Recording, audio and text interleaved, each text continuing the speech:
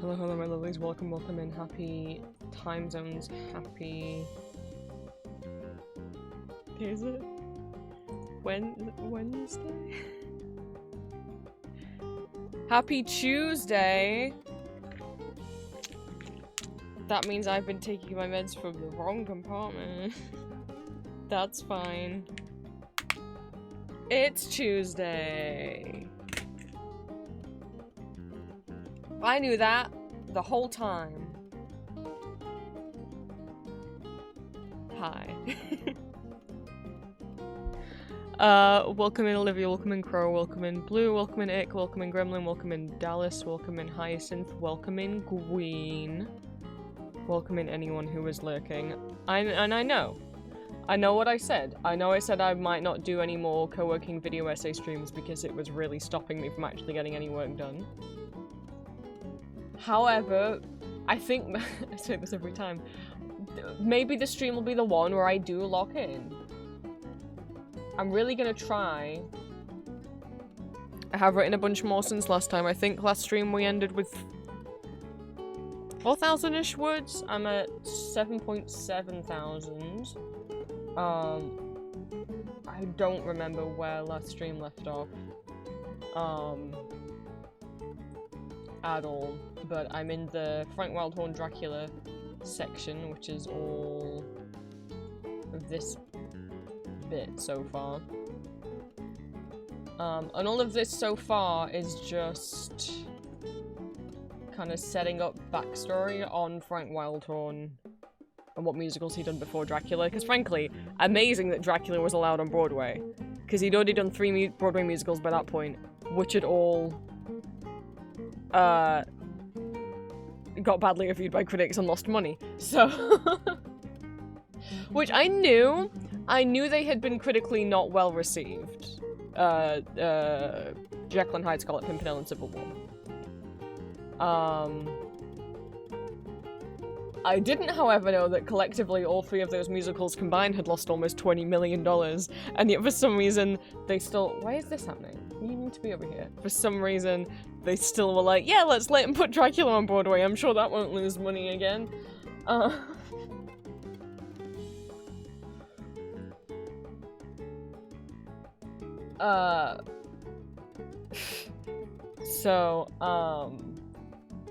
Yeah, it happens if the autotune's open in this screen, even if it's behind. If I roll over where it is, sometimes it will appear anyway. Did Dracula lose my— I think, pretty sure. And then you'll notice there's a gap here because I need to write— what I want to write is a plot summary of Dracula, because I'm not— what I dislike in video essays is when they assume the viewer already knows everything about the topic. And look, I am sure almost everyone going into this video essay will know the plot of Dracula, especially clicking on a video essay about vampires, but I'm still gonna give a brief plot summary, especially since, you know, this musical does follow the book in terms of that it actually includes Quincy Morris, and it does not include the reincarnation plotline. The Mina is the reincarnation of Dracula's dead wife is not in the book. That was made up later by other people who wanted to, I don't know, make Dracula seem less evil. I hate that plotline. I think it undermines— I've run on a rant about it in the video essay.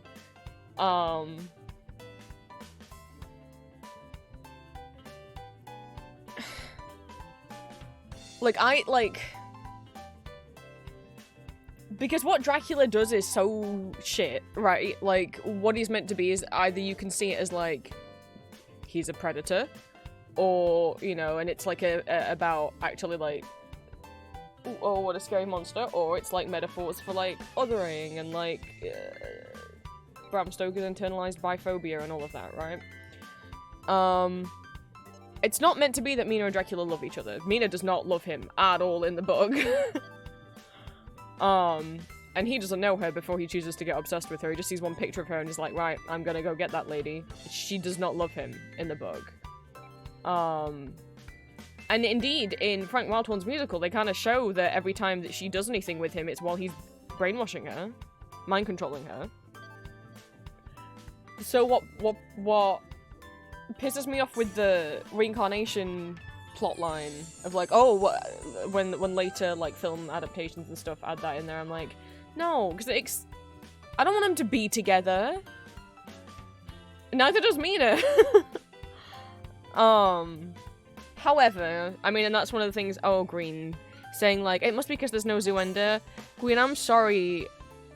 Look, even me, who has enjoyed listening to and watching the Dracula musical, it's not great.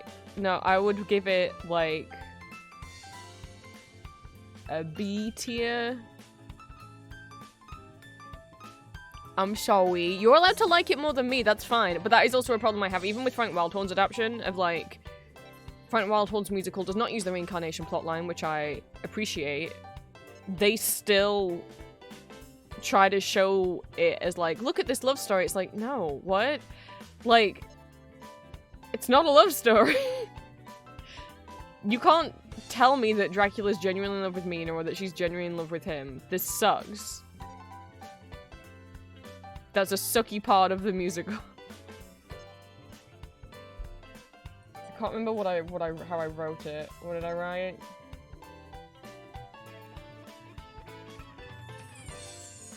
If you're going to have Dracula be like, it's like, I can't enjoy a I can enjoy romantic and sympathetic takes on Dracula. I like Dracula in Castlevania. But because the musical follows the novel so closely in most aspects, that it's uncomfortable to see the story play out the same, but for some reason have Mina be into him, be in love with him with no change in the abusive and manipulative behavior from Dracula. If you're going to have Dracula be a love interest, have him be someone worth loving. So the ones we watched last October. I've shown you guys the German version of this, and I would say the German version still continues this problem of like, oh, but isn't it tragic that Mina and Dracula can't be together? No. It's not, actually.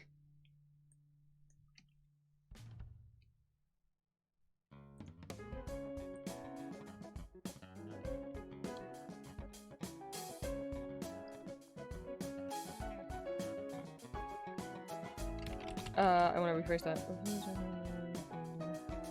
Hang on, I didn't do housekeeping before I actually start keeping and writing.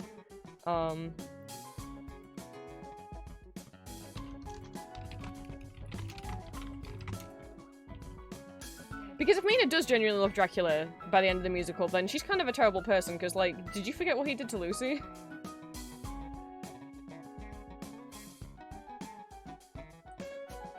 So, where I've got breaks in the script in the Dracula part so far is here I want to write a plot just a plot summary for... Oh my god, Green. For Dracula, especially the book version of Dracula. And then there's a gap here. In case I wanted to add any more reviews by critics, but I don't think so. And then gap here, because this section I need to then go into talking about the later adaptations. So all of up to this bit is just the Broadway adaptation, and then I need to talk about that it's had a long life since then and has had heavy rewrites. Not just the new songs added, but like it was reworked quite a bit.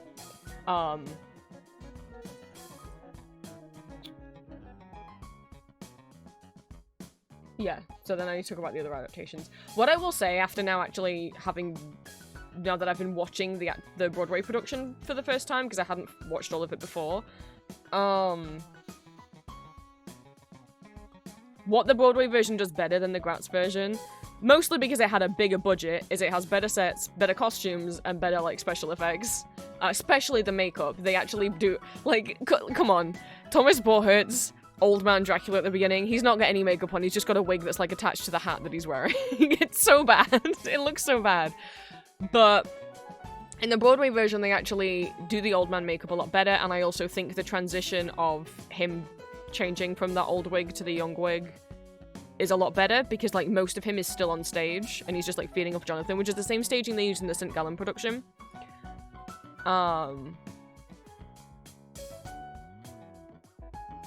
But the Gratz production just has him, like, kind of, I don't know, walk backwards off the stage and then come back on stage.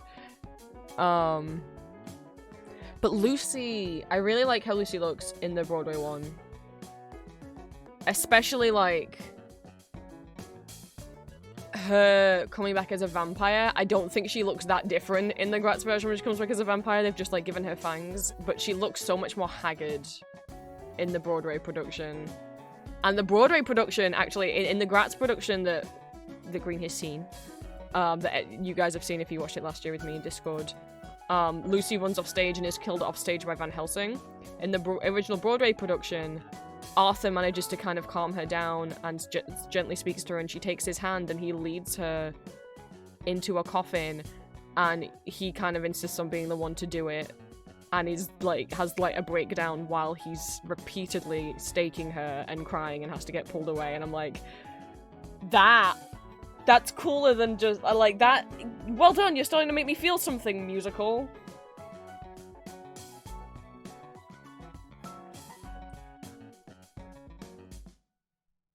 Rather than just her dying off screen. Killed by someone she's never met. Which I don't know, where's my bit where I talk about Lucy? God, there's so my brain pings around sometimes when I'm writing, that's why it's like, there's a gap here of stuff I need to add in.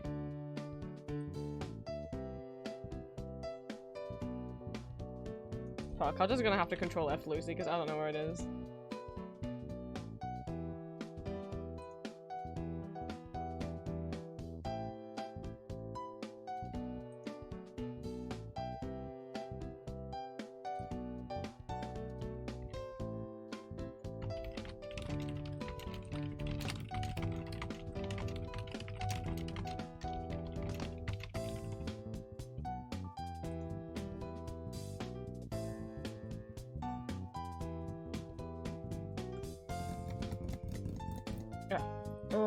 But before I keep, so that's what the section I'm going to be working on, and I am going to try and actually properly work on it. But first things first, tiny announcement. For those who didn't see me announce it in Discord and Patreon. Oh my god. Sorry, I didn't mean to say that out loud.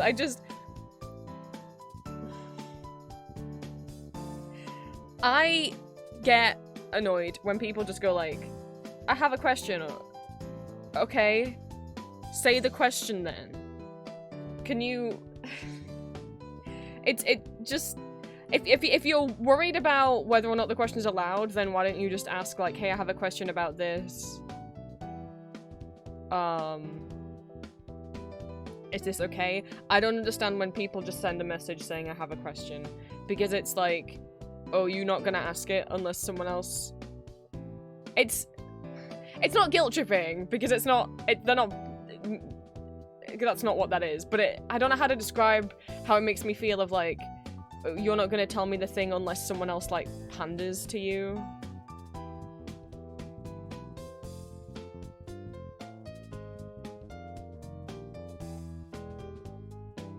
And I opened Discord and saw that, so I'm like, I don't want to go for the bait. Yeah, it definitely like makes twice the question, twice the anxiety. Exactly, like just say it. Just ask your question.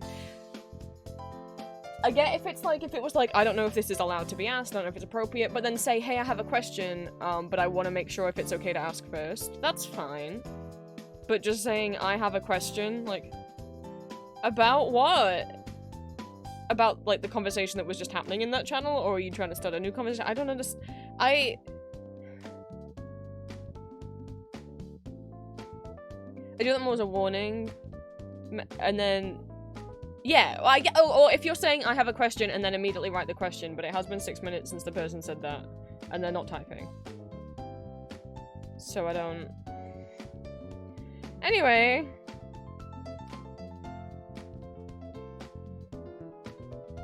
Because it's like, if no one replies to them, are they just never gonna ask their question? You're kind of shooting yourself in the foot by doing it. It's not good for the person who's saying it either. Like, you're making everyone else anxious, but you're also, like, potentially killing your own conversation if no one ends up asking.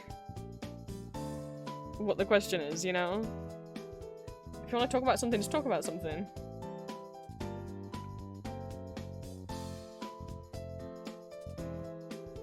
Green took one for the team.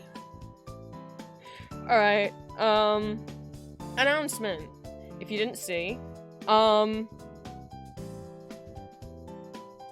got approved to be an affiliate for a thing.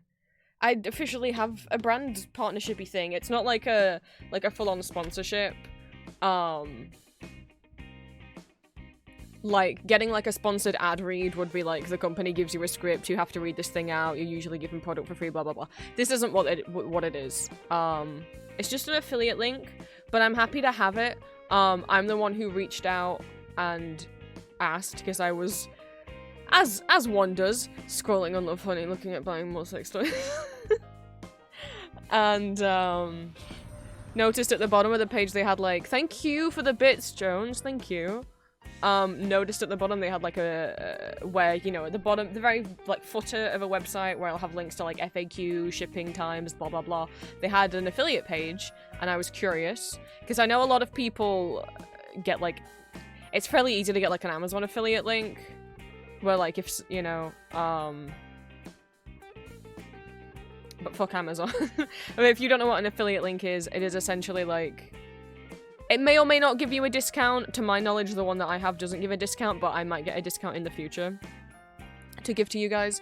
But essentially, it's a link. If you click on it, so like an Amazon, if someone had an Amazon affiliate link, if you were to, if like YouTuber A has an Amazon affiliate link in the description, you click on that link, you buy something after clicking on that link, on that website, via that link. They get a commission of the money, because for essentially free advertising the brand. Does that make sense? Like, a lot of the time affiliate links also be like, if you guys click on the link, you get this discount and I get commission. This link, as far as I can tell, because it doesn't say in the contract anything like that, is just you click on the link and I get commission. Hopefully. It'd be nice if I do have a discount to offer you guys in the future, but at the time I do not.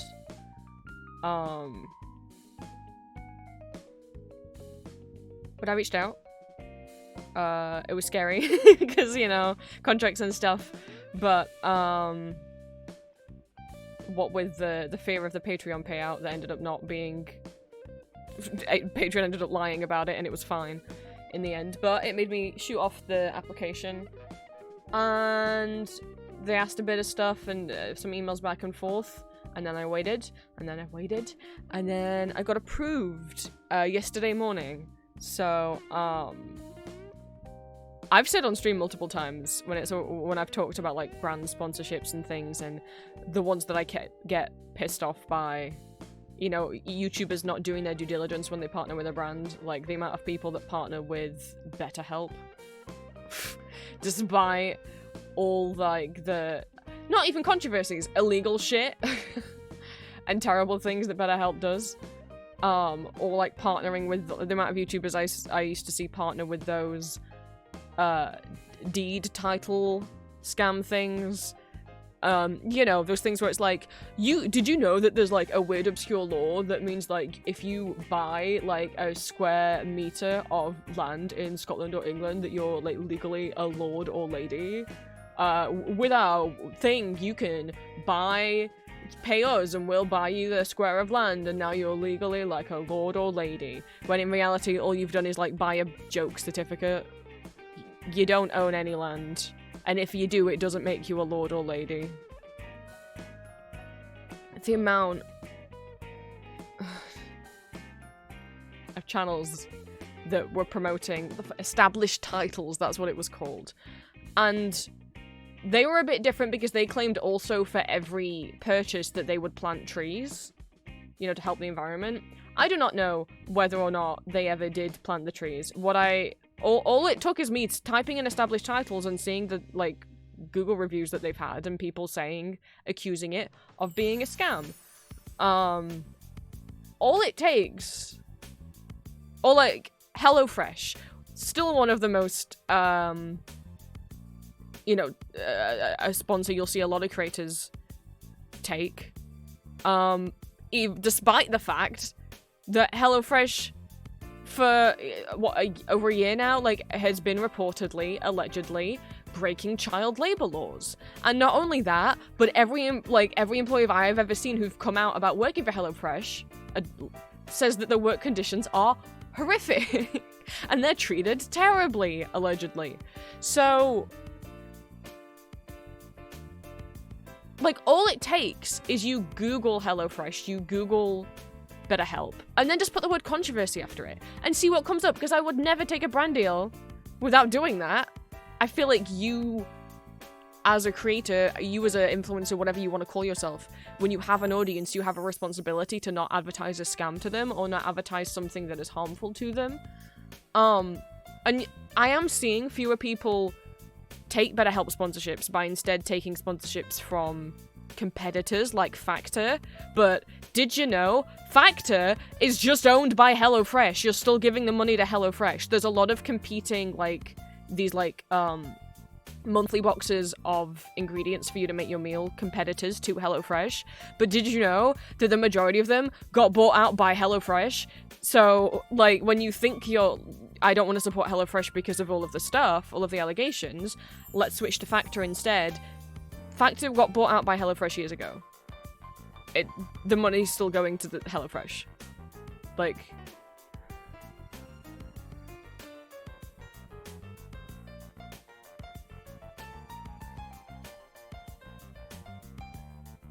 I get annoyed. I get annoyed by YouTubers and people just not Googling. It feels like a monopoly, right? I don't know if they've been under a... I'll have a little Googie. I don't know if they've gotten in trouble about that. They own a lot. From what I remember.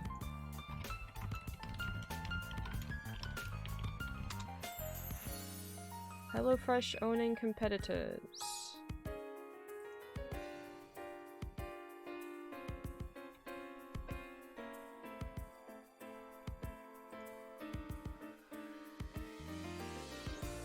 I guess I could also just put HelloFresh Monopoly and see what comes up.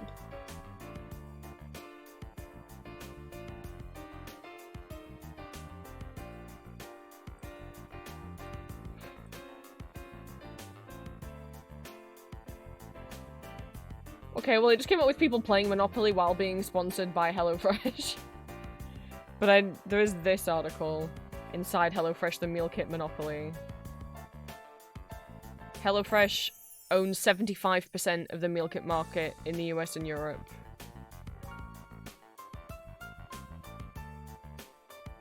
That's a lot.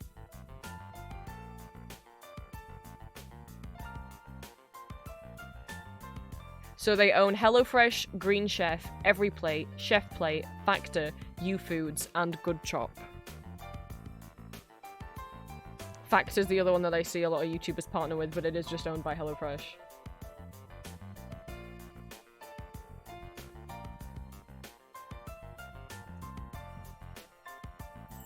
But all it takes is putting HelloFresh controversy. HelloFresh breached the Fair Trading Act as the conduct resulted in some cancelled subscriptions being reactivated. They were reactivating cancelled subscriptions without customers' knowledge or consent. Comcom takes HelloFresh to court. So the Commerce Commission Deputy Chair, or the Commerce Commission, took HelloFresh to court because they were reactivating people's cancelled subscriptions. Staff hold protest under unfair HelloFresh firings. HelloFresh was investigated and found to be using child labor in one of the thing. HelloFresh under fire. Suppliers caught forcing children. HelloFresh. A new PETA Asia investigation has revealed that international milk kit delivery giant HelloFresh uses coconut milk obtained through forced monkey labor. Jesus fucking Christ. The Labor Department is investigating HelloFresh over allegations that migrant children were working in its cooking and packaging facility.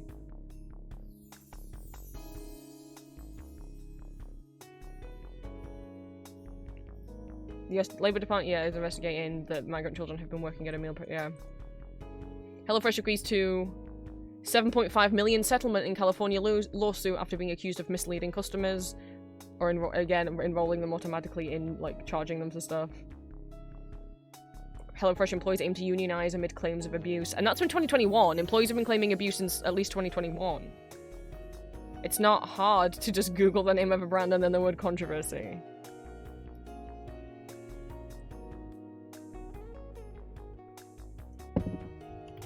BetterHelp. Controversy. Allegations of the online therapy company misusing... Yeah, so basically there was allegations that they were, back in the day, because they got called out and they stopped advertising on YouTube for years, but now they've been back for a couple years. But they were not vetting properly that the BetterHelp is an online therapy platform. And they were not properly checking whether or not the psychiatrists on their platform were actually licensed psychiatrists, and obviously if they're not doctors, they're not held to any kind of Hippocratic, yeah, back in the day, jingle, jingle, jingle, they're not held to any kind of privacy with their clients. There was also allegations that they were selling all of the data, as in the chats you were having with your therapist. They were analyzing those and selling them off to Facebook and things. Allegations of the online therapy company misusing sensitive user data and selling it to third parties, despite privacy promises, leading to an FTC settlement and refunds to customers. The service faced criticism for potentially pressuring therapists into yeah. Also, and I've heard from properly licensed therapists and psychiatrists who were like, if a therapist works with BetterHelp, they're probably not the greatest therapist, because basically BetterHelp forces a therapist to take on high volumes of clients and basically work 24/7. So you're going to be getting a very, overworked therapist who probably is struggling to get regular clients.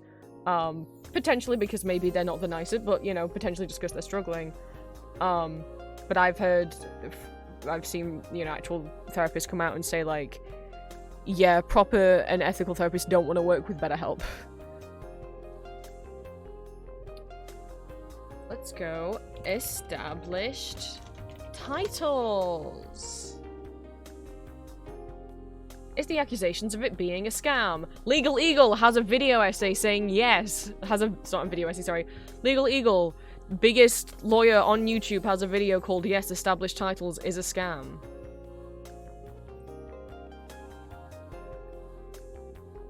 YouTuber Scott Shape uploaded a video accusing them of being a scam that misleads its customers, advising YouTubers to stop working with the company. After that, many YouTubers dropped their sponsorship. Philip DeFranco ended up getting... Oh my god, how...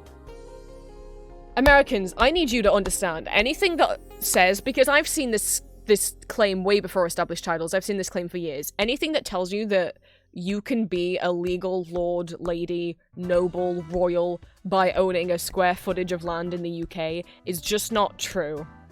That's not... They're preying on you not knowing anything about the UK. That is just not... But then what's extra scummy about established titles is the fact that, some people were saying, oh, well, yeah, I know I'm not actually buying land. I know I'm just buying a joke certificate. It's like when you go online and print off a certificate saying you own a star. Like, the reason why I'm partnering with them is because they do good on planting trees for every order. So, I know I'm just buying a joke certificate, but at least they're planting the trees. And it's like, okay. Not everyone understands it's a joke certificate, though, so that's not great. But even so, I guess at least they're planting the trees right. I've seen allegations that they were not planting the trees.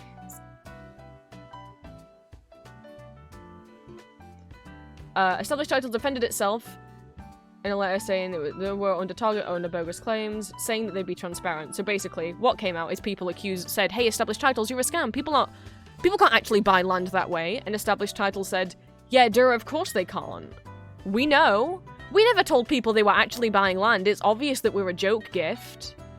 And all of our customers are aware of that fact. Which they were not. Yeah, legally the company never transfers ownerships of the plots to the customers. So whatever plots of land the company buy, they never transfer ownership to the customers. And even if they did, the Court of Lord...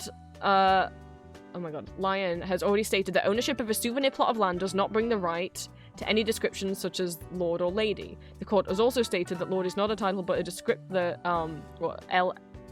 Lard is not a title but a description of owner of a large estate, not a residential-sized property or smaller, that the title's order lady killed, blah, blah, blah, blah, blah. Additionally, the Land Registration Scotland Act 2012 specifically excludes souvenir plots, which it defines as a plot of inconsiderable size and no practical utility, from being registered in Scotland.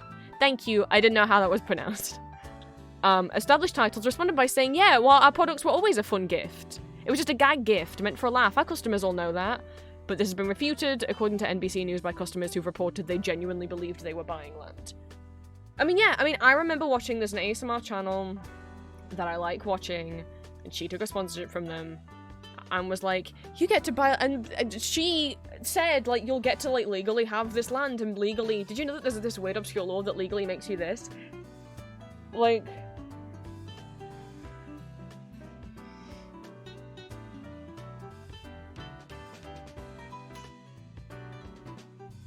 The company does own land in Scotland.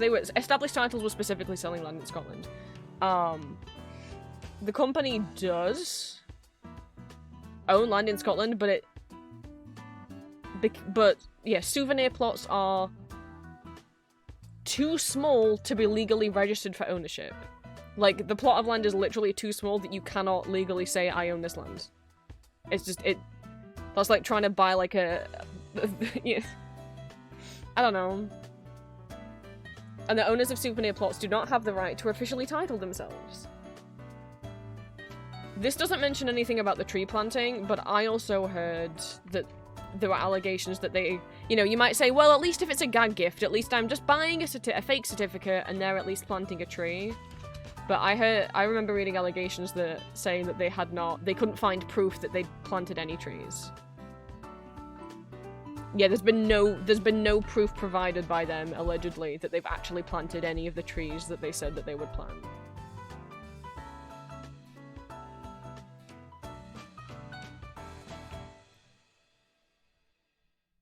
Yeah. So, like, even if they were saying we're planting, even if they fully were transparent and had made it clear this is just a joke certificate, and we're just a charity who are planting trees and you can buy a certificate of us to help us plant those trees, but you won't own any land. Like, even if they'd been honest, do they plant trees?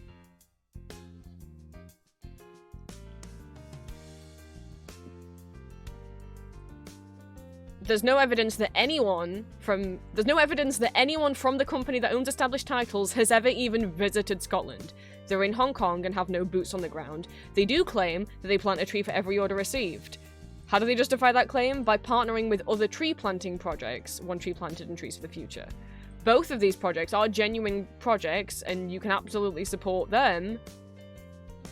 But the trees they're planting are not with Established Titles customers' money. Neither organization plants trees in Scotland. You know, so firstly, they do partner with two real tree planting companies or projects that do genuinely plant trees. However, both of the tree planting projects they partner with do not plant trees in Scotland. They do plant trees, but not in Scotland. And Established Titles is claiming to be invested in preserving and protecting the woodland in Scotland. There's no evidence whatsoever Established Titles doing any conservation work in Scotland. The image from Google shows the listing of their nature preserve, which is strange, because this address doesn't actually feature anywhere on their website and obviously isn't a nature preserve. You'd struggle to find a square root of grass in Haymarket. Oh, oh my god, okay, so this is on a website that is like a competitor called Celtic Titles, saying, we're genuinely selling plots of land. Our company has a track record of flagship nature. Are you? I mean, you can genuinely sell souvenir plots, but they're not worth anything. Anyway, point is, there's no proof that they were even planting the trees. They have not given any proof that they've even planted any trees. This was a tangent. I'm sorry. I just get pissed off about these things. And so I hope you guys trust me if I partner with a brand, that it is a brand that I, like, research and trust, and hopefully they won't do anything to break that trust. I have a Love Honey affiliate link now. And I've said on stream before, when I've gone on these rants, like, what brands would I partner with? Because I would not partner with HelloFresh, I would not partner with BetterHelp. I was like, the only things I've seen people get sponsored by that I think would be a good fit would be when people on YouTube take sex toy sponsorships. I've seen people take sponsorships from Adam and Eve, from Bellessa, from whatever that rose toy thing is. And I've always said, like, I don't know if Love Honey have the equivalent of that, but that would be great if so, because Bellessa exists and Adam and Eve exist, but I've never bought from them. I can't firsthand say I've had great experiences because I've had no experiences, because they're based in the USA, and obviously if I'm gonna buy sex toys, I'm going to buy from the UK to save on shipping. I don't know how many Love Honey orders I've placed over the years. They're the first place I ever bought sex toys from, and I continue to buy sex toys from. I think only one toy that I own was not from Love Honey because they didn't sell anything like it, which is, like, I've got multiple, like, vibes and dildos and stuff of Love Honey, and,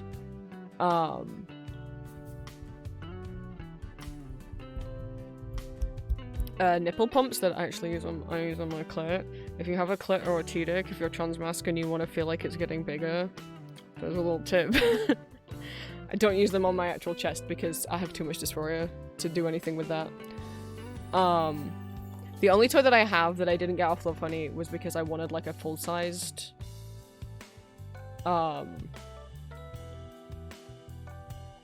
this is why these streams are 18+. I'm not shy about talking about sex toys. Where I'm big on talking about sex and sex toys and sexual health to help people feel more comfortable, and also to make sure that you guys are doing things safely. Like, don't use silicone-based lube on silicone toys, use water-based lubricant. Silicone-based lubricant on silicone toys can break down the silicone. That's basic sex toy 101. I have, like, a full cup pump.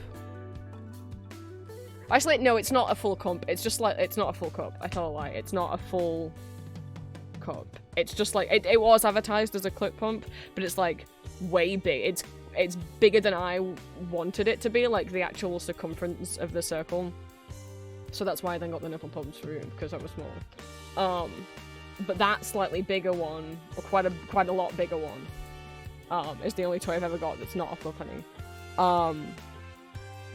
Let me just read my thing. And I've always, you know, whenever I recommend stuff, that's always the brand I recommend. Whenever I big up the strapless strap that I have, I got that off Love Honey. I don't think it's one of their own brand toys, but I do have some of their own brand toys as well.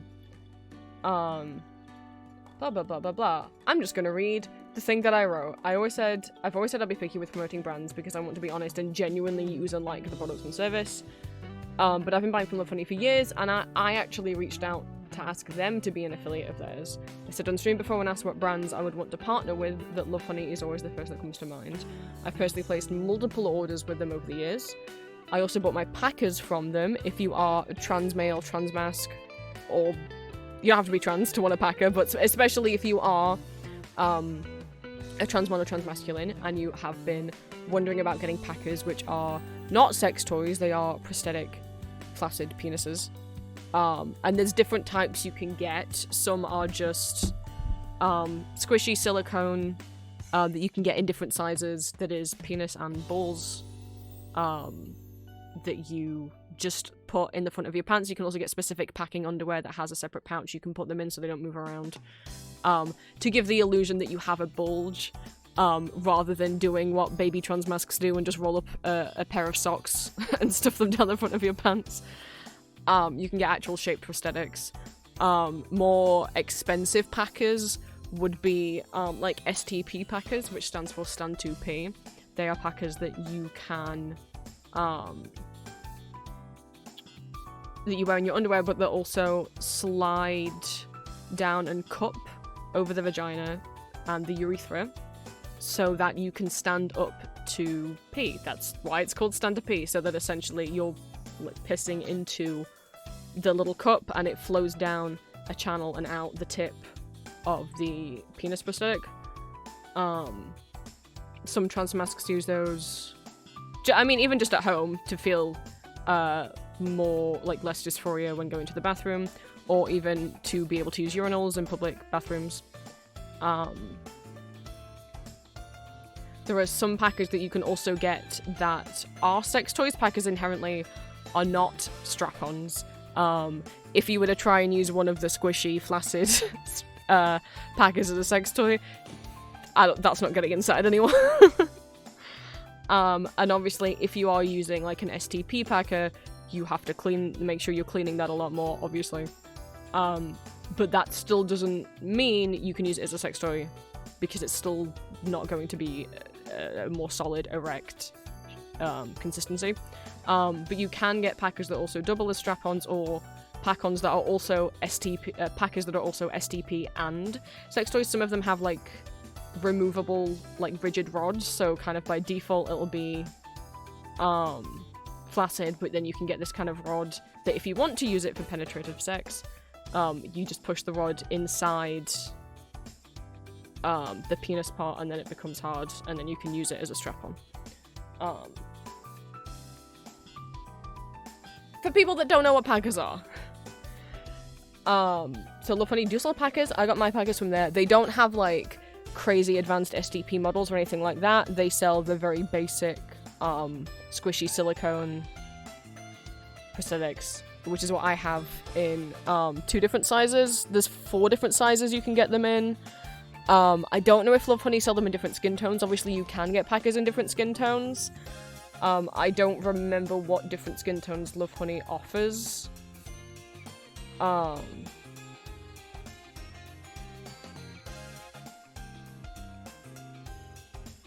But I think the smallest size, it's either like extra small, medium, extra small, medium, large, or small, medium, large, and I think I have the small and the medium. But what, that particular brand of packer, which I've seen other people complain about the same thing, which is that weirdly the balls are bigger on the small than the balls on the medium are. Like, when you go up in size, it's just that the penis is getting longer. Apart from that, the balls on the smallest one are bigger. So some people are like, I wanted something smaller, but the small one isn't always what they actually want because of how much. I don't know why that's how they're made. I don't know.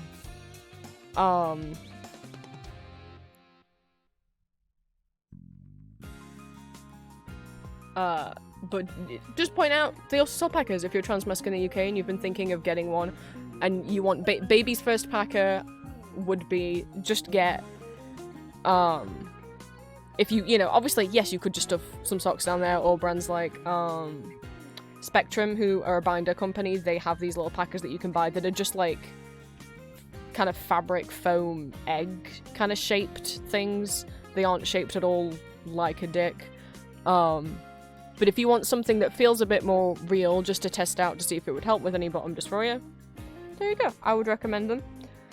I would also recommend getting actual packing underwear. As someone who was packed with packing underwear, and I got my packing underwear from Spectrum, which is where I get my binders from as well. In my experience, if you try and just put a packer directly against your skin, in your regular underwear, in your regular boxers, it can have the tendency to move around because it's obviously not attached to you. I haven't experienced it ever falling out, but I have experienced it rotating. And then it can end up bulging in a way that you or in a place that you don't want it to. So I would recommend getting packing underwear, which are essentially boxers that have an extra pouch at the front, so that you can place, essentially, it would be your skin, fabric, the packer, and then more fabric. So the packer wouldn't actually be touching directly on your skin. Which is helpful then for it to not get as sweaty. I would recommend, but I don't think, to my knowledge, Love Honey actually sell packing underwear, but if you are in the UK, Spectrum, who also make binders based in the UK, also have packing underwear. Sorry, that was a tangent. First of all, place multiple orders with them, including buying my packets from them. As well as all bar one sex toy that I own, I'm pretty sure. And the strapless strap that I always highly praise, which is the Desire Luxury rechargeable strapless strap and dildo vibrator. Love Honey is the UK's most popular adult and sexual wellness store, but they do also ship internationally. They sell sex toys, dildos, vibrators, harnesses, plugs, chastity devices, fleshlights, pumps, clamps, restraints, impact play items like paddles and whips, sex machines, Valentine, and sex position enhancers and aids, which I hadn't really looked into before yesterday, which actually look pretty cool. They're like shaped pillows specifically to help prop people up into sex positions that will help reach pleasurable spots better. Or also they do sell supports for if you wanted to cowgirl ride someone but you have problems with your knees or your legs. There's like these little stools that you can get that have elastic straps going across that you essentially place over your partner's pelvis, or also they come with attachments so that there's like a little stand underneath you can place a dildo on if you want to bounce up and down but you want some extra support for your bod. Which I didn't know Love Honey sold those. I'd seen them, but I didn't know Love Honey had them, so yippee. Lubes, toy cleaners, condoms, more, as well as lingerie and underwear. I do have a very nice kind of lacy leather, it's like a pair of boxers that I got off there, because they have male lingerie too. It's like, I think faux leather around the crotch, and then all the rest of it is lace. So, the affiliate link is in my panels. I do also now have a command, if you exclamation mark Love Honey.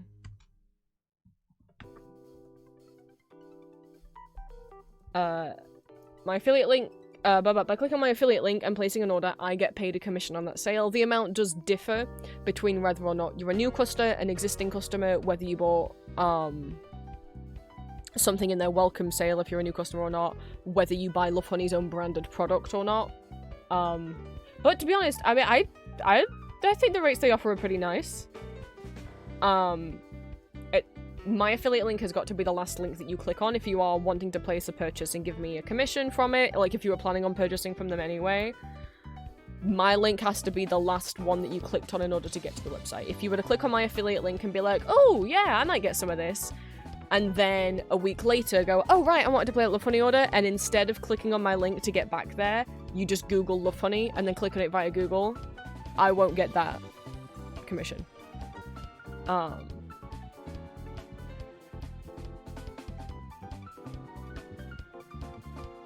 Also, the order must be placed within 30 days of when you click the link in order for me to get the commission. If you have trouble with the link working, it may be your browser or browser extension blocking the tracking or cookies in the link. There is tracking in the link, however, it's not like malicious. There has to be tracking in it for them to know who sent you, right? Like, so by clicking on the link, the tracking in the link is just telling Love Honey, hey, the Vampire Prince is the one who sent them here. This is who the commission should go to. And different affiliates work, some of them have first click methods, some of them have last click methods. This particular contract is a last click, so mine has to be the last link that you clicked on.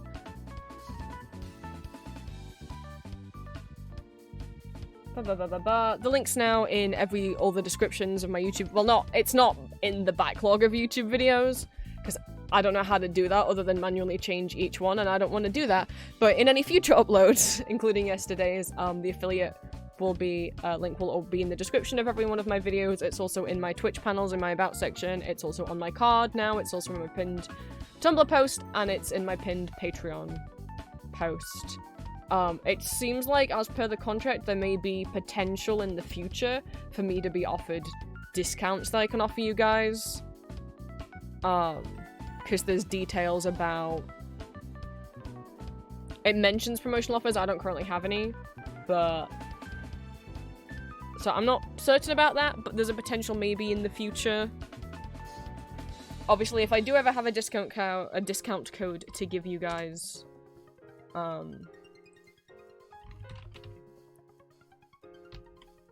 I will let you guys know. I think currently, because obviously I was looking on the funny yesterday. I wanted to place an order off them for my birthday, and then I didn't. So I should probably do that. Not with my own affiliate link, obviously. I can't use my own affiliate link. But it is a reminder for me to do that. So they currently do have 50% off selected sex toys, 50% off beginner bondage sets.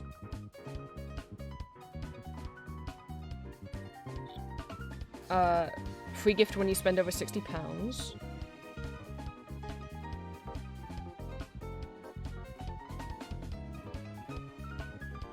I'm having to scroll down the homepage. And 20 to 30% off certain brands, and they also have a up to 70% off clearance section at the moment. I don't know how long these offers are lasting. All orders over £50 get free delivery. Get 15% off your first order if you sign up to their newsletter.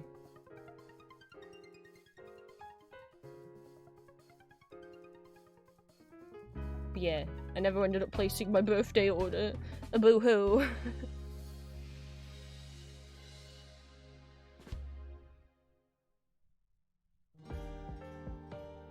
And they've always seemed to support, obviously, the LGBT community as well, hence why I would be happy to partner with them. They have an LGBTQ plus sex toy section on their website, which is also where you can find their packers, which not only has information about just, like, gay and bi people and flags, but also trans people as well, and I've seen that they've donated to LGBT plus charities like Stonewall UK in the past, so, you know, I would not partner with a brand who I did not have a good feeling about, you know, who I couldn't, how do I want to phrase this? I'm not going to partner with a brand who I can't find proof that they've at least supported LGBTQ people in the past, right? You know? That would be a weird thing for me to do as a trans person.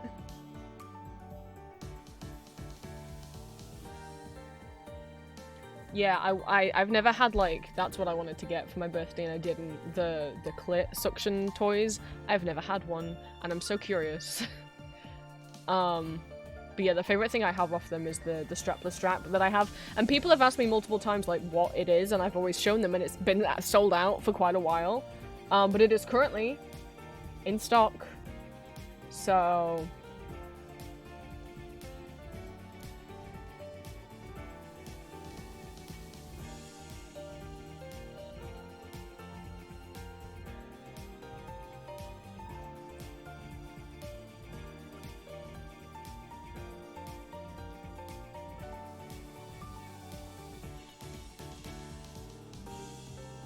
kind of my go-to. There it is. I can't show you guys, obviously. I hear people say, you know, about like the rose toys and stuff that it's like mind-blowing, and I'm like, well, I want in on that.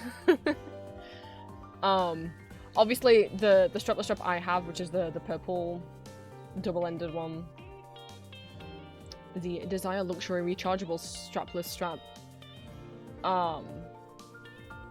It is $69.99. It's pricey.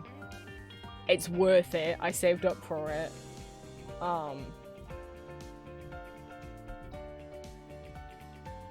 Because it also vibrates, and you can choose. My one complaint about it is, like, when you turn on the vibrator, it's the only toy I've ever had where the vibration starts on max level and then you have to turn it down, instead of starting on the basic level and you have to turn it up. But it has different settings, like vibrate, like in terms of both whether it kind of vibrates or kind of pulses. But also, both ends can vibrate individually, so maybe you're using it to fuck someone else, and they don't want the vibrations, they're fine with just the thrusting penetration that you're giving them. And that will create almost like a rocking a sensation inside of you. Obviously, it's not going to thrust the toy in and out of you, but there will be pressure. But if that's not enough for you, you can also turn it on so that it vibrates just on your end that's inside the wearer.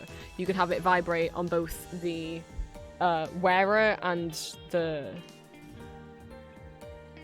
I'm just going to call whoever's wearing at the top and whoever's not the bottom. That's just going to make it easier. So you can have both the top and bottom ends vibrate, or you can have just the bottom vibrate or just the top end vibrate.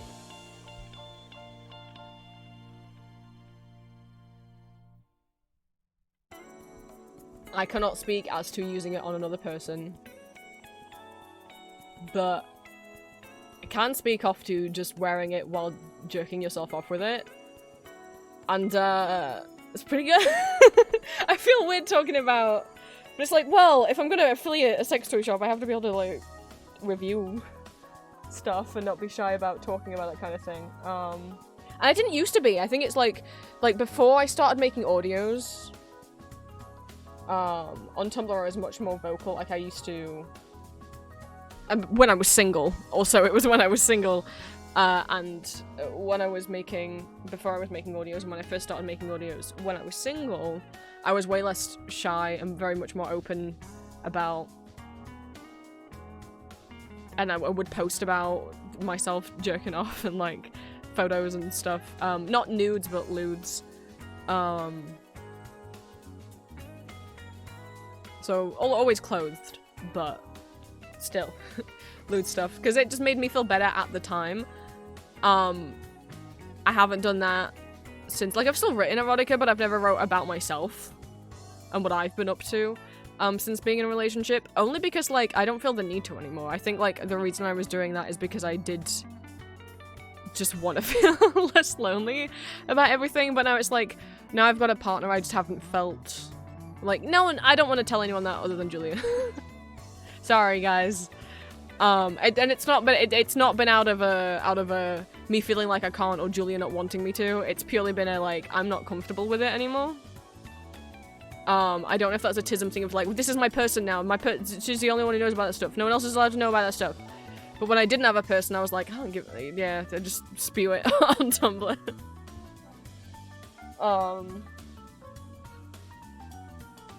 So it feels weird to go open to, like, talking about my experiences using stuff again, because normally I don't talk about me, I don't talk about me and my body specifically anymore. But I want to be able to make recommendations, especially, you know, if I've got an affiliate link to a sex toy shop, so. Obviously, so if you at any point, anyone, and obviously it'll probably be mostly UK people, because even though they do ship worldwide, I don't know what the shipping rates are like.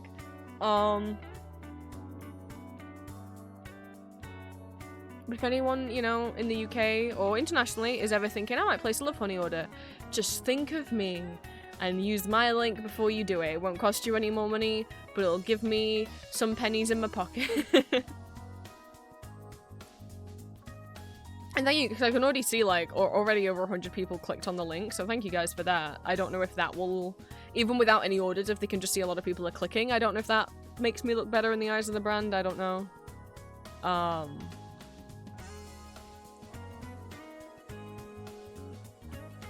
yeah, I'm very happy that it's UK-based. Well, yeah, I mean, that's why I knew about them, because I think I placed my first order, would have been 2018 or 2019. I know that it was when I lived in my student house at uni, so that was second and third year, because I was way too, and I couldn't wait to move into that house because I'd always wanted to buy sex toys, and obviously I'd been I'd been of age for a while, but there was no way I was having them shipped to this house. I was too scared, so I was like, and I was not gonna have them shipped to the dorm that I had in my first year, because I'd already had mail go missing from their fucking stupid ass mail service. There was no way I was gonna place a big order and have it gone there.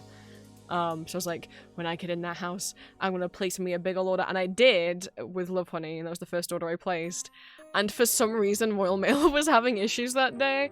We always got our mail at, like, between 8 AM and 10 AM, and for some reason that day it didn't arrive until 6 PM, and the whole day I was like, the tracking said it would come today, but it's not. Has it gotten lost? I mean, the post should have been here hours ago. What's happened? And then it just arrived at 6 PM to give me a heart attack for no reason. Hello, Mac. US shipping isn't too bad. I've made a couple orders. Well, that's all I had to say. I have a affiliate link now. So if you ever just naturally want to place a Love Honey order, or if you go browsing because of my link, feel free to use the link. If you're ever thinking that you're gonna place an order from the shop, just you reminder, like, oh, I could use Prince's link when I do that. That is all. God damn it, that took an hour. I was so like, I'm not going to talk for an hour, I'm going to talk about the love funny thing, but that's going to take, what, maybe 30 minutes? But I think it took longer because I went on a ramble shitting on BetterHelp again. That's fine. It's 3. There's more hours of the day left.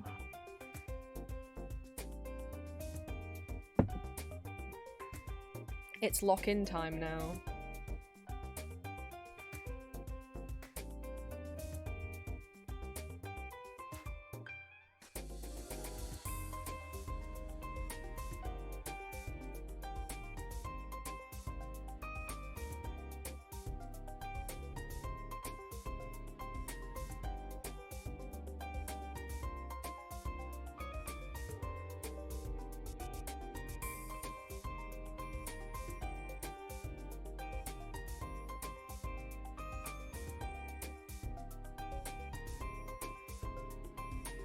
Sorry, I was checking on Gen Chat to see if the question got asked and it did. Is it still not? I'm scrolling through. And guys, I've been talking about fanfics.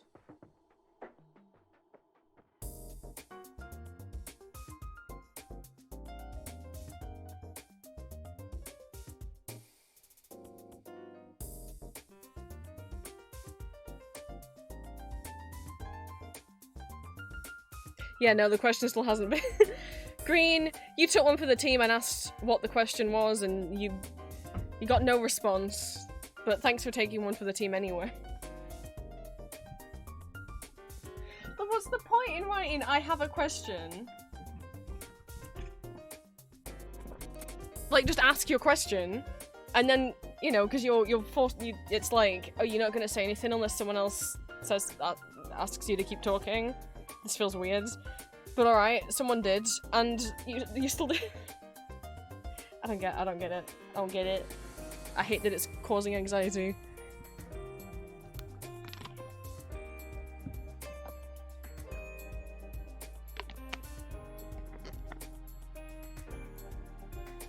Like, I'm not trying to, like, pick on anyone.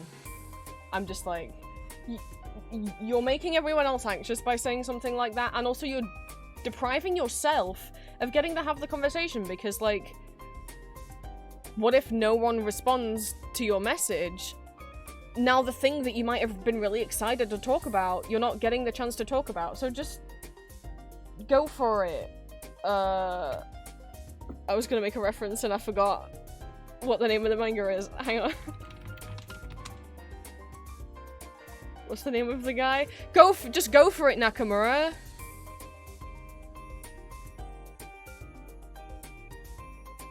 What's the worst that's gonna happen?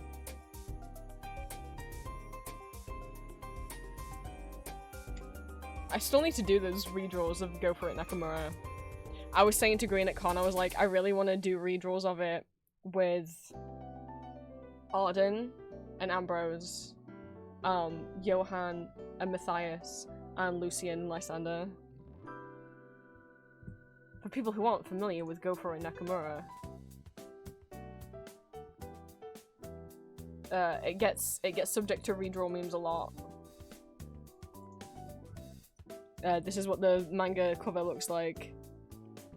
Nakamura has crush on person in all of these little... It's like go for it, as in like confess your feelings. Go for it. You can talk to them. You can talk to your crush. Do it.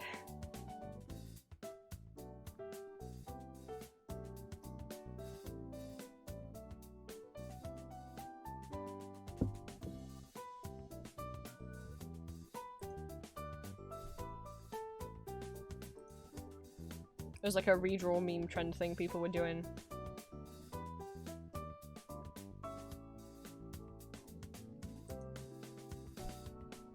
Anyway, coworking time. So, I'm at the Dracula. We're at musical number 2.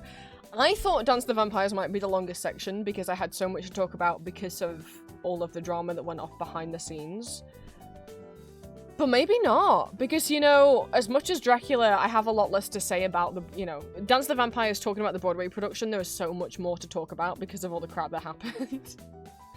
Whereas with Dracula, there's much less to talk about. They tried and it just didn't work out. However, Dracula went on to get so many subsequent productions, you know?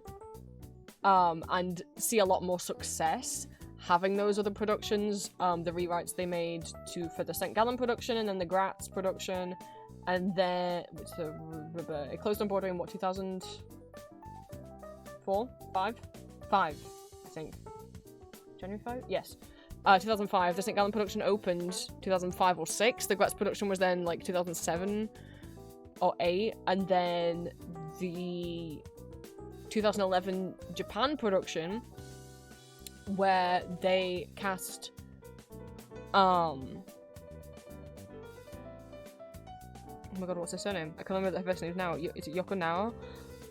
As Dracula, a lady as Dracula. No, this is not a Takarazuka production. This is not one of the all-female acting troupes. This is a regular mixed-gendered cast. It's still got male actors playing Jonathan and Van Helsing and all the rest of the guys, but they cast a lady as Dracula to play Dracula as a lady. Mina and Lucy are still girls. Ha! And I don't know if that's before or after the actress who plays Dracula is Frank Waldhorn's wife, but I don't know if that was... Maybe that's how they met.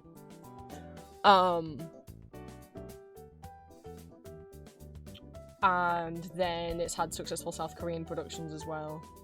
I'm not too familiar with any of the productions it's had. Whereas, you know, Dance of the Vampires, that was... Well, to say that was it, technically it's a production of Tanz die Vampire, but you know... In terms of the incarnation that was Dance of the Vampires, that never went on to do anything else. They had plans to want to take it to LA and London and make it into a movie. None of that happened. So I thought there was going to be a lot more to talk about in terms of Dance of the Vampires. Dance of the Vampires. But maybe there'll be more to talk about with Dracula, because I've got so many different productions to talk about. Good night, shrimp. Zuenda was actually... See, so there was already rewrites made for the St. Gallen production. But Zuenda and Roseanne... No. Zuenda and Nosferatu were added for the Graz production, specifically written for Thomas Brohert and Uwe Kruger. They were added for the second German language production, not the first German language production. I'm a nerd. And who wouldn't? I mean, if you had the chance to write a song specifically for Uwe Kruger, why not write one where he has to roll his R's every time he says the name of the song, when you've got an actor who rolls his R's brilliantly? Or why would you not be like, let's make him say the word Nosferatu a billion times?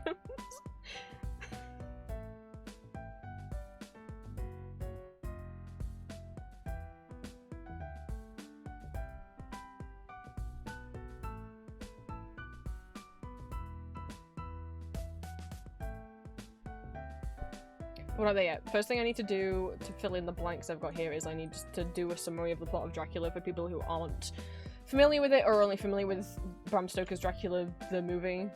And then here I want to add in talks about the different productions, because when I criticize Dracula and Mina's relationship is going to be after all of that, because that kind of happens in all of the productions.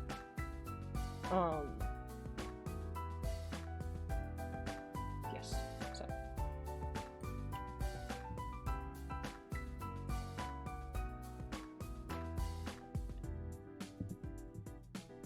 I'm gonna lock in and actually be quiet. I'm gonna be quiet, I'm gonna lock in, I'm gonna be quiet. We're going into proper co-working, studying time.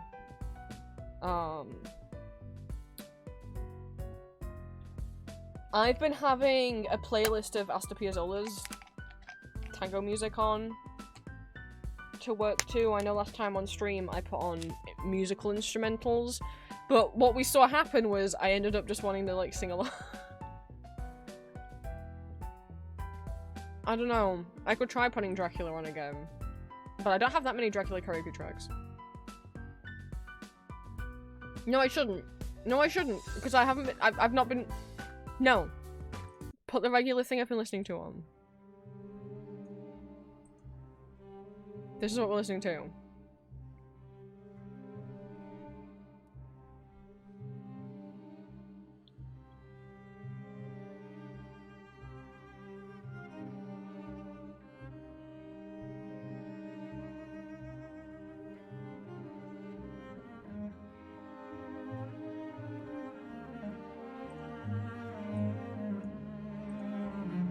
Right, I need to summarize the plot of Dracula.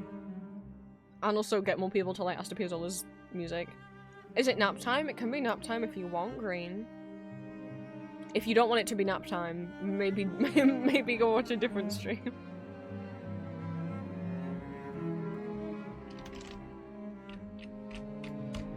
I'm trying to think how most succinctly I can summarize Dracula.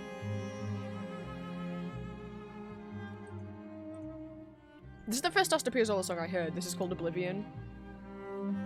And I loved it for many years before I heard the Libertango in that episode of Doctor Who, where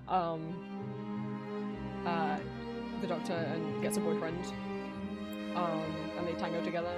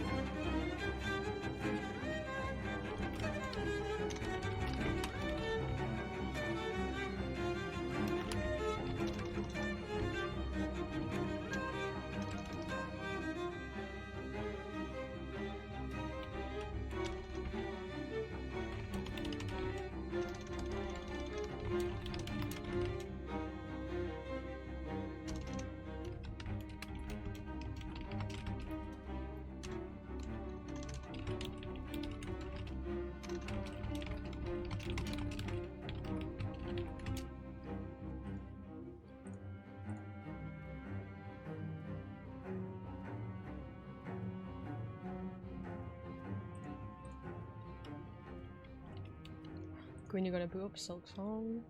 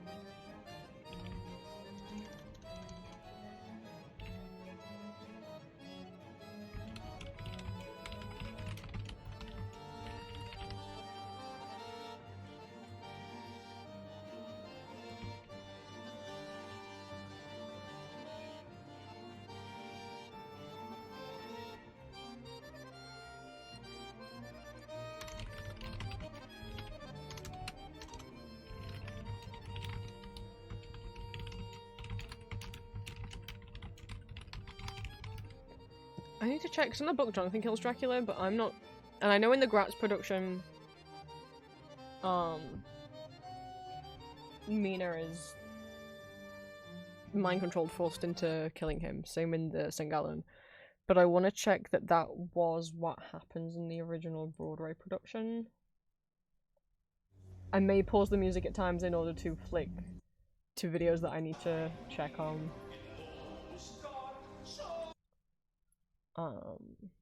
See. In fact, I want, actually, you know what, I didn't mind showing what,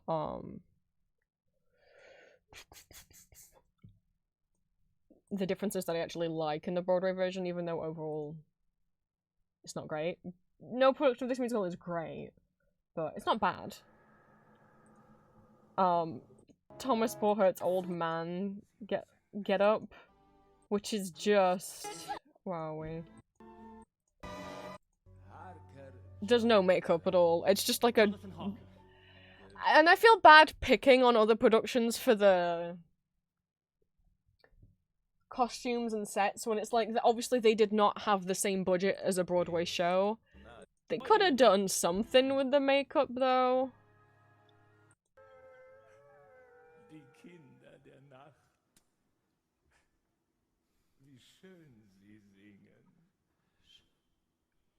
But like the scene where he de-ages, he just does this.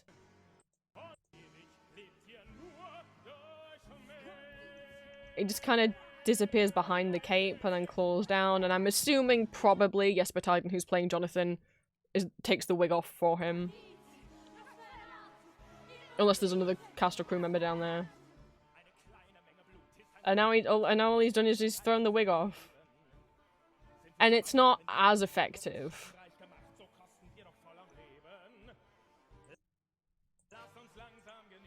Like, obviously he's changing his acting between the two, but on the Broadway version, it's more effective because he's not like just... You know, as soon as the sheet goes up, you're like, oh, okay. The way that they're like having him take off the old man wig is not a very impressive quick change, it's just they're holding up a massive sheet in front of him. Whereas in the Broadway version, and this is how it's done in St. Gallen as well, he, where are we? Also, you can see they've gone and put old man makeup on him. I wonder if it's actually, like... It's hard to see because the quality is not great, if it's maybe a thin layer of, like, silicone or some, like, prosthetics.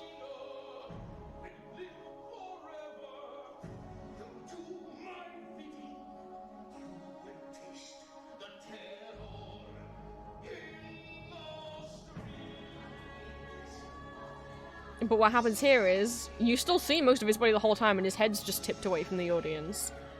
While obviously someone behind the scenes is changing his wig for him.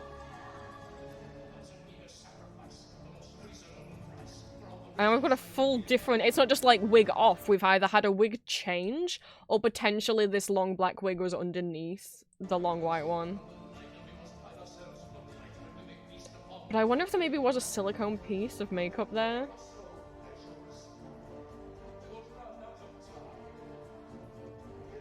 It's so hard to see because this recording obviously isn't great. It's from 2004.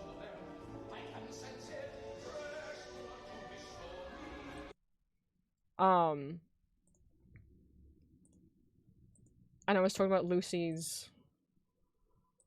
when she's a vampire and then gets executed. It's kind of... They just kind of put, I guess like some eyeliner on her and was like, that'll... eyeliner and fangs, that'll do. She looks like a vampire now, right?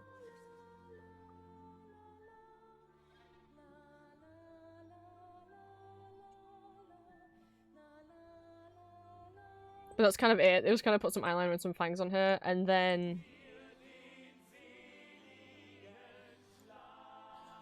They just all surround her and then she runs off stage. And then Van Helsing goes after her and then she dies off stage. And I think that's more boring than the Broadway production, which I have to be careful what I show, because like the Broadway production has nudity. When Dracula comes and to violate Lucy, essentially, like, brainwash her, she does, like, stand at the window and, like, throw her clothes off.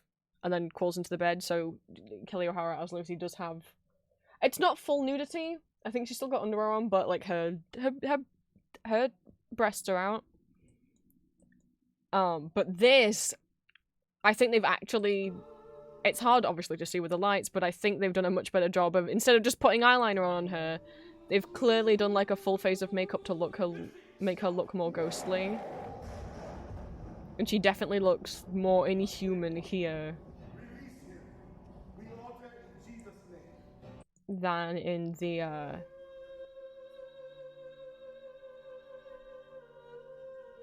Gratz production. And I know I'm like, well, the Gratz production didn't have as much budget. It's like, they could have contoured her cheekbones. Could have done something. But what happens here, instead of just them like pulling out their crosses and then her running off stage, they all repeat. Like Arthur actually kind of almost seems to get through to her.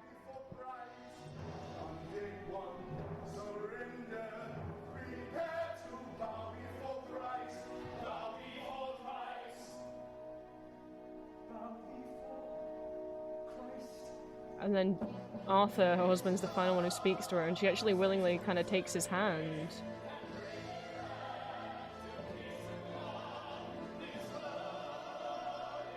But I guess it doesn't really make much sense as to why she would then willingly crawl into here. Unless it's just because, you know, she's trying to go along with Arthur. And then Arthur actually stops Van Helsing and is like, no, I'll do it. I'll do it myself.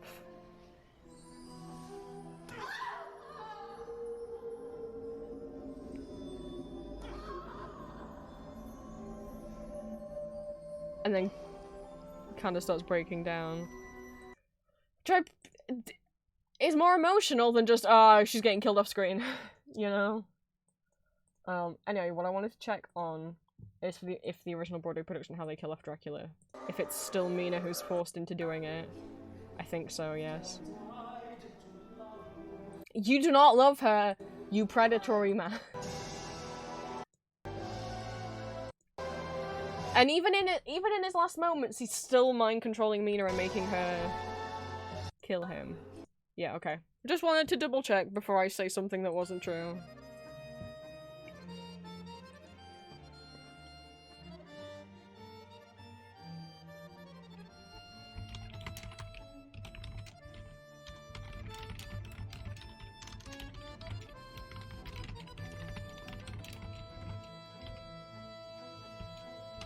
Like, this change could be seen as empowering, if not for the context that Dracula is potentially still mind controlling her here.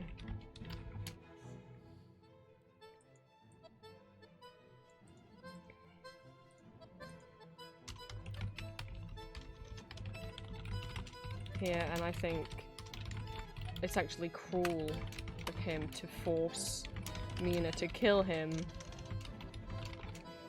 as this traumatizes her further. I don't think it's romantic. It's like the musical wants you to think, how romantically tragic, and it's like, no, it's just another way her agency's been taken away. Which is interesting, but that's not how the musical wants you to see it, which is bad.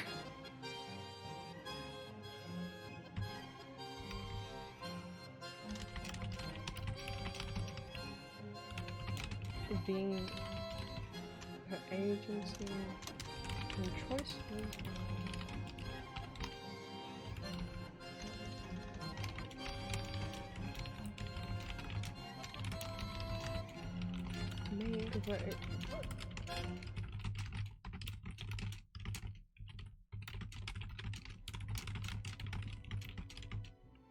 Like, it so clearly wants you to see it as this romantic tragic scene, and I just see it as an abuser controlling his victim up until the very end of their life. Like, Dracula at this point in the musical is like, I've realized I'm a monster and I want to die. Oh, I can't go through with it. I can't state myself. Mina, can you do it? Oh, you can't? Well, I'm gonna mind control you to do it for me then. Like, fucking poor Mina.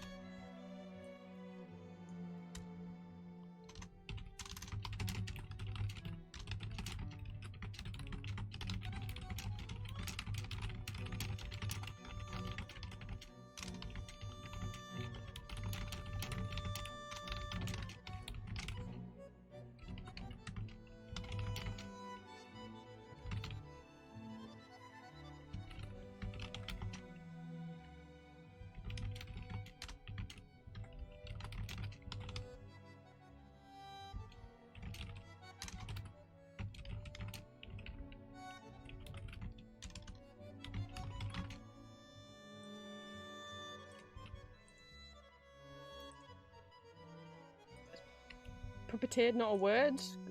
Microsoft Word saying it's not a word. It is a word, thank you. It's not in Microsoft Word's dictionary.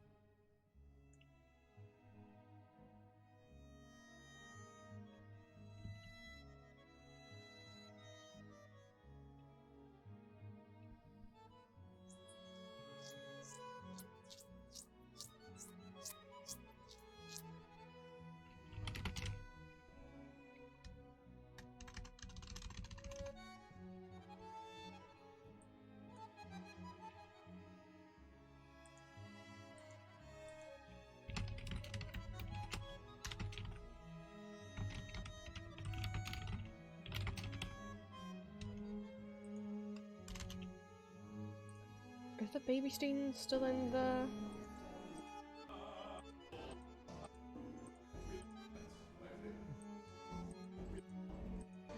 Sadly, the original Broadway production does not have the sexy, shaving scene.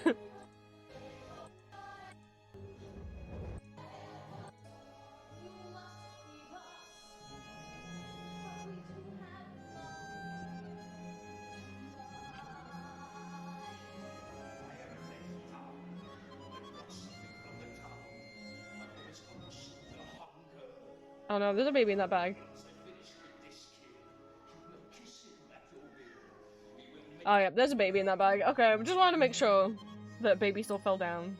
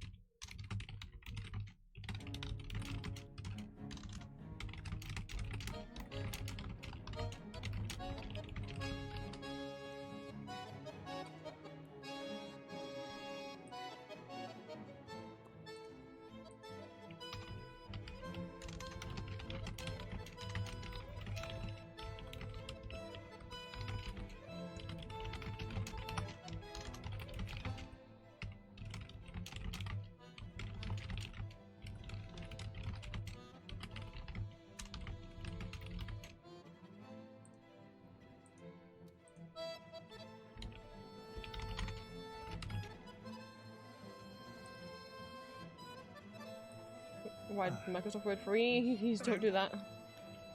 Ah! You want me to become a gooby?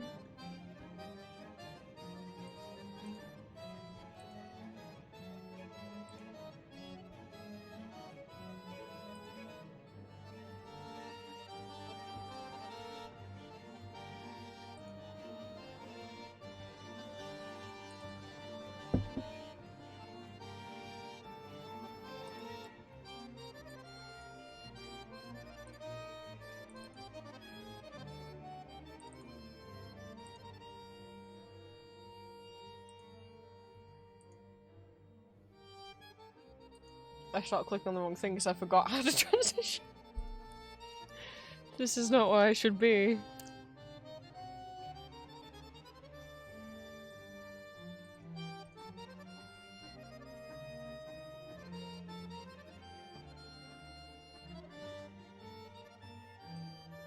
Hello, but I'm a hard-working gooby, right? look at all the brain cells I could fit in this big head.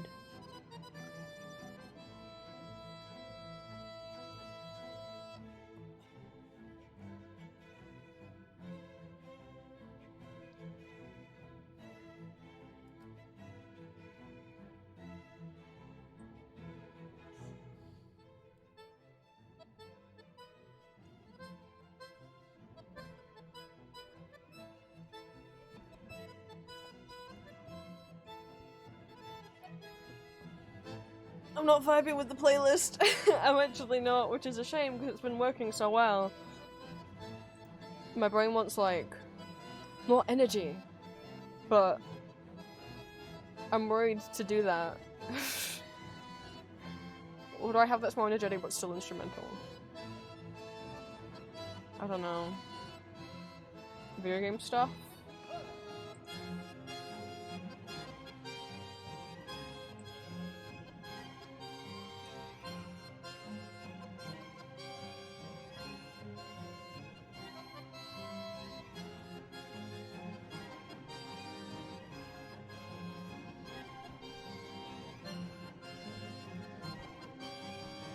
How much?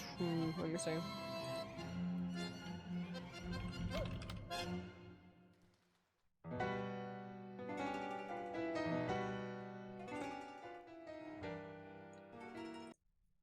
I know I shouldn't do this. What if it means I'm not gonna focus anymore? But I just gonna see how many instrumentals I have. That's all. Don't perceive me.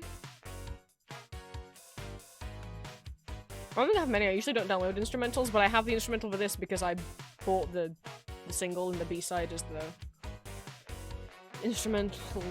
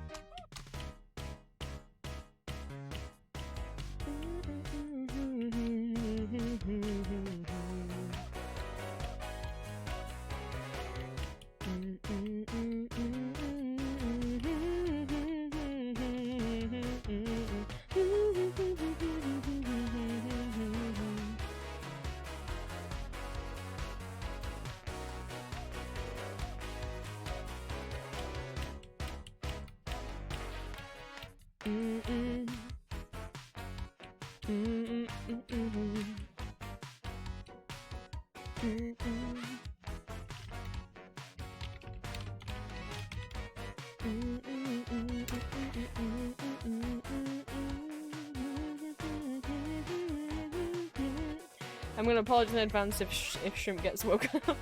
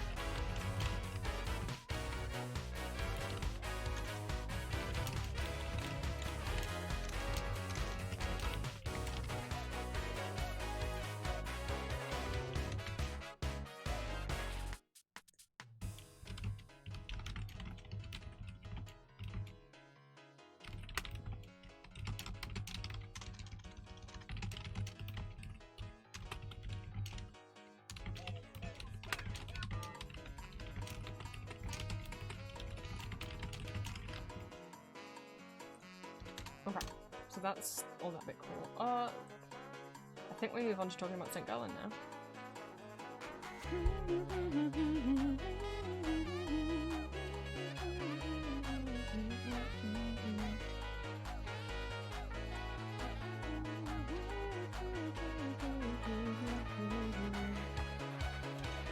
Oh, Green asked how much money if Dracula lost money. I don't know how much it lost. I know how much it cost, and I know it didn't make as much as it cost.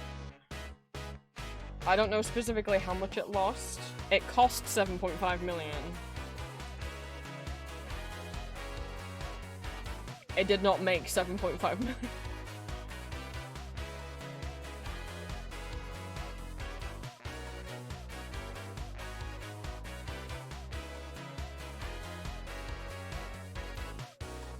I know, Green, that is so many monies.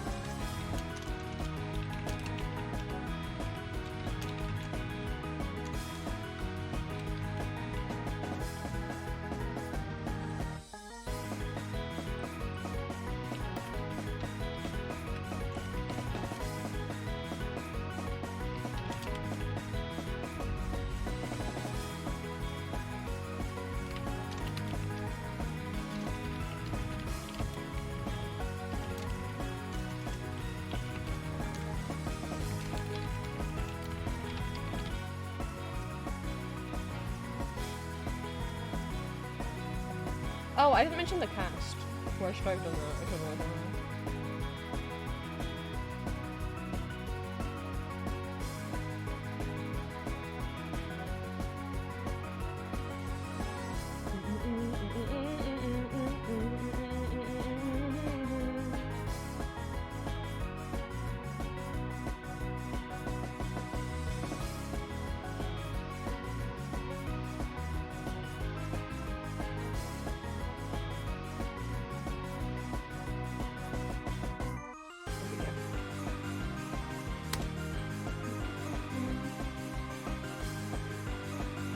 Maybe I talk for too long in the video essay of, like, I am pointing out who is cast in these roles, and I am also saying, like, this person's playing Dracula, but he's previously played this and would go on to do this.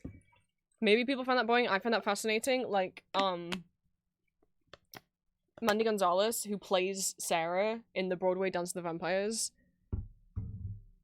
You might think, poor girl, but after that, she originated the role of Nina in Into the Heights. She's played Elphaba in Wicked on Broadway. She's played Angelica in Hamilton on Broadway, and was the alternate for Nicole Scherzinger in the Sunset Boulevard revival from this year. So she's doing fine. I think it's interesting to be like, hey, you know, dance didn't kill her career. Thank goodness for that.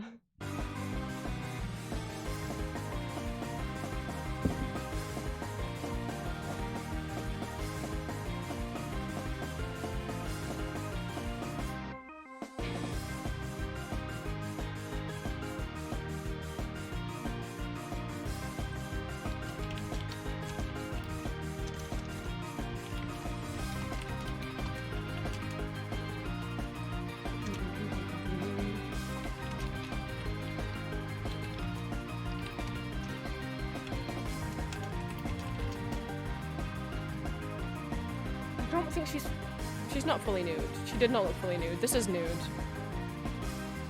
I don't think she was fully nude.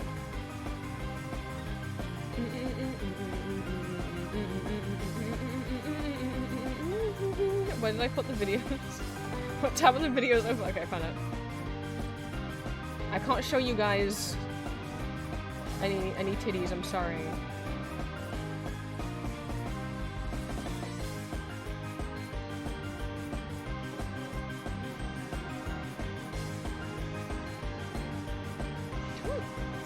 It's hard to focus the lighting. Oh, maybe she is. I didn't think she was entirely nude. She very well. Okay, I think she is.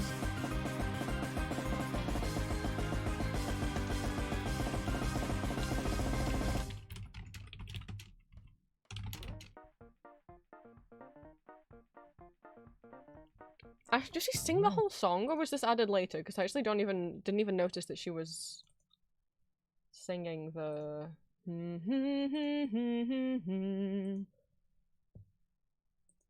don't know the name of the song.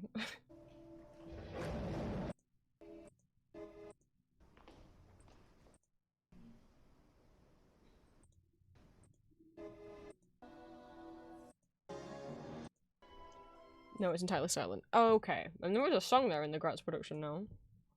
Hang on, I should not leave it paused on the nude scene for when I come back. Alright.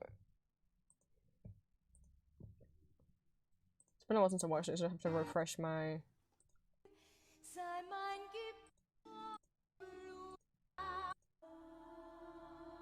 Yeah, it just plays this choral thing, so yes, there is a song added there for later productions.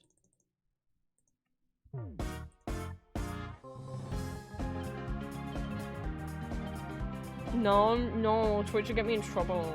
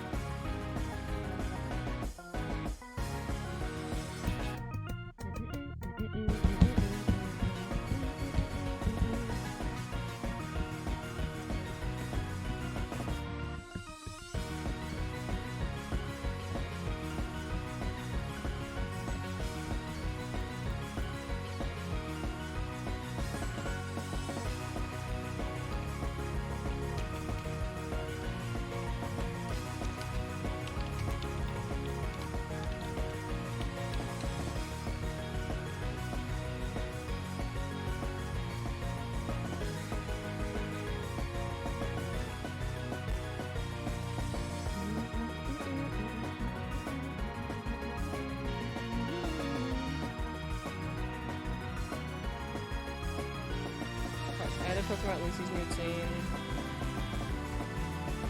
Right, I want to go through the cast.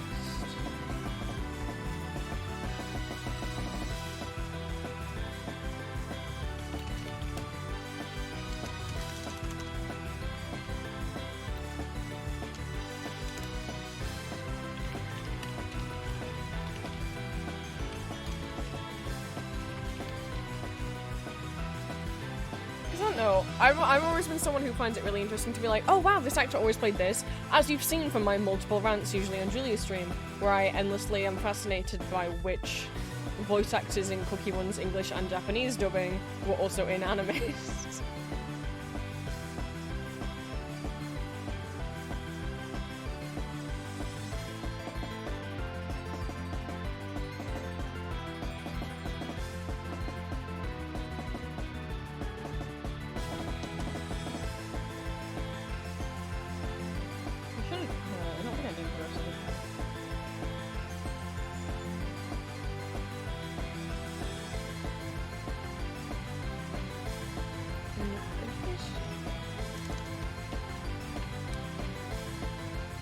I should name at least. Even if I didn't want to go on like a big paragraph rant about every single cast member and what they've previously done for Dance with the Vampires. I just talked about Pollux, Sarah Alford, and the Professor, but I should at least name everyone else, including whoever the fuck Zaza is. Sure.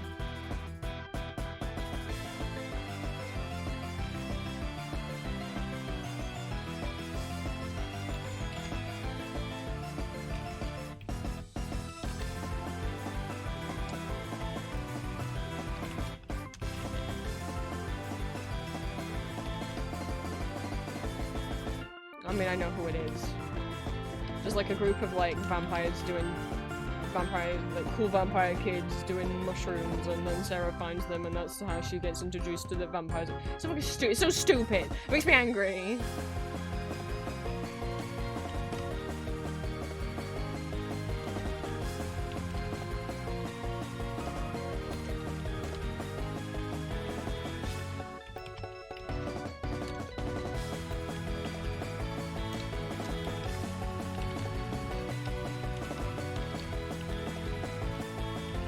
Prices Reverend Boris's, I'm assuming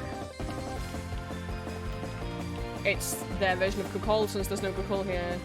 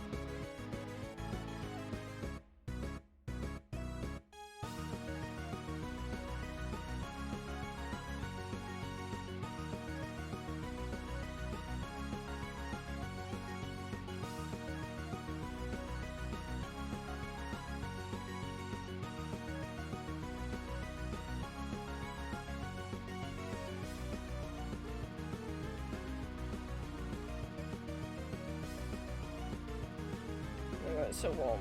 It's not fair. It's 22 in here. Why can't it be autumn yet? When's it gonna stop being summer?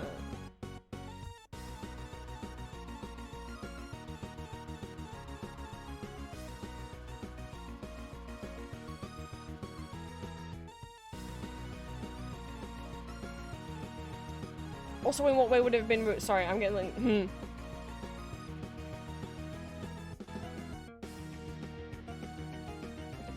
why didn't you just leave?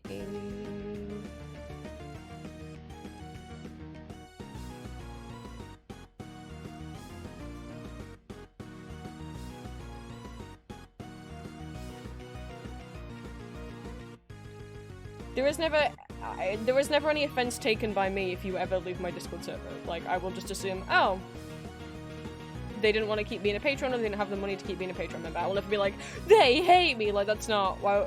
I'm not. It's fine.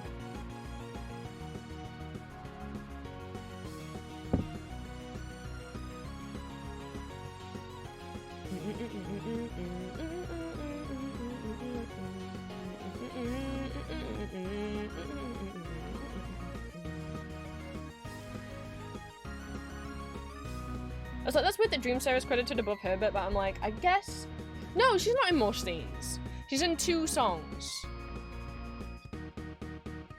3, technically, she also appears as an ensemble member in the final. Okay, she's in 3 songs. But no, but that's just, no, because in the finale, she's not playing Dream Sarah, she's just an ensemble member. So in terms of the scenes where Dream Sarah, the actress playing Dream Sarah, is Dream Sarah, 2 songs. Der Stiefel and Carpe Noctem. Herbert, so she's on stage for 2 songs. Herbert is on stage for 3. 4. Vor Schloss, Carpe Noctem, Wenn Liebe in der ist, and the finale. And the ball, 5. Why is he credited below? Homophobia. That's what it is.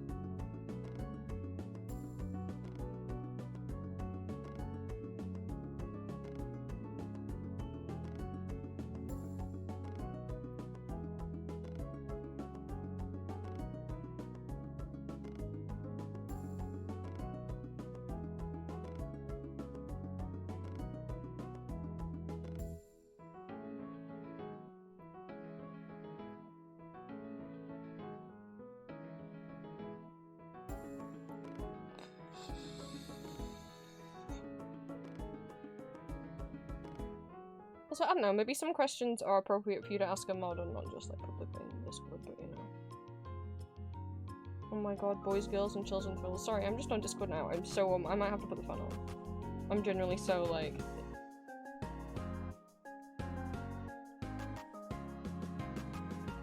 I feel so gross. Why is it so warm?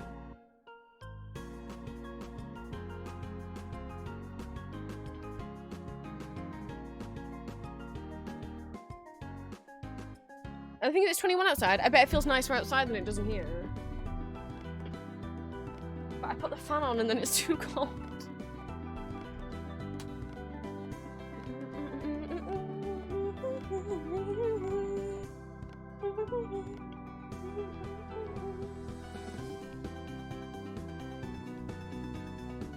And then it blows my hair everywhere, so I have to put the cinema roll blanket hood on my head. So that my head doesn't go everywhere, right.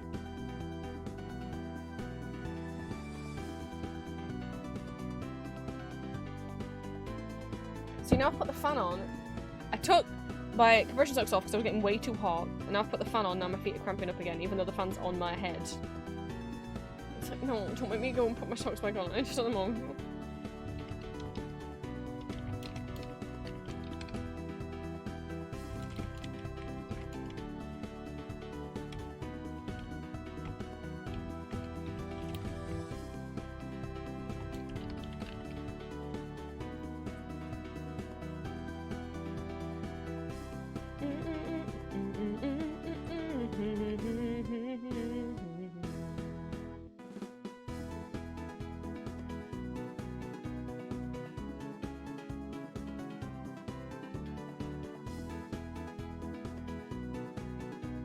I still keep getting adverts for that compression sock brand, so I don't know if they've got some of their older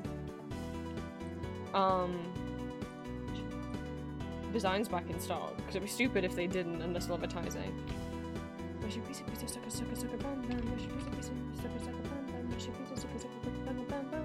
The slaughters all I love to see. Satisfied until I've got you flayed like so grab a plate. Have a taste, don't show me a gingy. I'm still praying on a butcher's ring. Because you ended your sentence with the SES. They had a summer sale. So I don't know. Green the Dino one's in stock!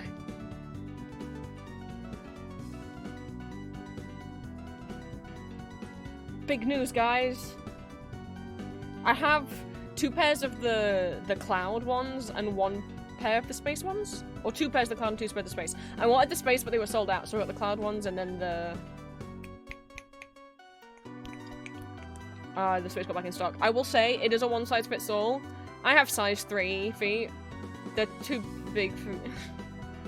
If I line the heel up with my heel, the toes hang off by like an inch or 2. And if I pull them all the way up so that my toes are in the toes, then the heel is like 2 inches up from my ankle. And that's not good. But no one makes compression socks for size 3 feet. It is the worst size feet to have. Don't have size 3 feet. Because it's considered too big to be a child size, but too small to be an adult size, and so then just no one makes anything for them.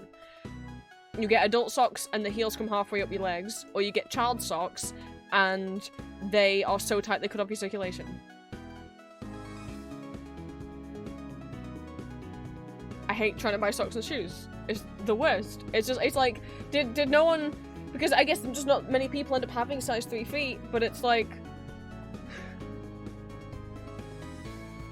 I've bought some child socks and they've been fine. Adult socks never fit me. And most cool socks are adult, who are like, you know, and compression socks just are adult one size fits all. Which sucks.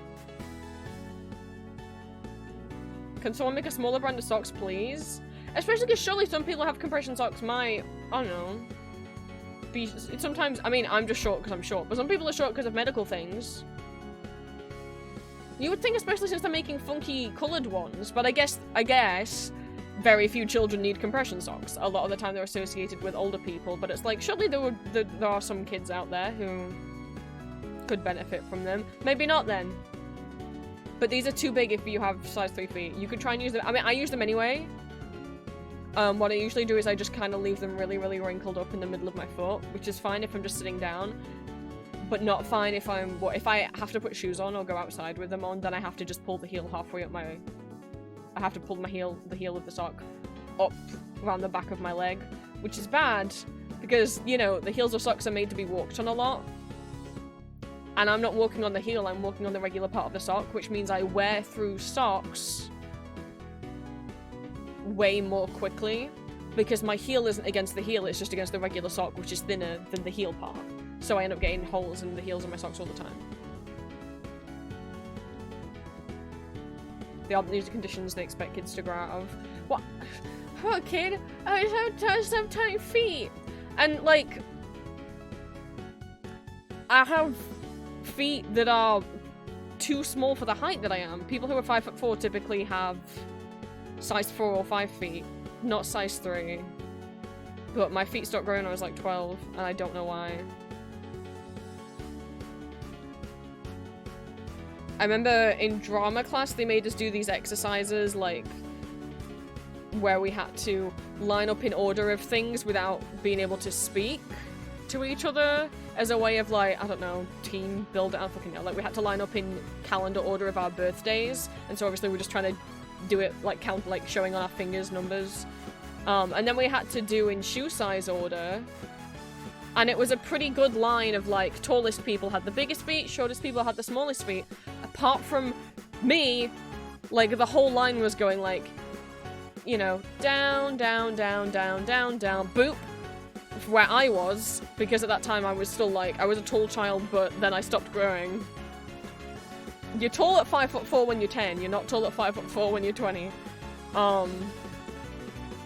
So, you know, it's, the line's going like this, and then boop for me, and my teacher started having a go, like, Prince, you're in the wrong place. I was like, no, I'm not, miss.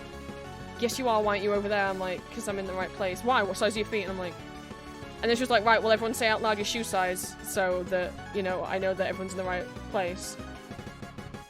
What a humiliation that was.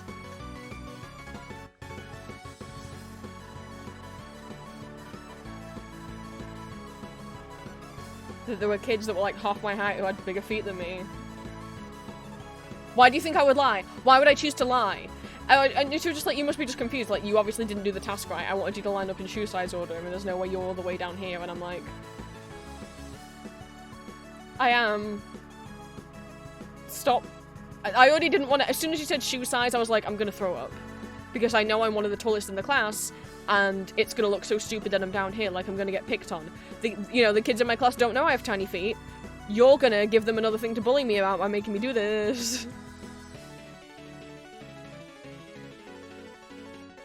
And then we did it, and then I got accused of not knowing my own shoe size.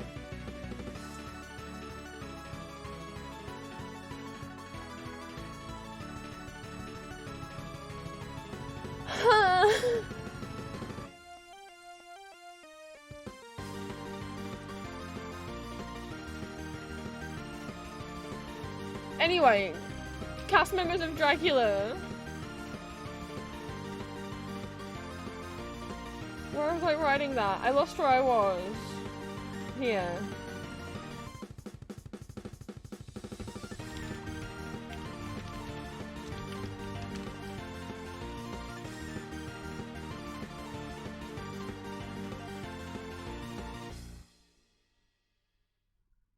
I think I read that he left. I read somewhere that he left the cast of Les Mis to join this, but this doesn't say that. This doesn't say Les Mis at all.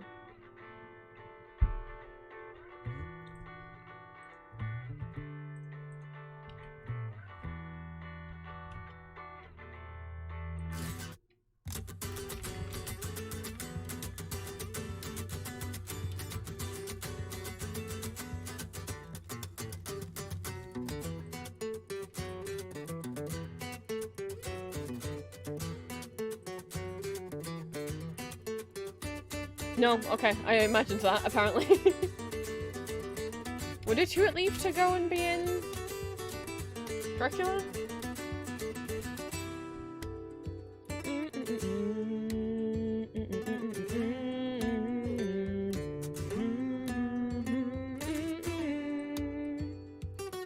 Okay, it was in Rocky Horror before, and he was nominated for a Tony for that. Okay, does it say that here? Where's Rocky Horror? Original broadcast, right? Okay, there we go.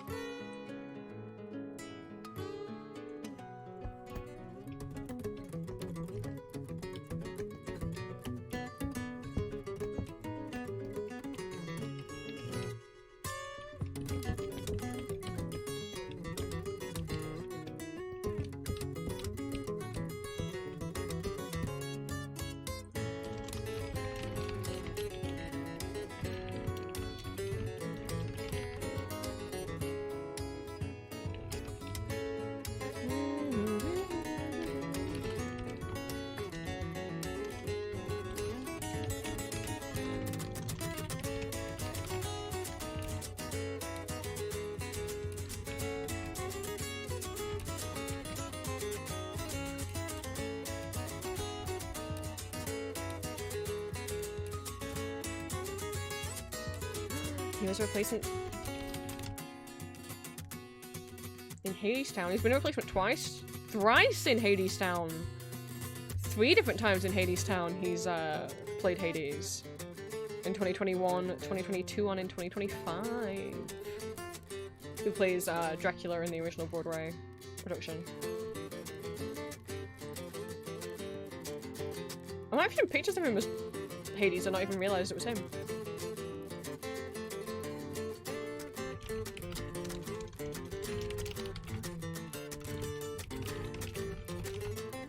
see. 2012 concept album. Which concept? That's not the year the concept album came out. So which recording of Jekyll and Hyde is that? I mean, I probably have it. Which one is it? Jekyll and Hyde 2012. The Tourcast? Okay, the 2012.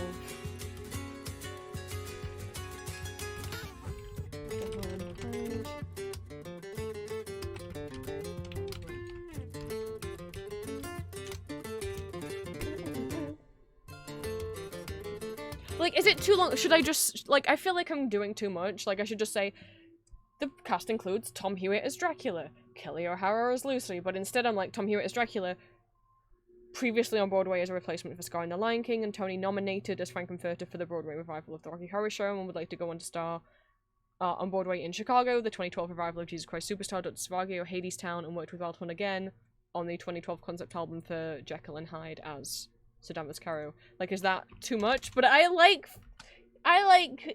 knowing stuff. I like being like, oh, this guy was also in this, that's cool. I think that's cool.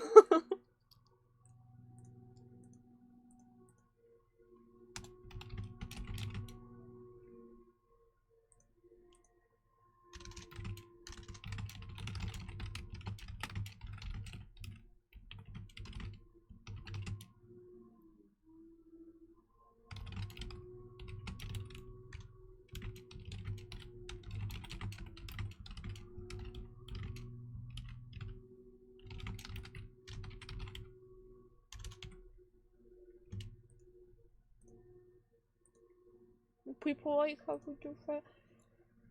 I don't want people think, oh, you're just padding out the script. It's like, but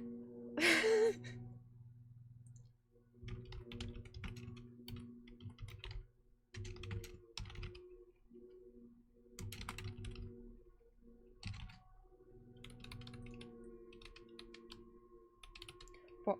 Oh, does it not have a list for her? No, it's just this chunky paragraph. This sucks.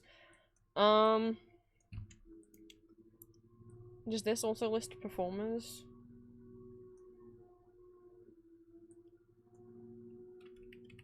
Opening night cast.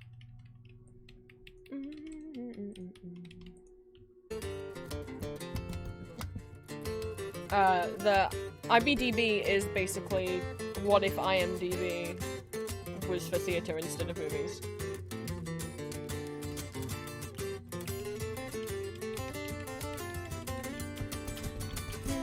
But it's not saying like what is a revival.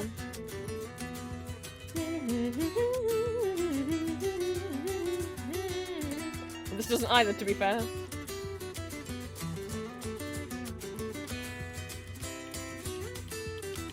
That would have been like, what the I'll just say a revival, because well, that's so many revivals down the line.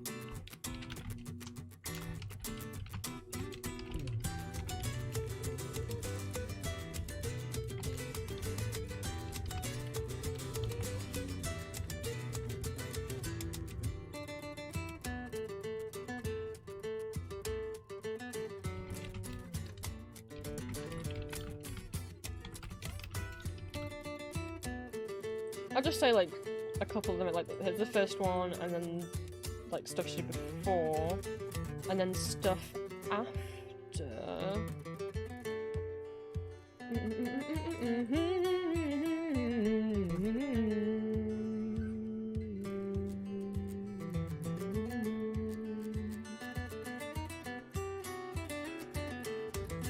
my god, this is such an awkward chunk of text.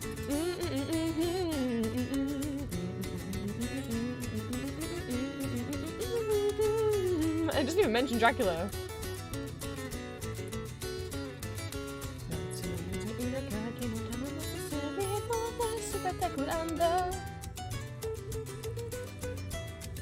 It doesn't even mention Dracula.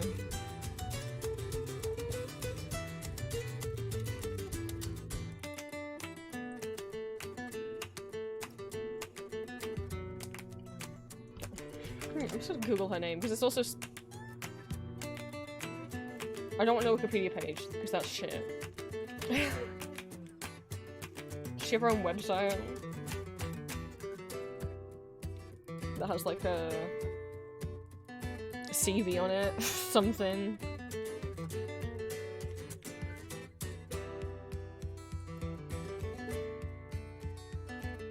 It says there, in a couple places that she's done a lot of sun time, and I didn't see anything on there.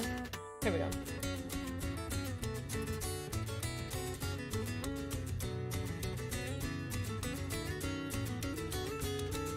Right, she's got a Tony nomination. For what?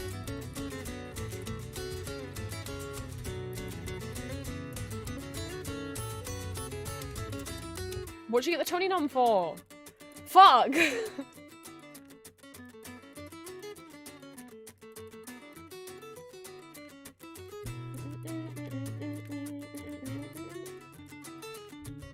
And she's won a Tony Award. Here we go.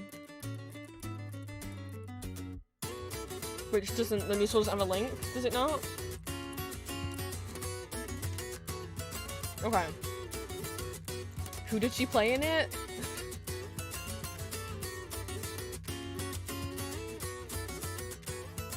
We'll never know.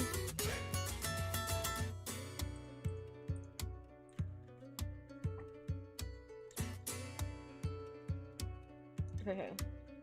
Isabel, thank you.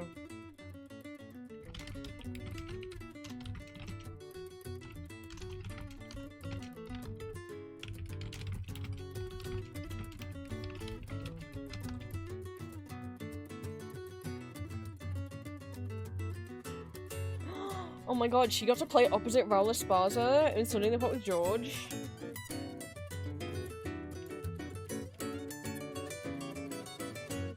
Say no more.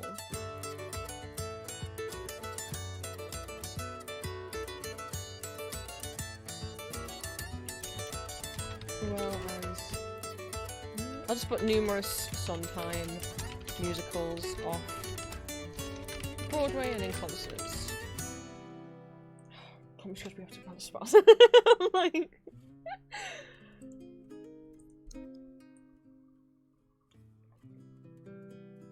my 13-year-old Hannibal watching self is like, oh wait, there's a fucking there's a nice list down here. Well, oopsie.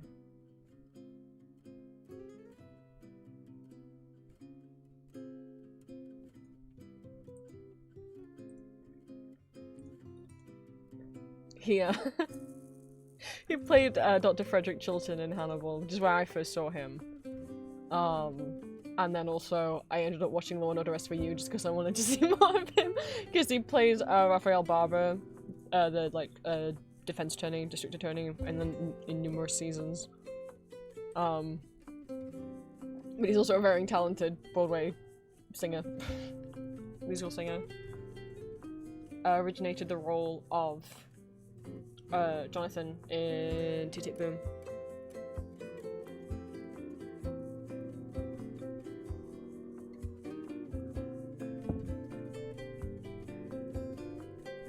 I'm almost like, it's a shame he did so he did so well at TV because it means we got to see him sing like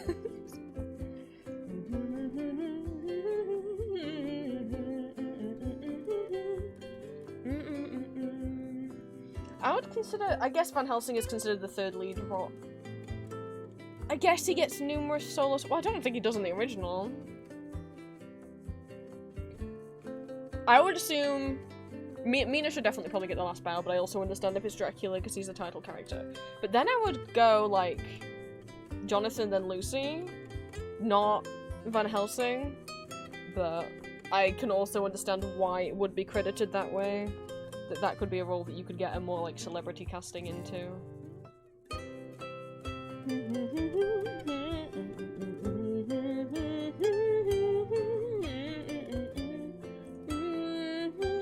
But Kelly O'Hara's Lucy, like, with Dance the Vampires, I've only expanded on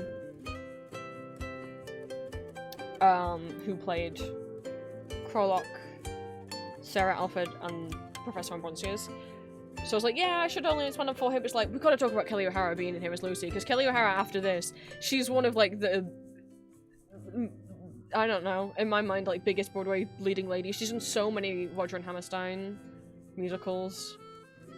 Anna and the King and I on Broadway. The lead in South Pacific, the lead in... She's in Carousel? She's in so many. I think she's in Carousel. 8-time Tony Award nominee, yeah.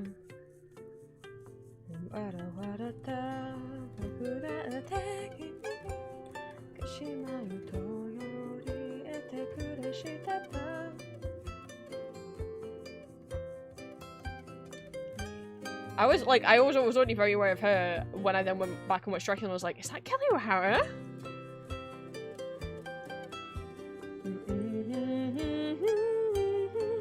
But I also want to see if they've ever worked with Wildhorn again. I guess I'll have to go on castalbums.org. Because Wildhorn tends to work a lot with the same people. Both who played Dracula and Mina in the German production had both previously been in German production of Jekyll and Hyde.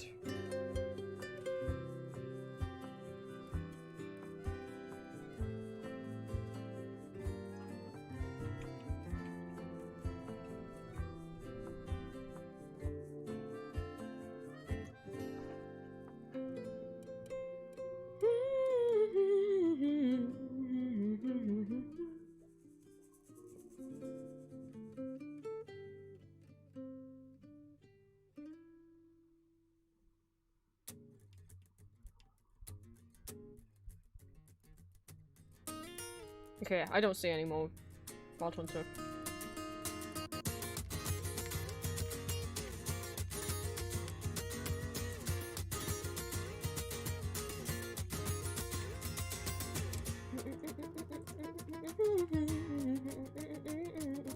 Oh, this is short for Jonathan.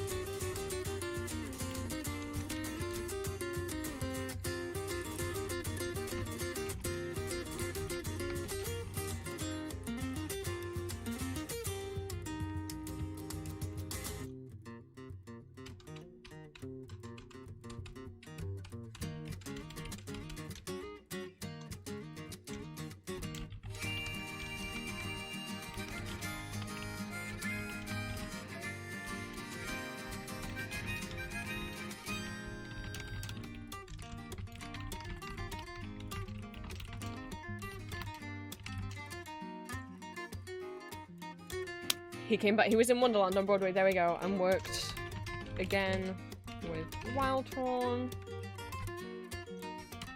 Jack in the original Broadway production of Wonderland.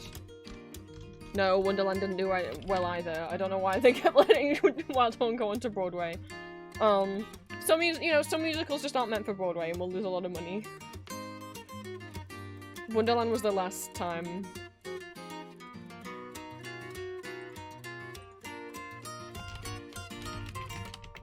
He had a Broadway musical.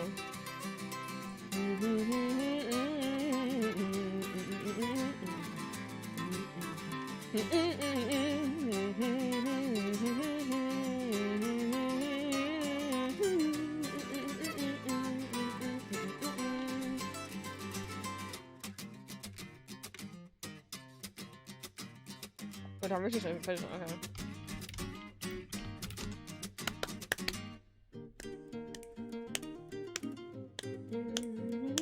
There was not a proper cast album for this musical. There are English language Dracula albums, but it's not with the original Broadway cast.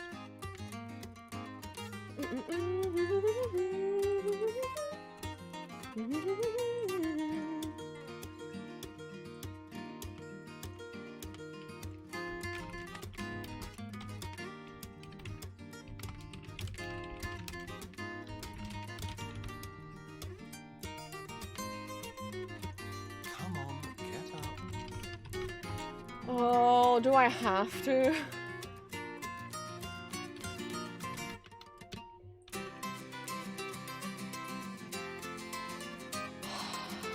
I should. Let's save and back up my script.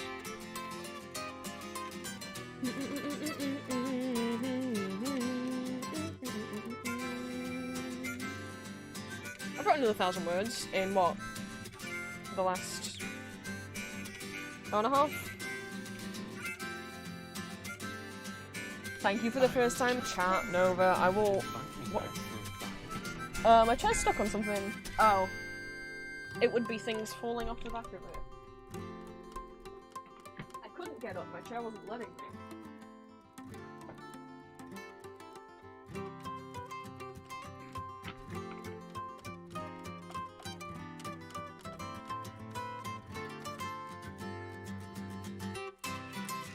Well, I'll take my stretch time all the way to the bathroom. I'll be right back.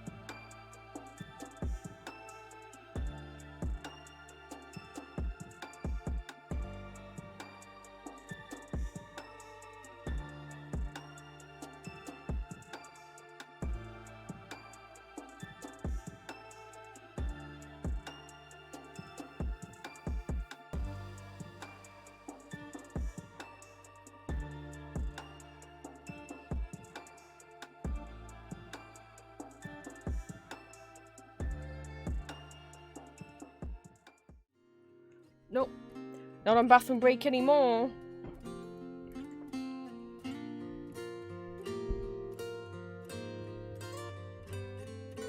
I had two thoughts of things I want to add while I was I was in the bathroom. I wanted to. That's the thinking seat is the time.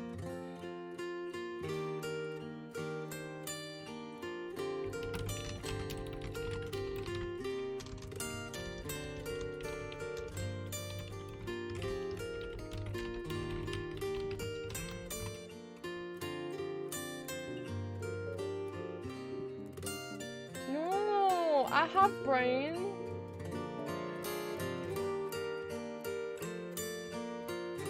Remind my other thing before I forget.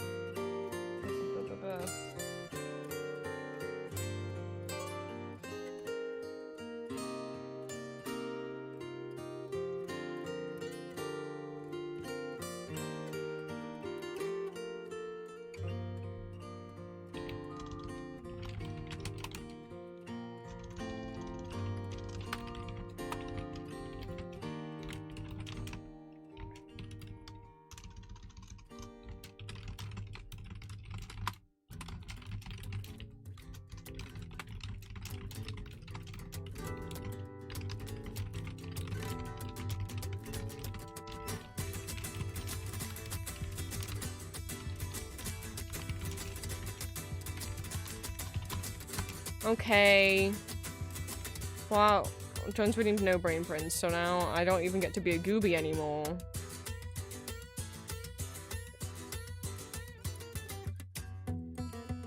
I have to be this.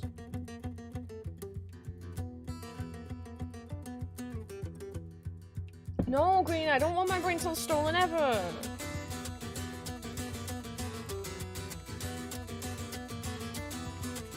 Where's what? Okay, here.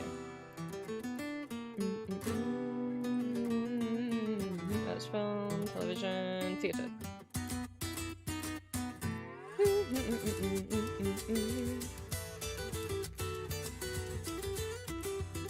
No. Plays. Have you ever done a musical before? Has he ever done a musical after?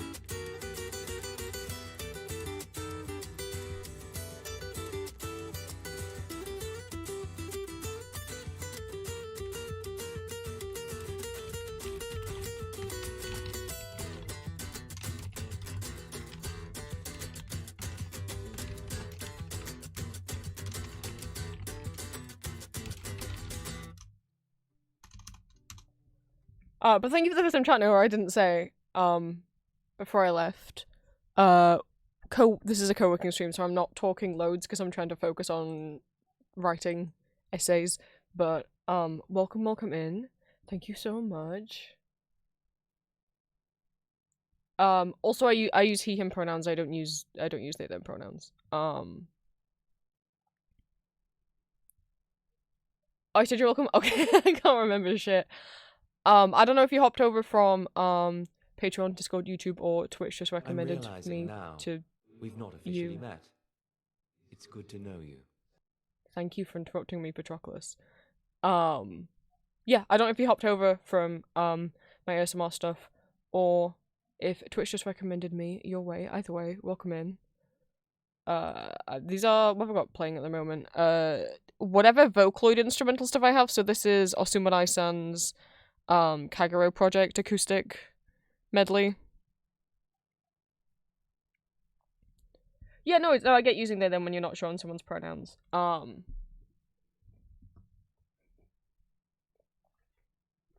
That's fine and understandable, though also I do have, I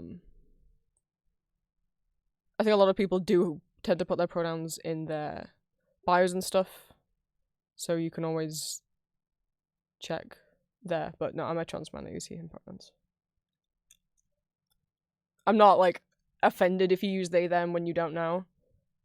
It's only if people repeatedly use they, them after they already know or have been informed, then it's like, okay. Then it starts to feel like, if I've told you it's he, him, and you're repeatedly using they, them and ignoring me, then it feels like misgendering. It feels like... acknowledging that I am trans, but not seeing me as a man or as a real man. Air quotes. Where music go? Music. Okay. So yes. Video essay script writing day. Current word count is 8,879 words.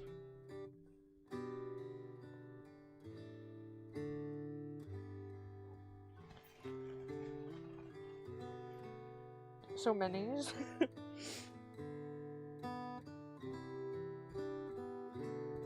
I need more water. A whole uni dissertation. Oh, this is gonna be longer than my dissertation for sure. My university dissertation had to cap out at... The word count was 10,000 words, and you could go, like... 10% under or over. Which was really hard for me. I wanted to go way over. I had to cut my dissertation, like, the scope of it down so many times because it was gonna go way over. 10,000 is not enough to contain my thoughts on it. This is gonna be longer. I've written fanfiction longer than my dissertation. This is definitely gonna be longer. I don't know, how many words was my, let me see how many words the Loki series video essay was.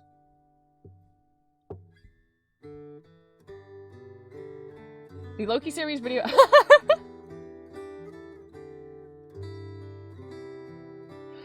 Well, I guess as a context of maybe how long this video essay might end up being.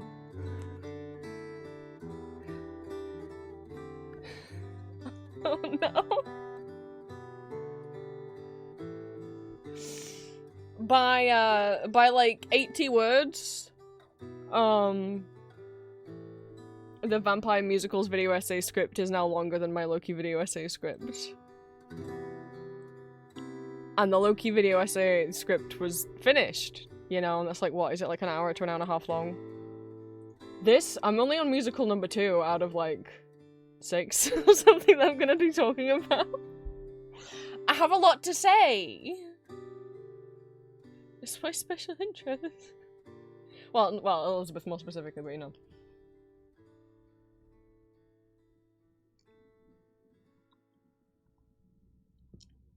I cannot see that he did a musical before or after this.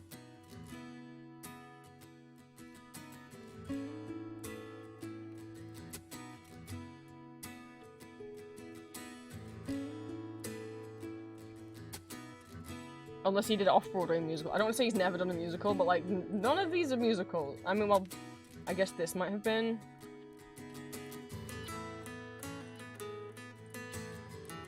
There's no link for it. The theatre page might say.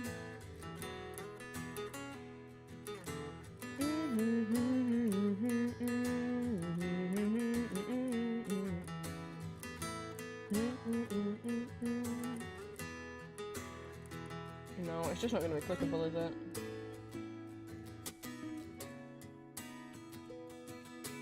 Even that, what do you mean? How about 2004? It's not even on the list of stuff. I guess it's notable production, so I guess it's not every production. Right. If I just put in Drowning Crow Broadway, so it's a play. Okay.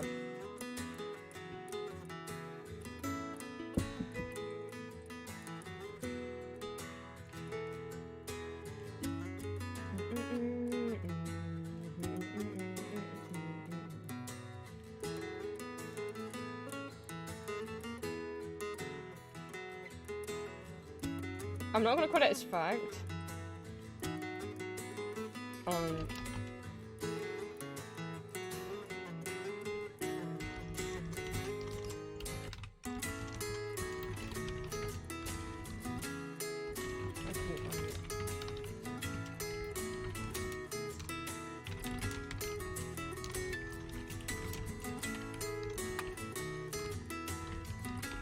Okay, and then I want to mention Kelly O'Hara.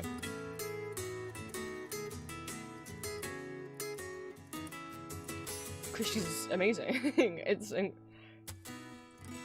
It's so weird seeing her as a little baby Lucy.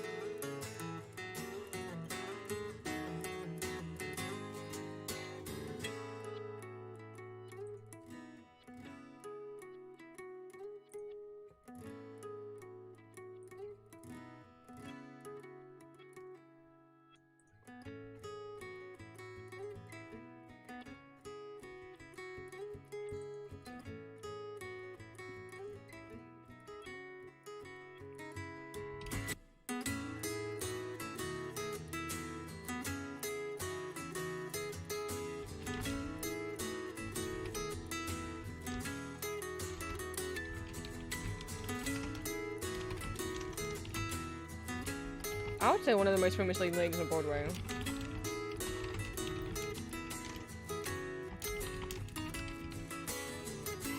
We've got a list of like awards. Here we go.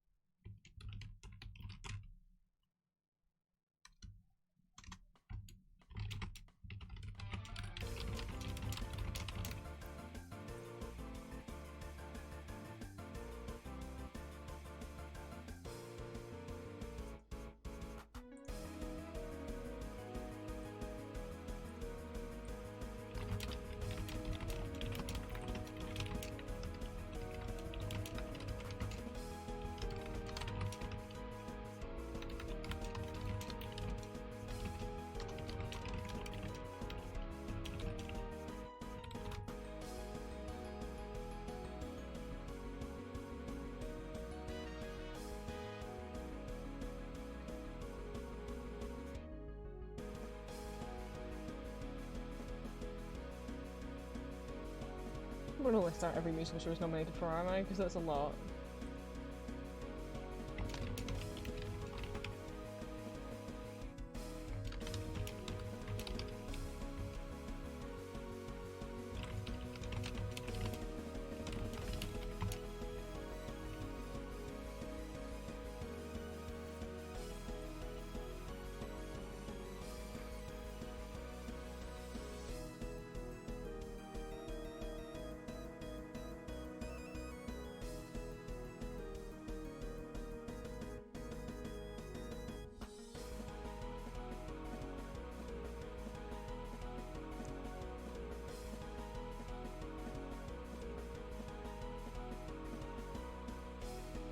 Okay, she did play. I played Julie in Carousel. I knew she was in Carousel.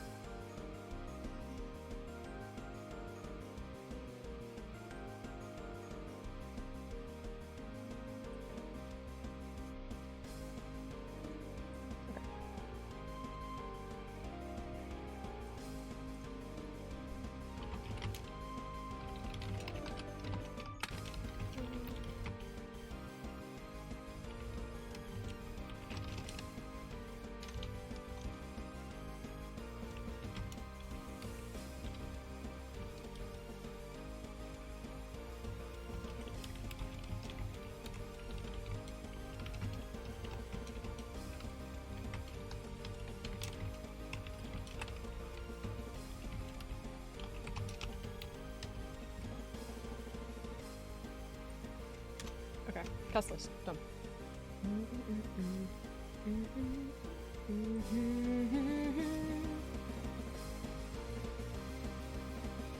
Which means we can move on to talking about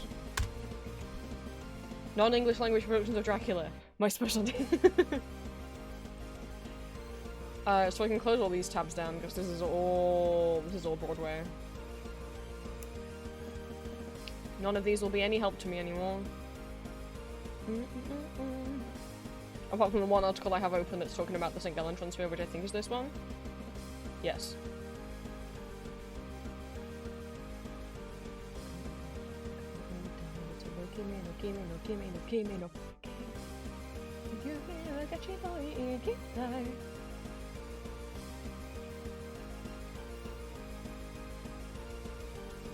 Which also means I want to check.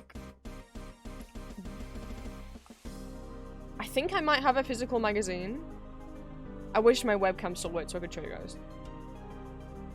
Of,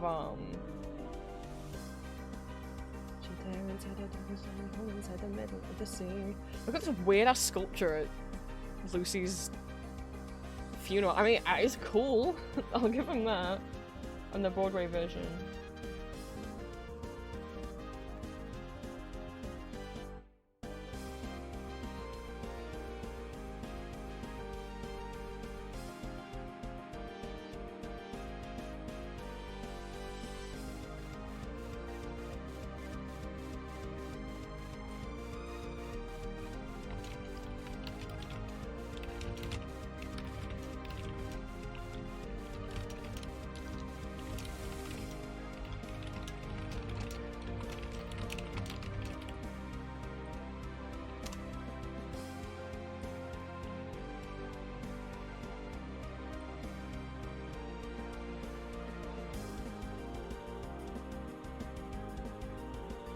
Windows open.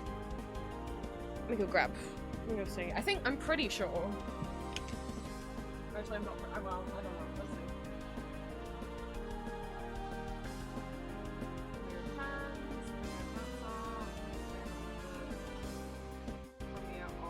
No, I do not. Premiere of Three Musketeers. But what year was this in Gallen production? Because it might be potentially mentioned. 2005?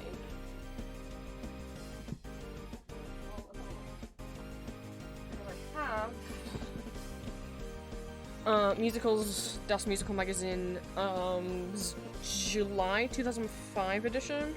Haha, it says Dracula St. Gallen at the bottom! Let me see if my webcam can work for 2 seconds. This is the problem. It keeps going like all white, and then I have to like push the lens in. No, it's dead, isn't it? Like a pencil or something. Oh.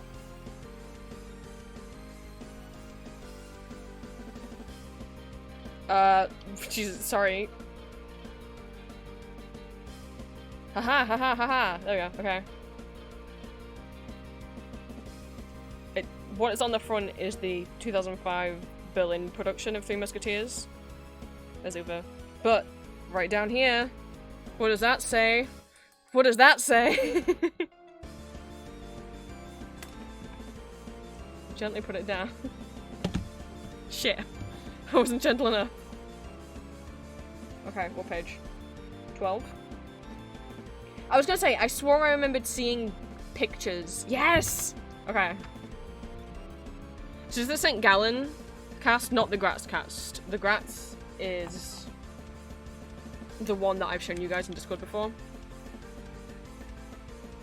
The St. Gallen cast had also had Thomas Botter as Dracula, and then he left halfway through to go play Krolok. No, he didn't play. Sorry, I forgot what he did after this.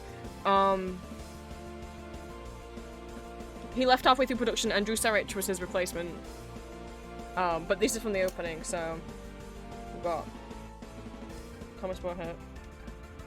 Caroline, who plays Lucy here, though, is also who plays Lucy in the Gratz production. Thomas Bohert also plays Dracula in the Gratz production. Jesper Tyden also plays Jonathan in the Gretz production. Look, Green, they're opening the twink without him. But not just his wives. There's men here. They're all opening the twink without him.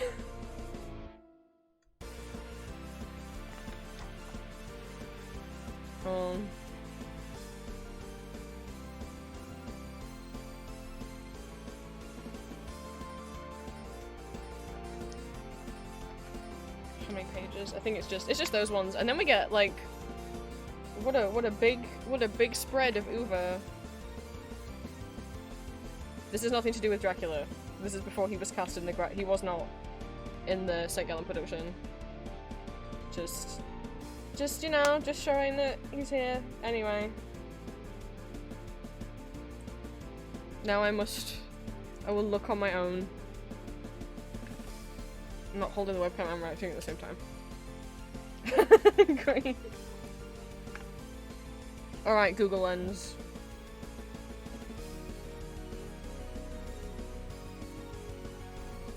Oh, well firstly, let me write this down in my sources. That can be a video essay, it still has physical sources.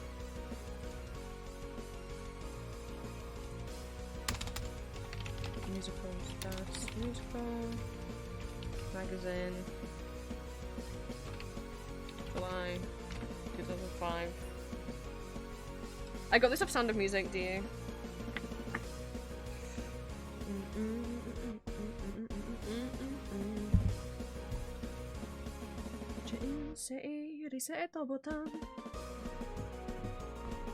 I don't know if I've already scanned this in before. I might try to, so I can have nice, because these are nice pictures, and I don't know if all these pictures are online.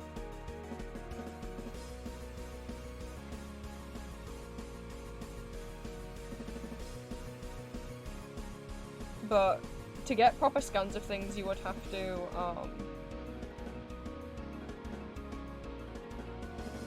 you know, actually, when people take proper scans of things, you would have to actually, like, take the book apart. I don't want to do that.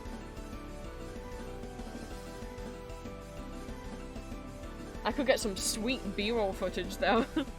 Potentially, of me flicking through it.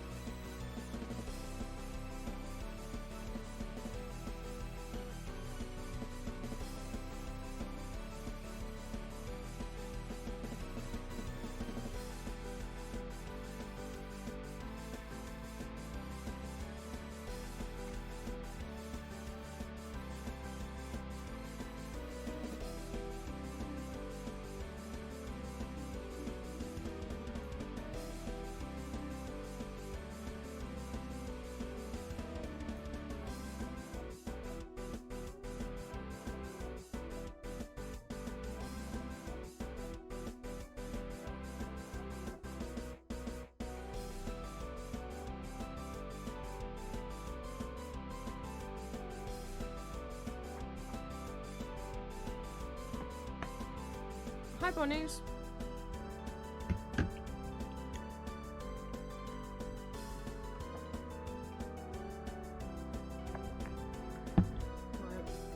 Let's see how... if there's anything worthwhile in here. Or to be honest, probably all of it's worthwhile. See what I can get Google Lens to do for me.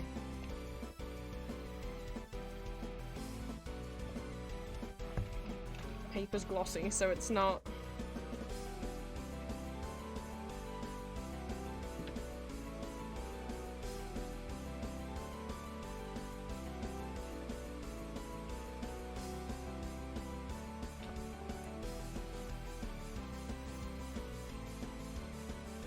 Yeah, it's struggling because of the because of the reflection.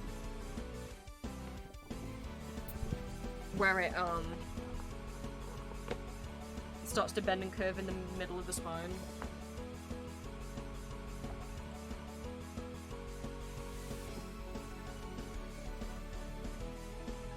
Should help if I close my curtains.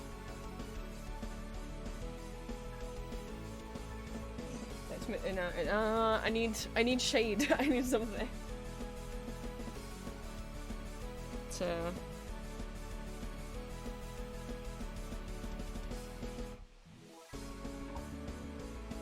I need a plushie. Alright.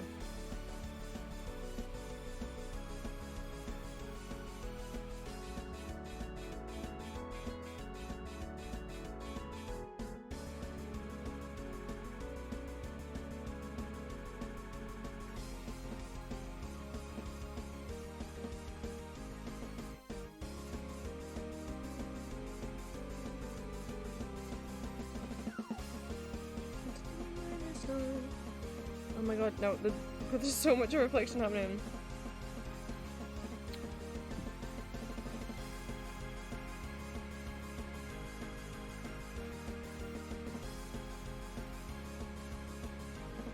Okay, I'm trying to hold up Google Lens to it. And then,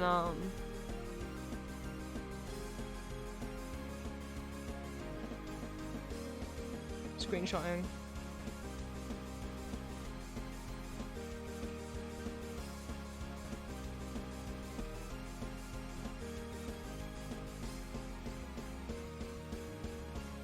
Trusarich's name is in here.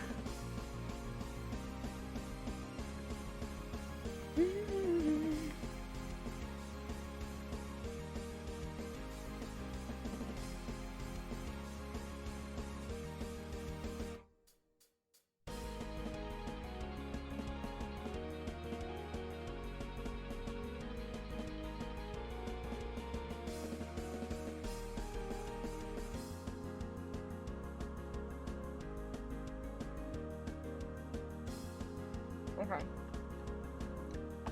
Let's see what Google Lens says that it says.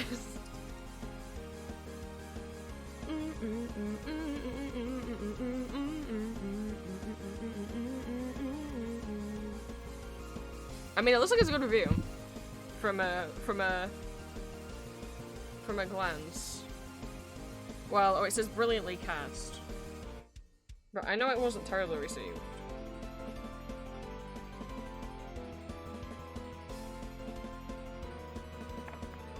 Put this back on the shelf. I didn't buy this. I don't know that I bought this one for Dracula. I think I just bought it for Three Musketeers. But didn't this look out? Thank you, past me. I don't think. I mean, it's possible.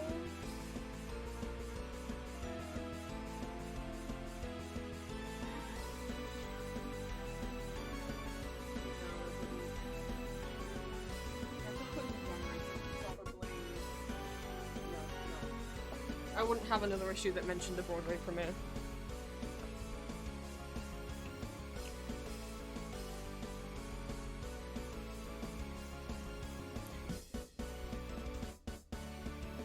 So read.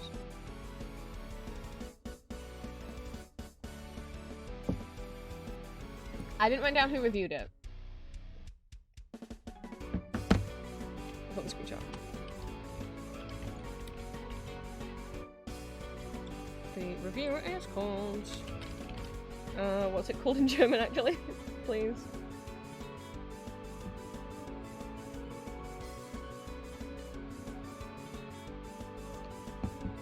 Dracula... I can't get an umlaut.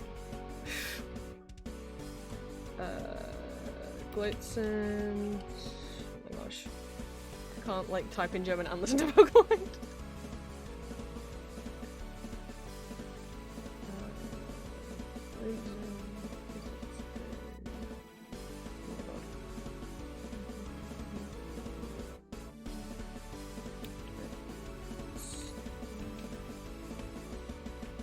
I don't know what the code for umlaut on an A is.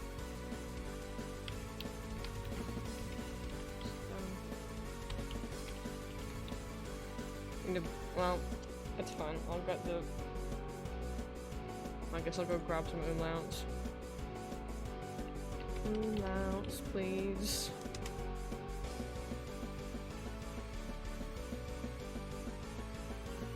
I would like to copy paste the umlauts, please. I need one there and one there.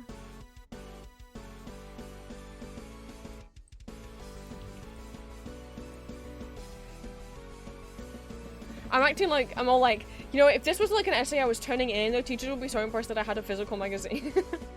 People on YouTube aren't gonna be impressed that I had a physical magazine. Right, let's see what Google Lens says it says.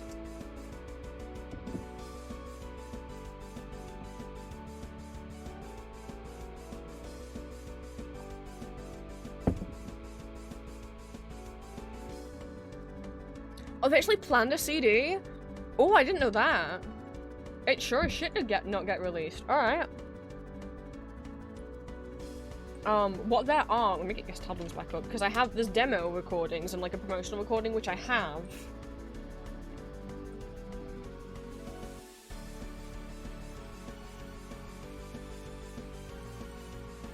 The planned cast album was never released. Instead, all that exists, the only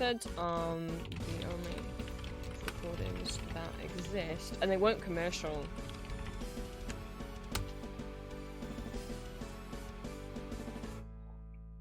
And what I mean by commercial is, they weren't for sale. So that you only you would have gotten them as being like gifted them if you were like a member of the press who was going to review it.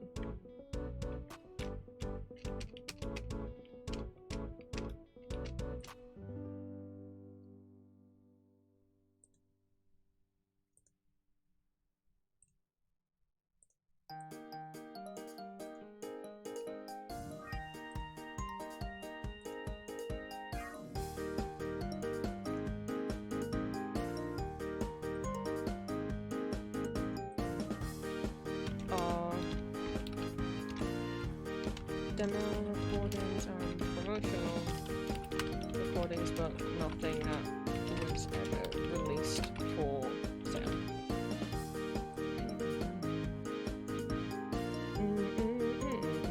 Yeah, for promotional use only, not for resale. I mean, I should probably start grabbing images at some point.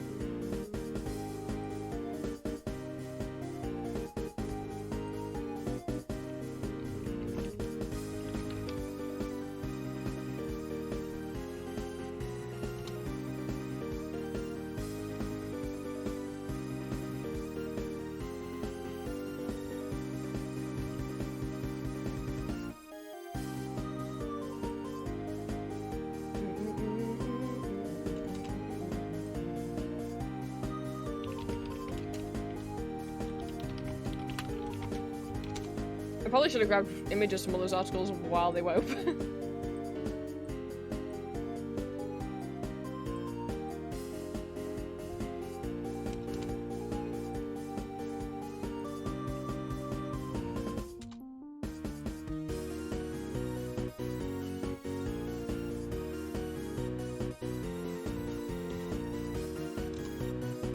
Oh, this might have been the one that was... Oh, this is a soundboard recording. That's not official. And sample recordings are like, actually taken from the live footage, like essentially the mic feedback, like directly from the soundboard, from the theater. Sometimes they get leaked.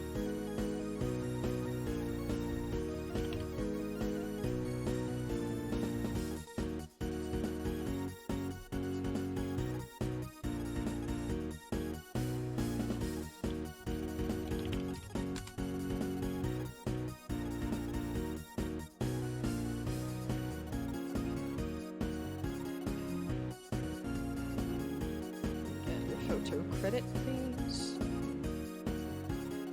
But with the photos, should also credit wife. I mean, no, I'll just credit who took the photo because I don't know if it was taken for Playbill. Playbill could be reusing the photo.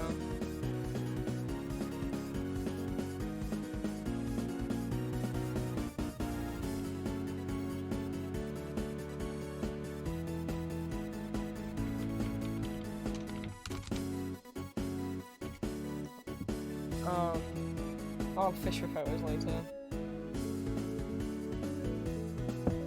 In which photo?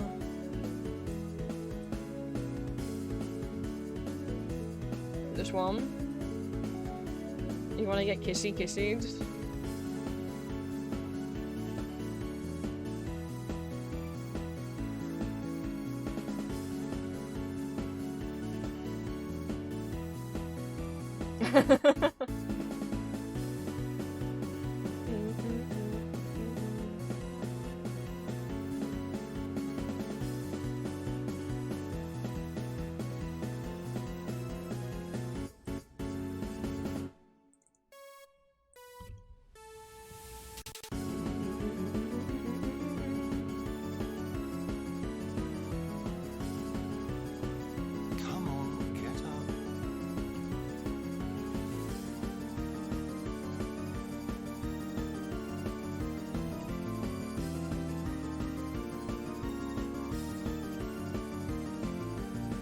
I'm stretching without standing up.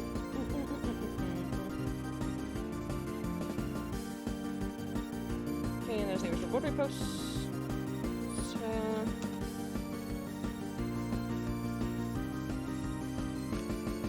There's the St. Gallon poster.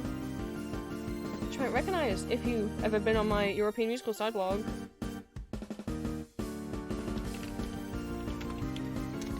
One of the ones in my little banner that I made. And I think it's a Nito poster. I don't know what it has to do with Dracula, but it's right here. This one right here.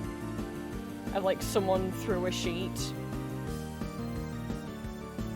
I don't know, but I prefer it over the just floating head posters. We've got The Witcher musical, Vivaldi, Shikanida, Demon on Aegin, the St. Gallen production of Dracula, Rebecca Das musical, 1789, Ludwig II, Panzer Empire, the 2010 Vienna revival, Romeo and Juliet, Three Musketeers, Elizabeth, that's specifically the 2012 revival, Rudolf F. Meiling, the Vienna production, Mozart Das musical, the Vienna revival, Master and Margarita, most of the Opera Rock, and Notre Dame de Paris, and Deep Baked Stew.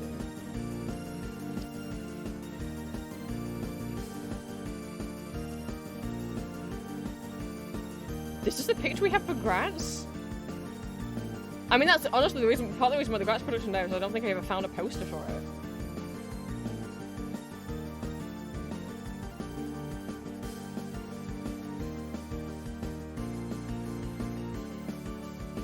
It does not mention the year. What year is the Graz production? 2007, 8, or 7? Oh no, I just say 2007, okay. I just can't read.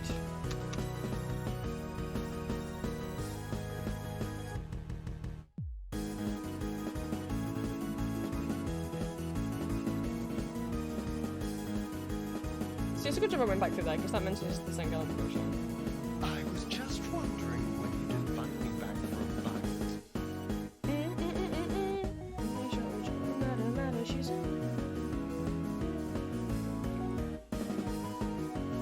See if any of these still have pictures on them.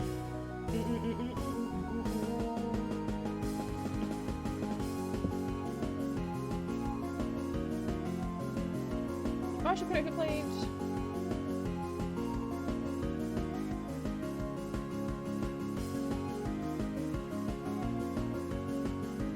Do I need to put include the bride's polygon? Can I not copy that? Can I have that text, please? This text, right? No. This text. This text. That's so stupid. Okay.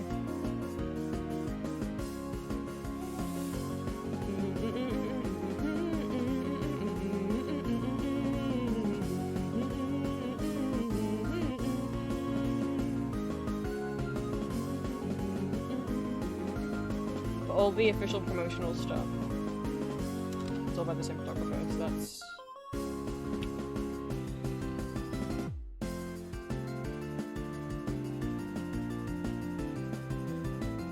Given the quality of the photos, I might use more video footage if I can as my B-roll. But I'll grab what I can find.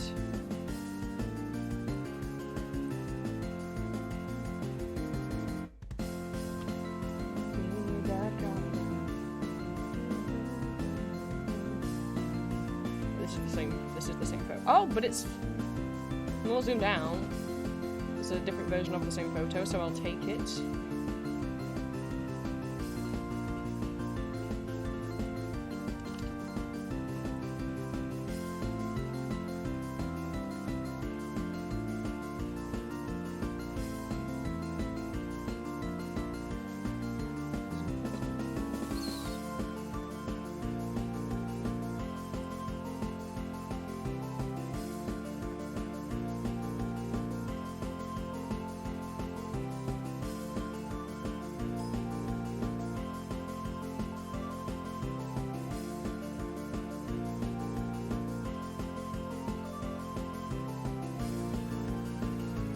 This does not seem like a photo gallery for Dracula.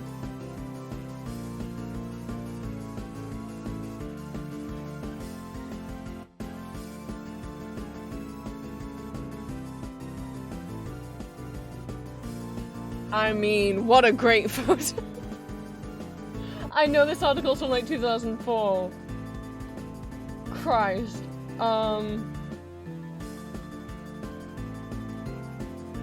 I also think it's gotten confused.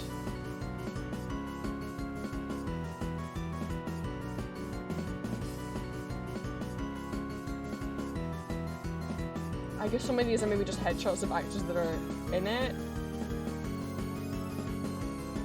No, this is not Melissa, Eriko, Tom Hewitt, and Kelly O'Hara taking their opening night vows. That's some guy. Do any of these look like... I mean, that's Frank Wildhorn. You know, that's the photo that it's meant to be. I know what Frank Wildhorn looks like.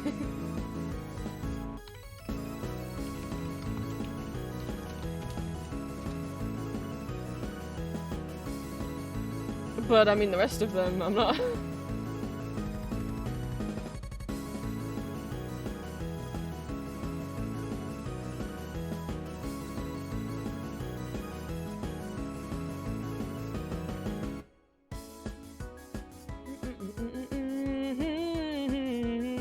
Obviously, I can have a Google image search as well. Hi, China. But you know, I might find on some of these Wayback Machines photos I don't find elsewhere, so I at least want to grab them.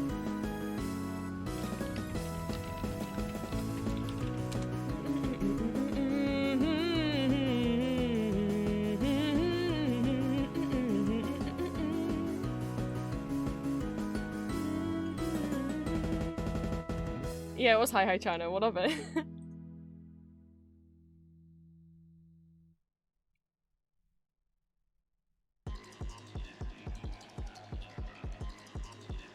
That's... Everyone shut the fuck up, that's Yanama.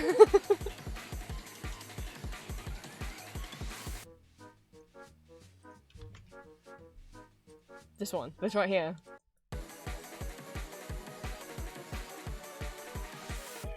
Is this Wildhorns? Is Yambin in the production of it and I didn't know?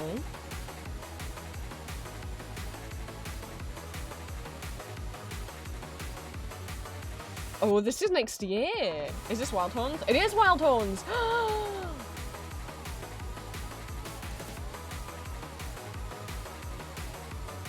I guess the rest of the cast haven't been announced yet. But that sure is Yanaman. He will be playing Dracula in Frank Wild Horns Dracula in Munich. München is Munich.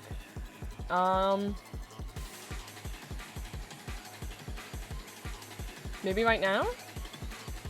Or not? No, 7th, for a limited time in April next year. Well. Oh, well, I can mention this in my video essay.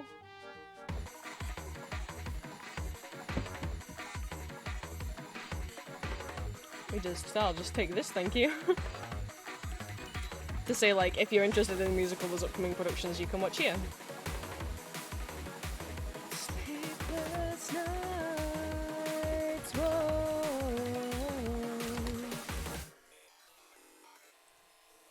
anyway, but that's not what I was looking for. See what I mean? I just wanted the Broadway cast. That's not the Broadway cast. That's the pro shot that was filmed a couple of years ago in Germany with Thomas Borhert. That's not the Broadway.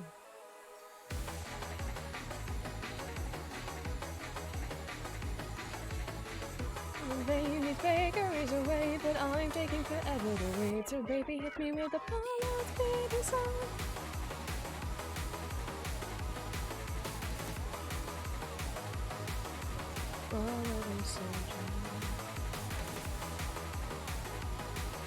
I didn't find this article before.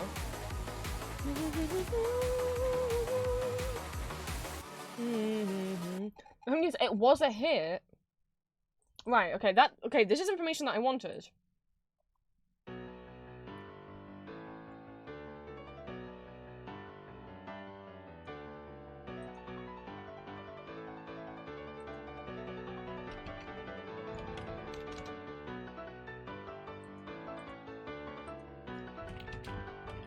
You know, in Dracula's defense, it's sold out. It's run at the... I don't know if it was Jola or Joya. Like, it sold out its run.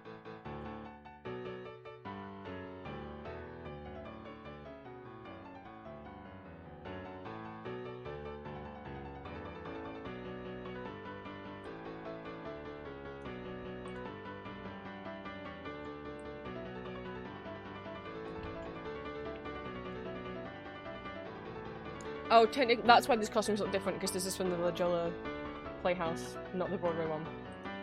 That would be why it looks different.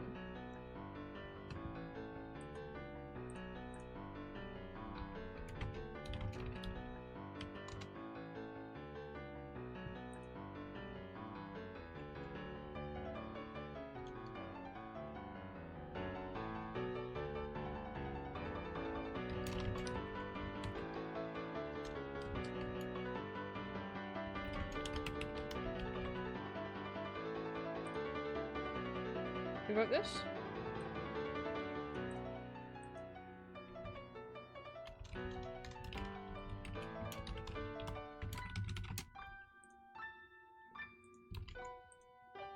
I was trying to find articles about the Playhouse run before, and I couldn't find shit. And I found one by accident.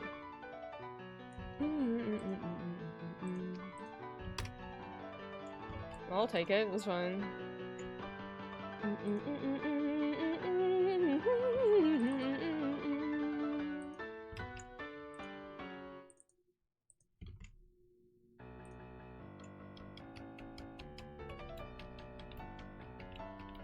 Oh, that looks too modern. So far I've got like 2 photos of the original Broadway production. A lot of them were probably posted on websites that no longer exist. You know, the musical came out in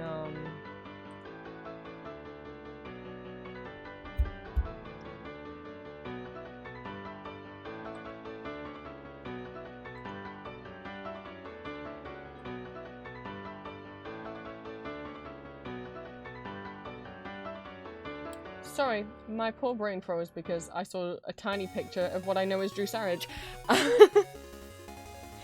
A lot of them haven't credited who took this photo.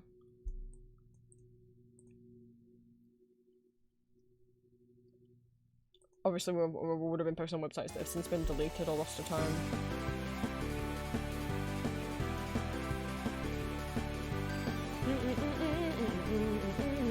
But if I'm taking the photo from here, it goes in my sources.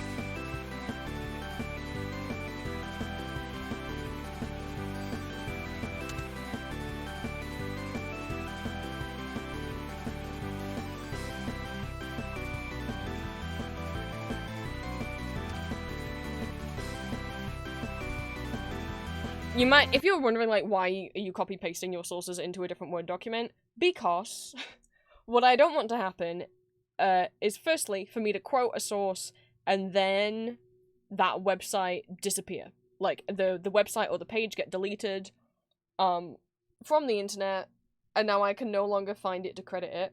And also, it makes finding where I got that quote from a lot easier, because I can just, like, Control F on that one big Google Doc instead of having to go through all 40 different website pages and be like, was the quote from here? No. Was the quote from here? No.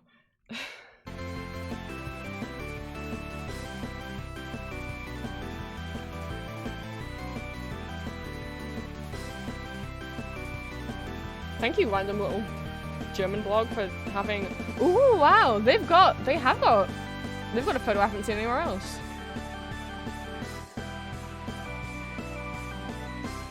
Thank you.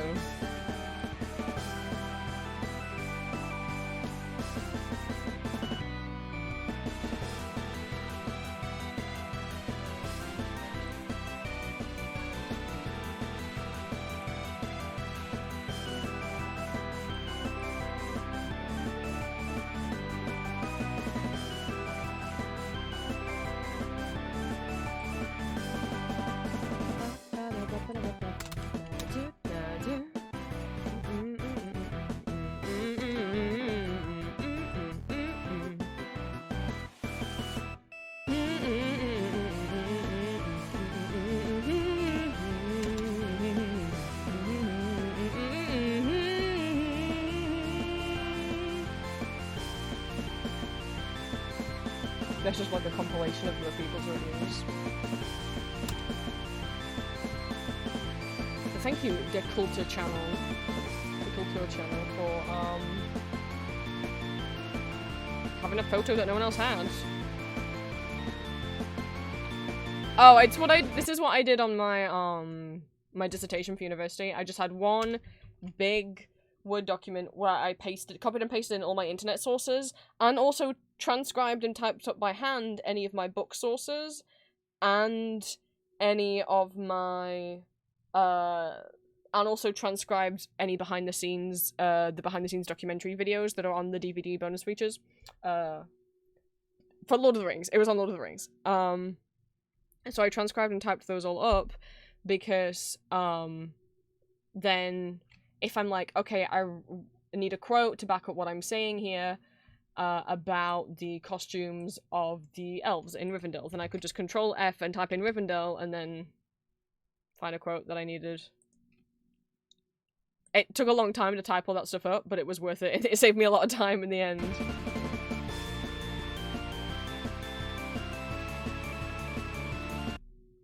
Oops.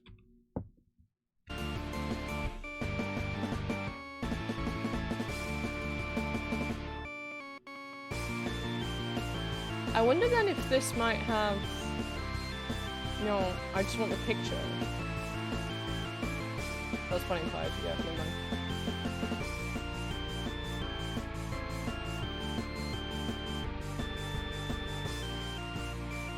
I just want pictures of the Broadway production. Not screenshots of videos, because I can take screenshots of videos myself.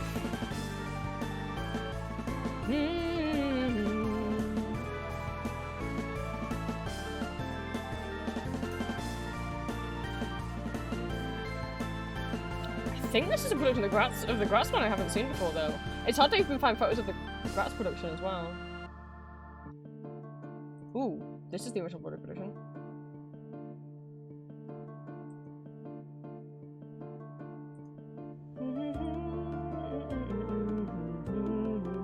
As is this. Honestly, looking on stock photo websites is not a bad idea. I don't want to pay for them though.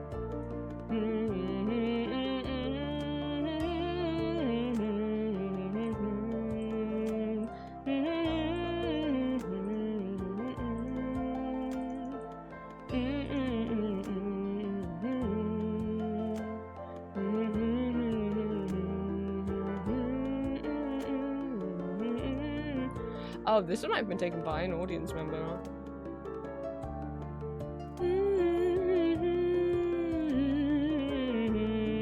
Oh, this is supposed to buy Lynn, who played Mina.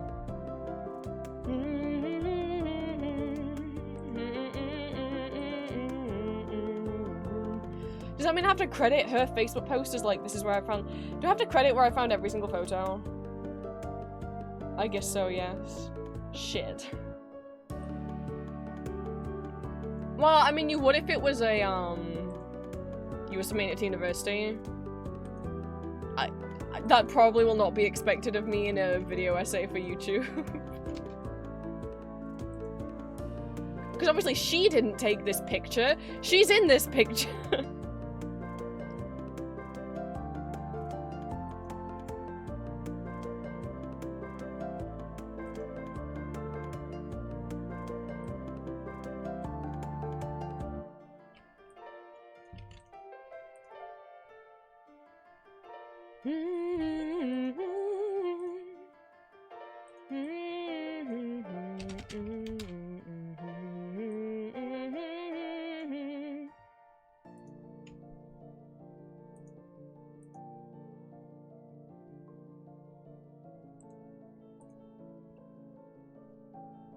I swear I could not at all have told that Lucy had pink on her dress from the video that I had.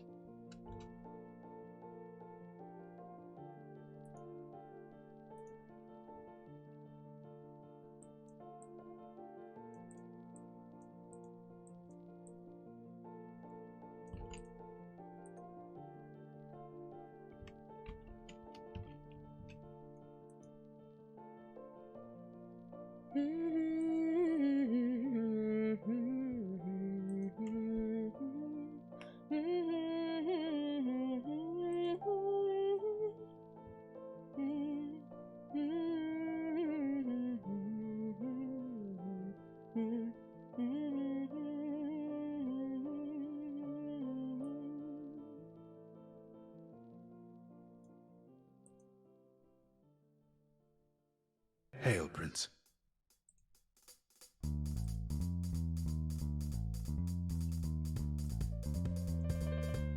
I want to tell the text because I can't. I'm set up straight. I've got a plushie in my lap to make sure.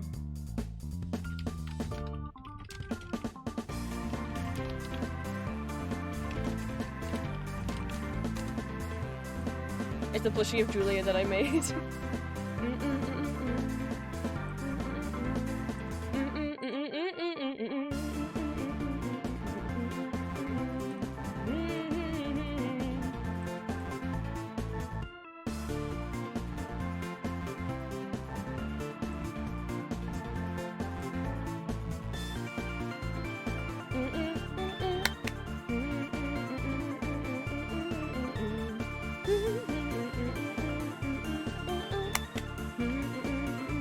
Hi, Shrimp. Did the music wake you up?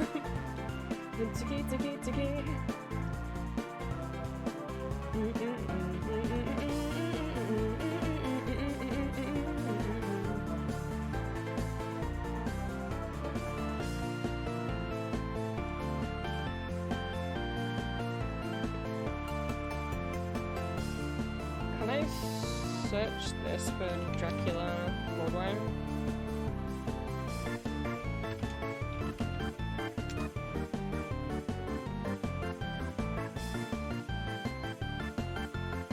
Well, I can, but it'll result in shit. Searching these kind of photos, yeah, it didn't come up with anything. Okay, thanks.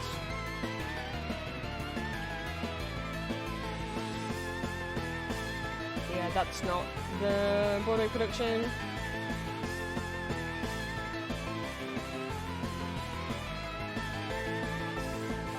Oh! There's a way I could try and... Okay, hang on. Is that the playbill? I don't have the access to the playbill.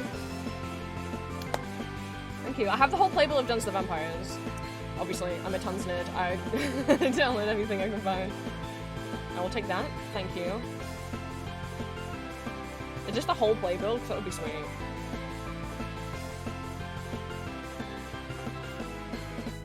Oh, I think I'm over the whole playbill.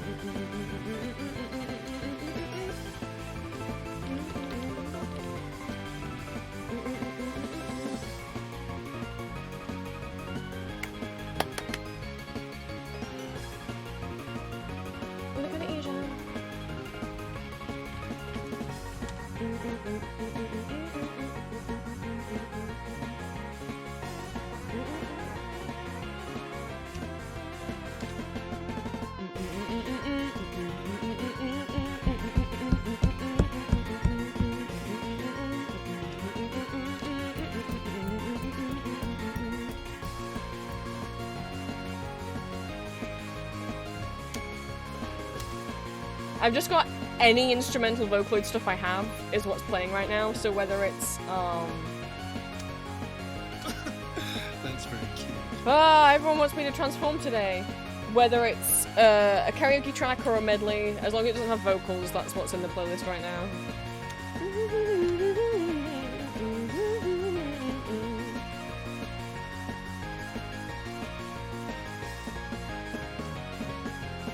You want me to be a bat?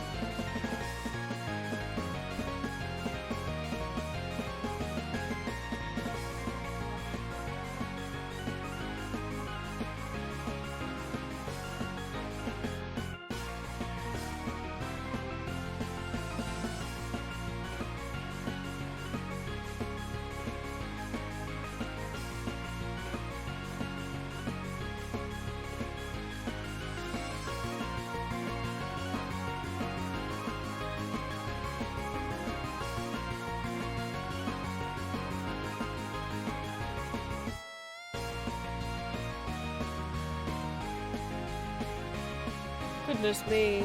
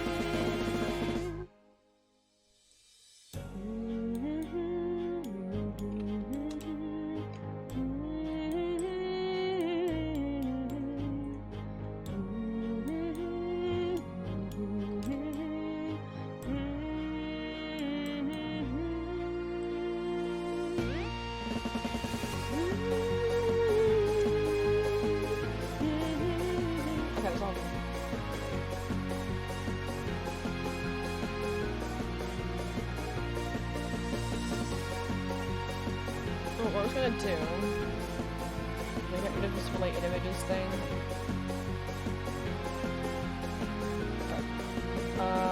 More.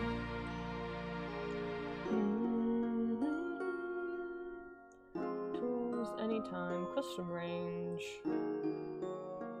From 2001 to 2005, when it closed. On Broadway and when it opened in California. Nothing.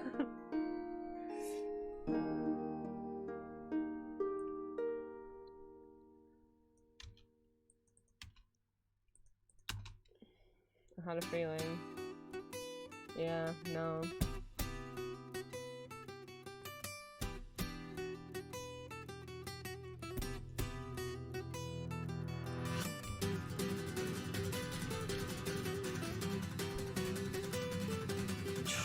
And is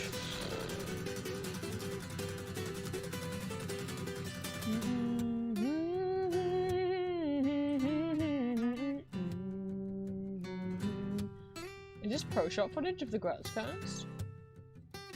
Oh, I mean, obviously there's a pro shop, but I meant if it was like a trailer, that'd be interesting. But maybe that is.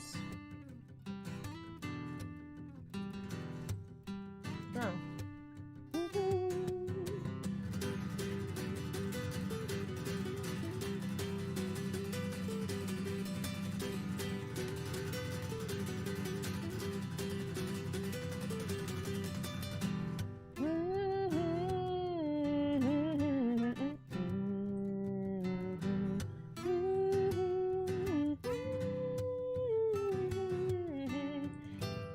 I forgot what year and location. 2021, it's an Ulm.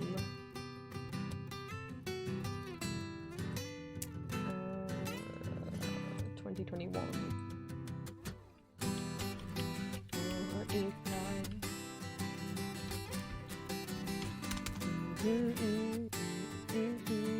Which also has a pro shop. You can get the DVD of that.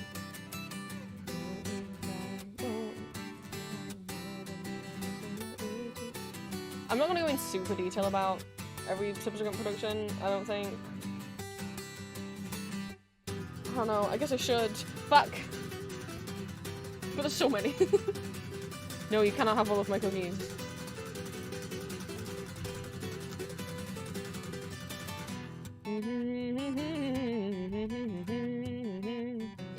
No, you don't need to save it to one of my mini Elizabeth folders, don't call me out like this.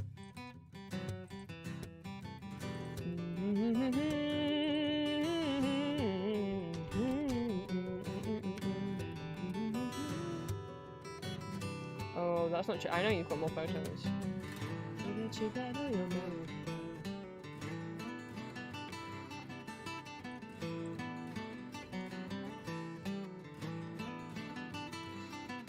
There we go.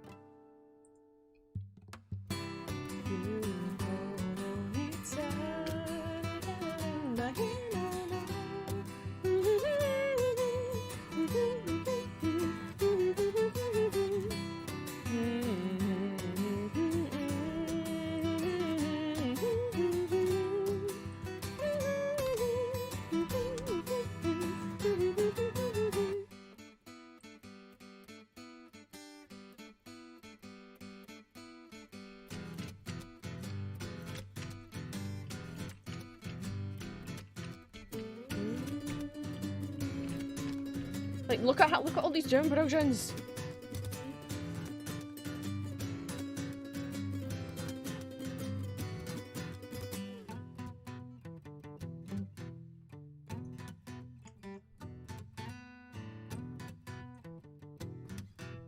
Oh, you know why St. Gallen's not on there? Because it's in German, but it wasn't in Germany.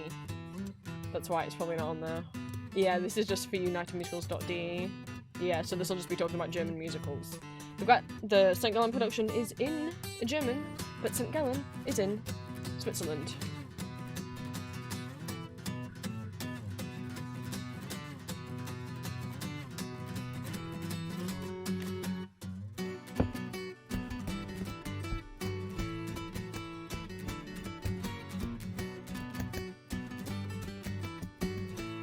No, he did leave to be... Okay. It was because he was also doing tons of Vampini. I thought so. Sassy Era Ace Pal, thank you so much for the first time chat. Welcome in. I am not usually bat. Chat has forced me to become bat. Thank you for the first time chat. Welcome in. I am working on writing my working title. Why vampire musicals suck. But secretly there's one that doesn't. Video essay. So this is a co-working stream. I'm doing a lot of typing and not a lot of talking. We are at 9,000 words, 9,109, 9,900, oh my god, 9,116 words right now. So that's 2,000 words since we started stream. Oh god, now I have to become a different Creech. I don't know where the other Creech is, it's there. But welcome in. Thank you for the first time chat. If you've got like a nickname or like shorter version of your username or anything you want me to try and remember to call you, I will try my best. But welcome in. You can call me Prince. I use he, him pronouns. I don't know if you hopped over from Discord, Patreon, YouTube, or if Twitch just recommended me to you. But welcome in. What do we currently listen to? Osumu Rai-san's first Vocaloid acoustic guitar medley. Because if I listen to stuff with vocals in, I am not going to concentrate. So we've finished talking about Wild Horns Dracula Musical on Broadway. We're getting into the productions that came after that, because it did not die on Broadway, as other articles and video essays about vampire musicals will want you to think. So Theatre de St. Gallen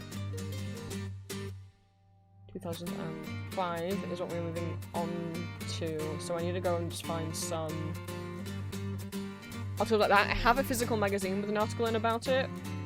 If you could not tell, German musicals are my special interest by me fishing out a physical magazine off my shelf. I want to see if this blog ends up talking about it, because it's talked about the Broadway premiere.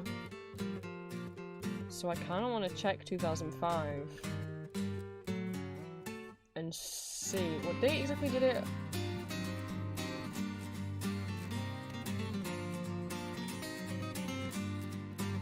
April 23rd, 2005.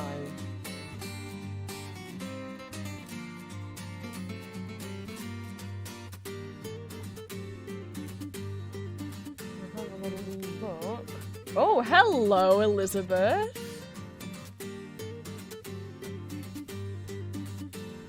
That's for the, is that for the denier of, the 2004 Elizabeth revival, Vienna Elizabeth revival? Is that Lucas Pert? I've never seen him with emo hair like that before. I do not see anything about Dracula. Maybe we should just go 2005 in general. Julia drew my little dragon form. Sassy's fine. I will do my best to remember, mostly looking because I'm actually at work. That's fine. I'm also supposed to be working, so we can work together. Let me see.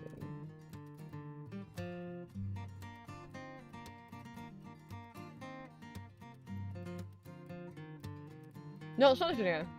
But there's... I shouldn't be snatching up Elizabeth photos right now. Oh, but there's so many! Look at all these pictures of my special interest.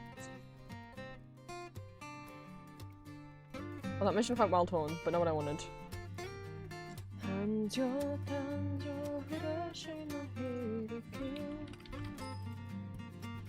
just gonna search the word Dracula.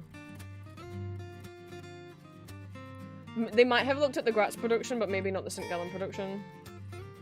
Then again, I mean, that was in Austria, the Elizabeth revival, not in Germany, so... Ah! That mentions Dracula. I'll have a look at what that is.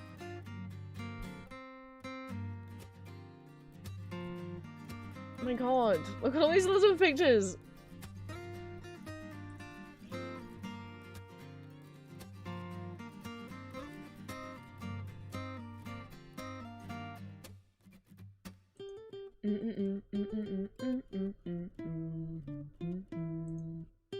God, hello, Piodoas. Staring into my soul.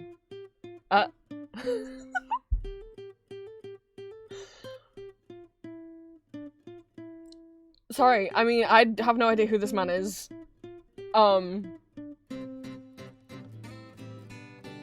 Definitely not. Definitely not. That wasn't- you didn't hear me giggle like a tiny child.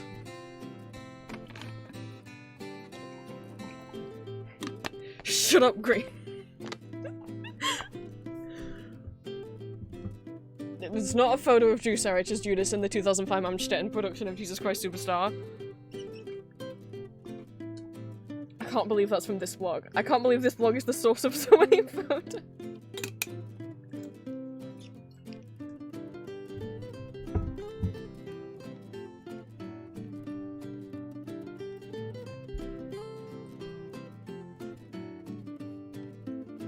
just gonna put it in don't look at me.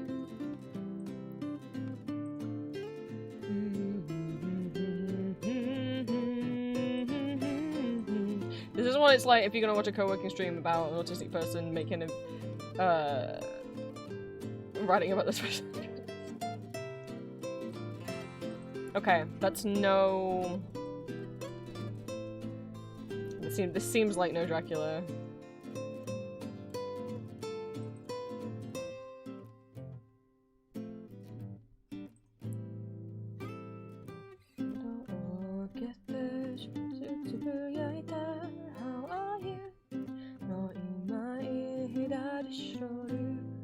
I'll go through the whole year, but I don't think there's anything here.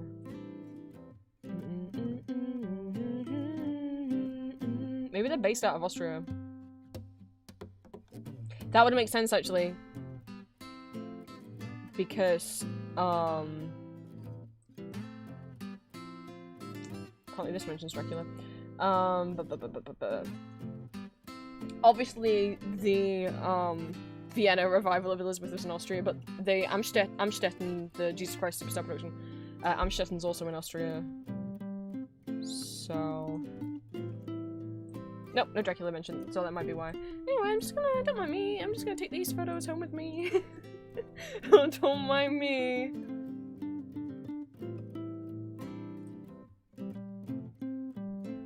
I'm just gonna go find my carefully constructed Elizabeth Dust musical folders.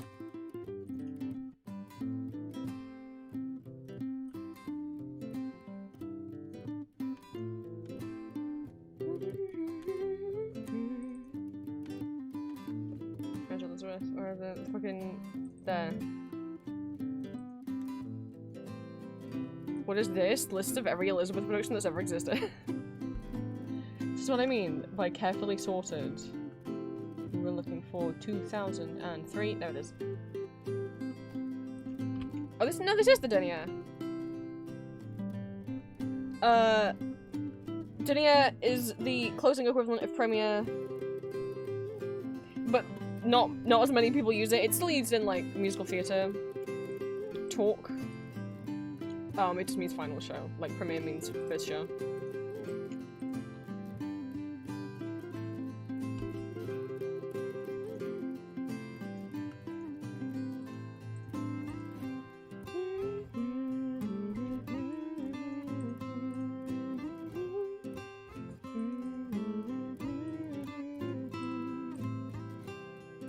You never know. There could be...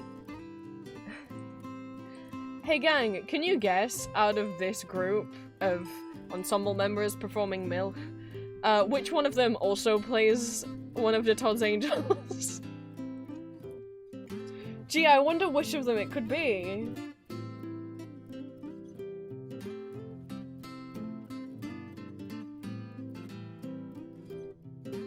Could it be the only one that's wearing eyeliner?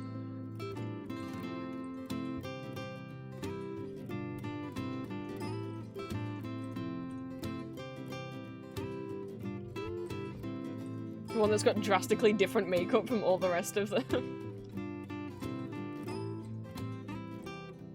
Why'd you keep making that noise at me, Windows? You're saving the photos just fine.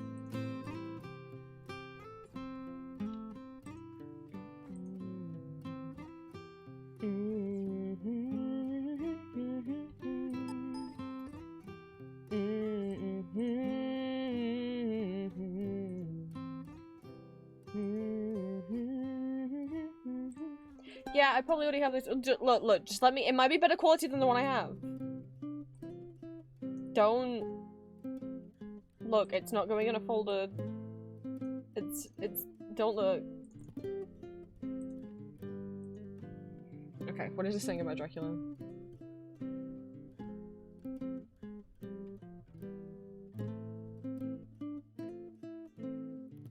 Was he in that? I didn't remember. Okay, I didn't remember that he. Hang on, I put the magazine away. I have the whole cast list in the magazine. But let's see if I can find the whole cast list elsewhere. Oh, I wanted to leave that site up because it may I comment on the Graz production? I don't know if there's ever been an Austrian production. And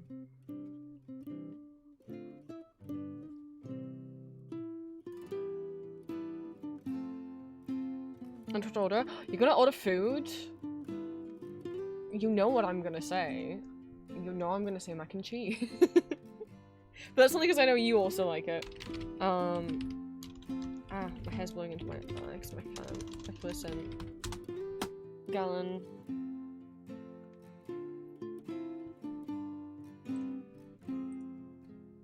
Had that the other day. What? I don't know. Okay, so we just play Van Helsing. Okay, I forgot about that.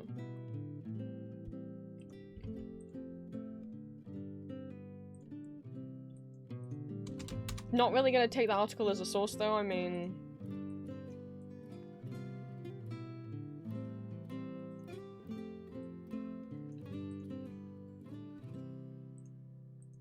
All it does is say that Chris Moore is gonna be in Dracula, which...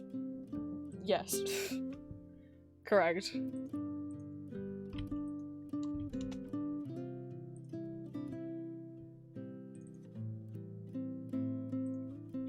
Oh, it's an AIVF image, I don't even realize, so it's useless to me. Let's convert it.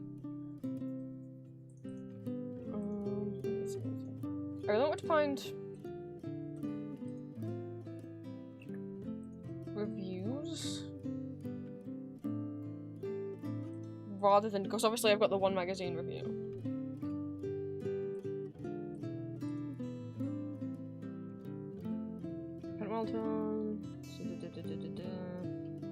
That's not anything, okay.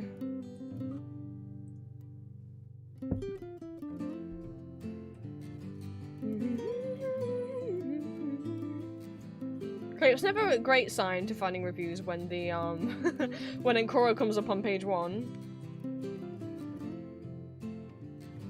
But I'll try anyway.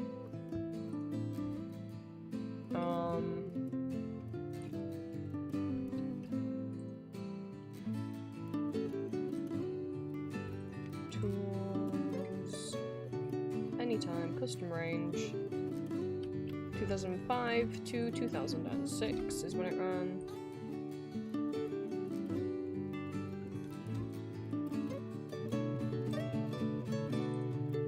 That looks like a review. That's what I want. It looks like a review.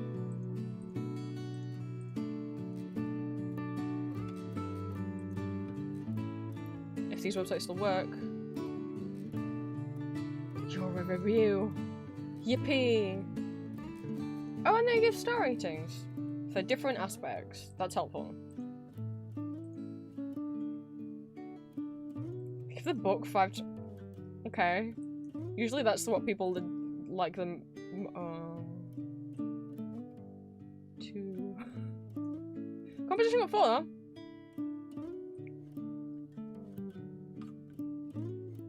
Ooh. Bigger photo. I will take a bigger photo. Oh. And credit for the photo that I can't fucking... Why can't I copy paste that text? Ah, I can't copy it. Sorry, where? Any of your like weird pizzas?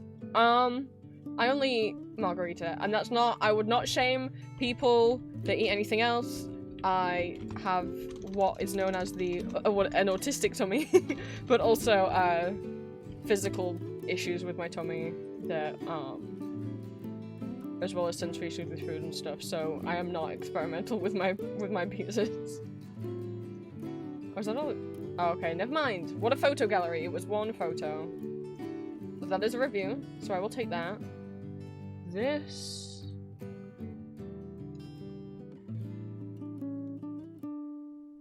is not the St. Gallen production of Dracula. Why did this show up? Does it just mention...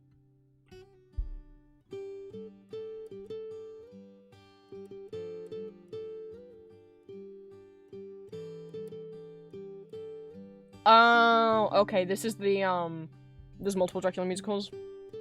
And that's true. Actually, there's when I was saying, like, how this is gonna be structured, I missed out! I'm such a fool! I literally have it in one of the other magazines. I have information about it.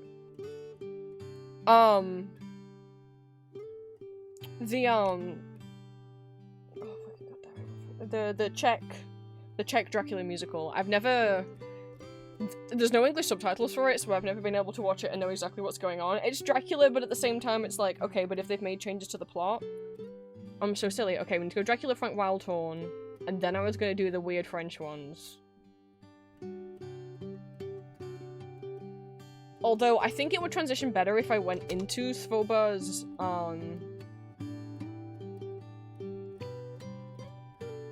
the Czech Dracula. I can't believe I forgot about that musical. Oh my god, okay.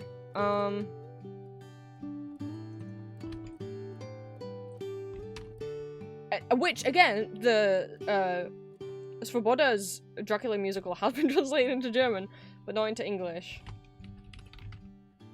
But it does transition well because some of these productions have gone off at the same time. Okay. I guess they're comparing the two of them together. Well, I'll take it. I'll take it. Might be helpful in the future.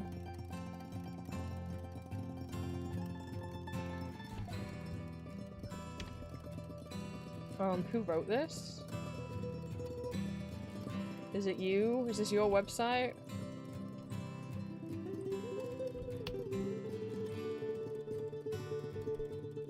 I'll take it. Move it over there.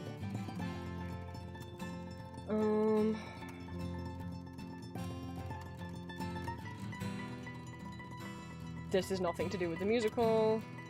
And this isn't going to load, so I'm gonna look at it on the Wayback Machine. In case it's just that the website's broken. Donna Nachos? Like, as in like Donna Kebab, but nachos?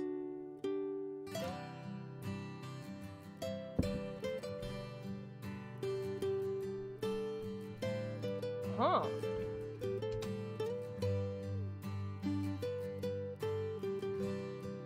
Yeah, no, I can't do barbecue flavored stuff. I really don't like the taste of anything barbecue.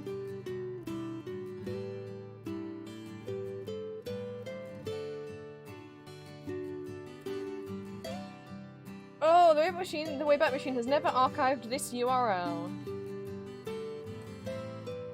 Have you got any— oh, but he might have some— hang on. Do you have similar? Fuck. It do not. Can I,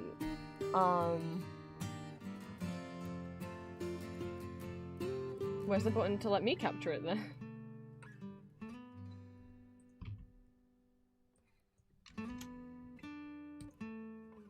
Oh, I didn't realize it was .pdf.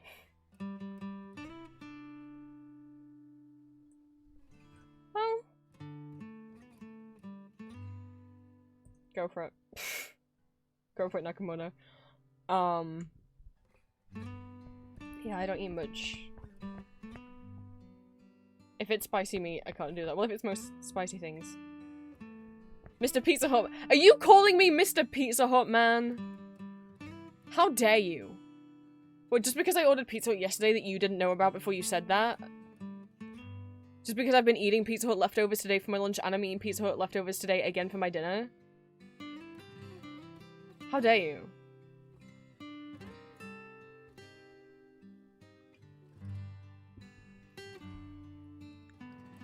Do I know if reheated Pizza Hut pizza is okay or if it stays stale? Here's the thing. I can't answer that question. I've never reheated any of my Pizza Hut leftovers. I am a man who can order Pizza Hut, put it in the fridge, and then eat the cold pizza the next day. From what I've heard, okay, because I've heard so much shit about Pizza Hut, and I'm always like, yeah, it's not great, it's fast food, but like, no, stop. No one play anything. Everyone stop playing things. Right.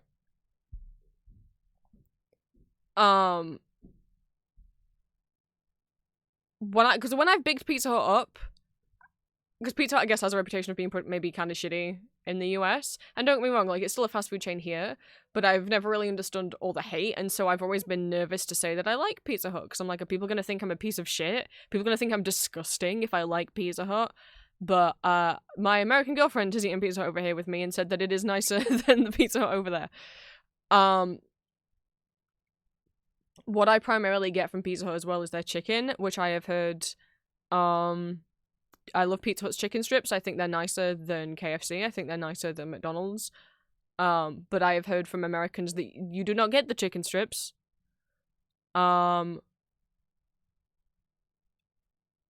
Also, what I like about going into Pizza Hut in person is they have a free unlimited salad bar, which I have also heard from Americans that you do not have in American Pizza Huts.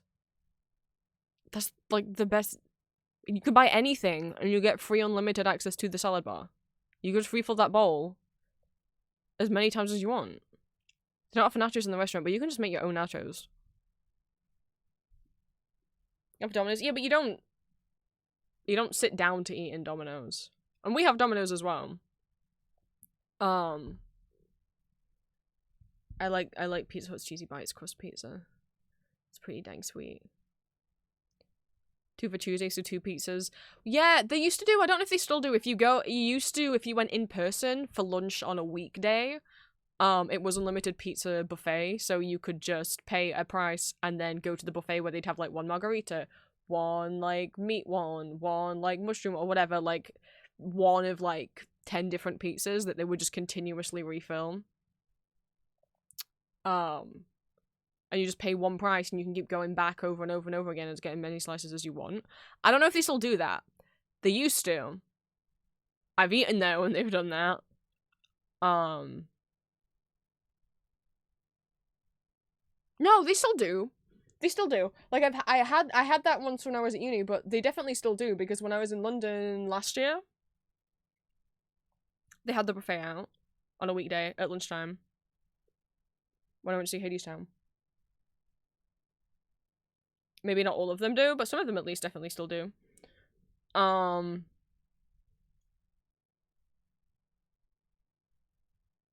As for reheating, yeah, no, I've had Pizza Hut pizza and chicken and stuff and left it in the fridge overnight and then had it again the next day.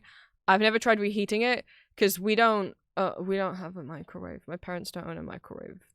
Mum kind of believes that microwaves and microwave food is inherently disgusting for poor people, and I'm like, yeah, but we are poor. We're a working class family. Why are you being elitist? Why are you being classist when we are working class? So we've never had. I know, it's like, we could put it in the oven. It's like, yeah. That seems like a lot of work, though. And I don't mind eating cold pizza.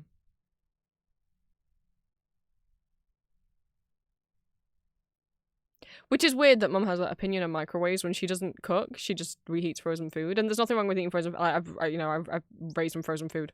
I still have frozen. When I move out, I'm gonna learn. I want to teach myself how to cook, but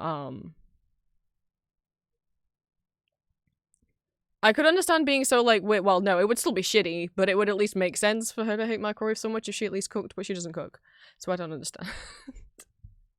I don't understand. So I've never had reheated leftovers. I mean, I've only had leftovers over the last few years as well, because, we never ate out. We never went to restaurants and we never got takeout as kids, because, again, my parents didn't like that. And the few times we did, like, when I started asking if we could go to Pizza Hut for my birthday, when I was a teen, I wasn't allowed to bring any of the leftovers home, because Mum thought that was a disgusting thing that, like, we were above doing, which we are not. We are working class. So I wasn't allowed to bring any of the leftovers home, because Mum thought leftovers was disgusting, and that also, like, cold pizza would be disgusting. But I'm like, I'm the one who's gonna eat it. But Julia will introduce me to the beautiful world of leftovers. So I've got 1 review, it seems like. Can I get a set? Well, 2, if we include the magazine. I guess 2. I guess that's fine. I'll have to have 2.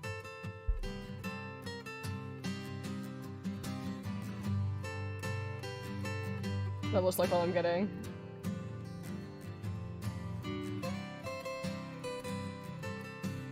Ooh, wait, here's an interview with Thomas Borhert. In 2006. Hello, Julia. I just mentioned your name.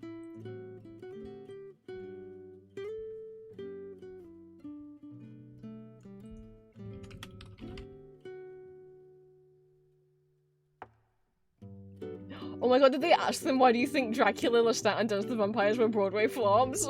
Why would he know? He wasn't in any of them. I mean, he's been in German productions of them.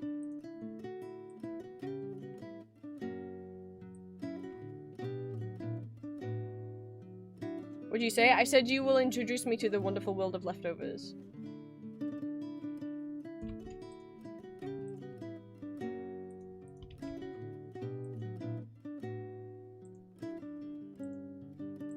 We talk about food.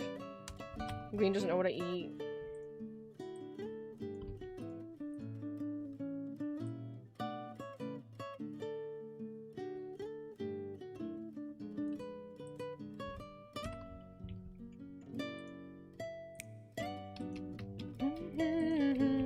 Okay, I'll take this. I got an interview with Thomas Borhert. I got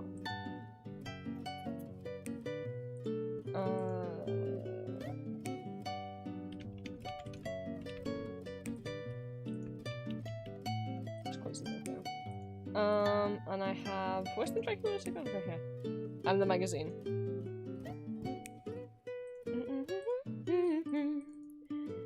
And to watch to compare. Where are we? St. Gallant Act 1.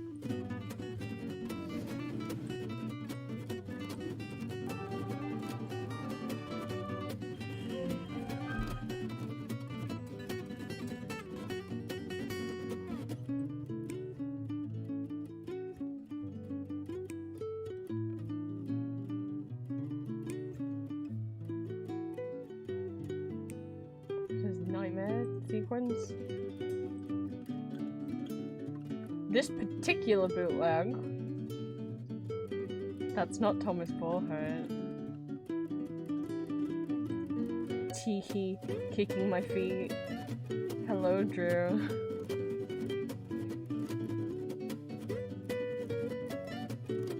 But I think this is the first. This is well, no, I think this is the first production where Jonathan gets stripped down.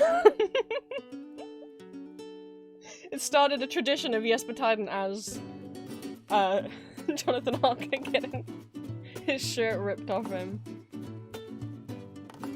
But I wanted to read more about the rewrites. Does this mention the rewrites?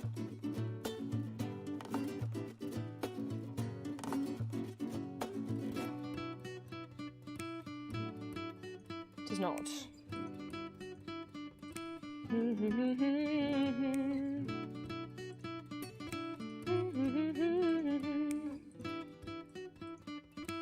I know there were rewrites.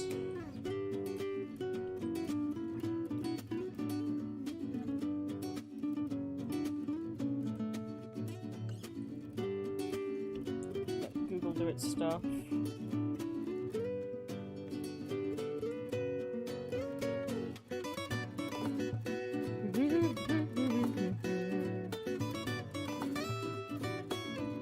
Newly orchestrated, newly staged, but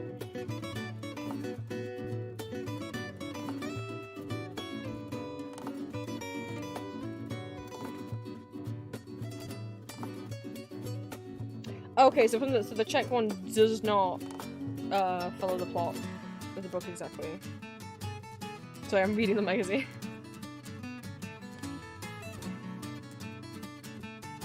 That's just the plot. That's just recapping the plot of Dracula. That's not. I don't need you to tell me the plot.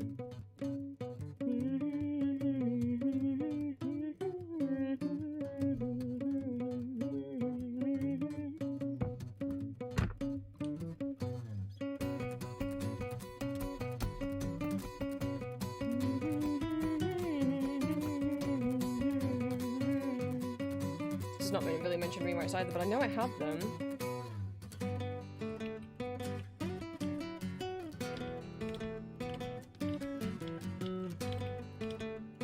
It's only 3 months. Oh, maybe not. Maybe not that many. It's only 3 months after.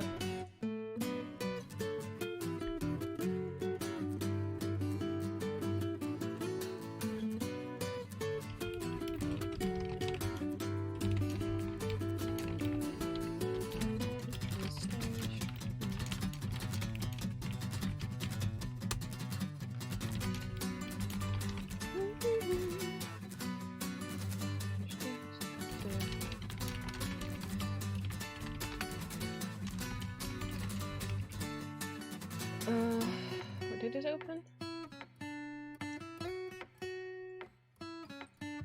Opened on April 23rd, 2005.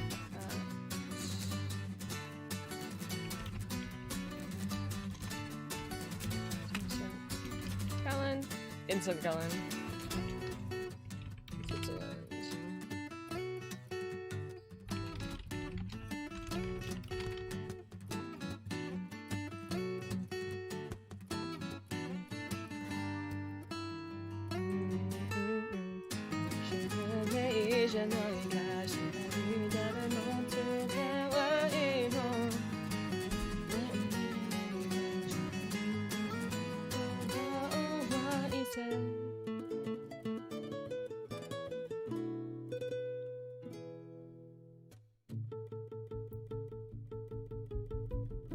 They're like, as Graph and Crawler, can you explain why all vampire musicals were flopped on Broadway? And Thomas Bohert's just like, I don't know, I didn't see any of them. Fair enough. Why? I mean, why would he know?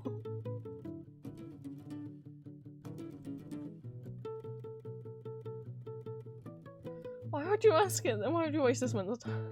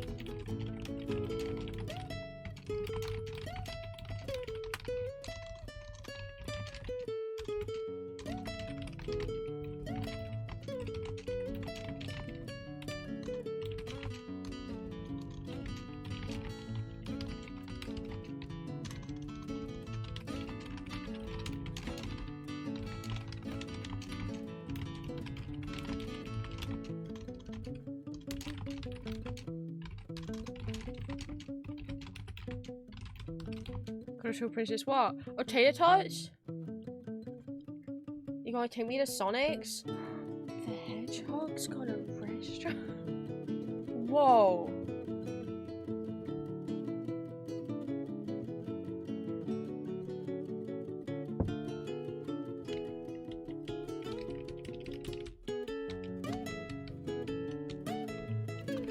Oh, that makes way more sense. I've always wondered why Mina is dressed the way she is in the St. Gallen production. It's purposely set in the 1950s. Like, I was always like, why has Dracula got this short wig and why is Mina dressed the way that she's dressed? That makes way more sense. Okay. I am glad I found this article. I have never had that context when I've watched it before.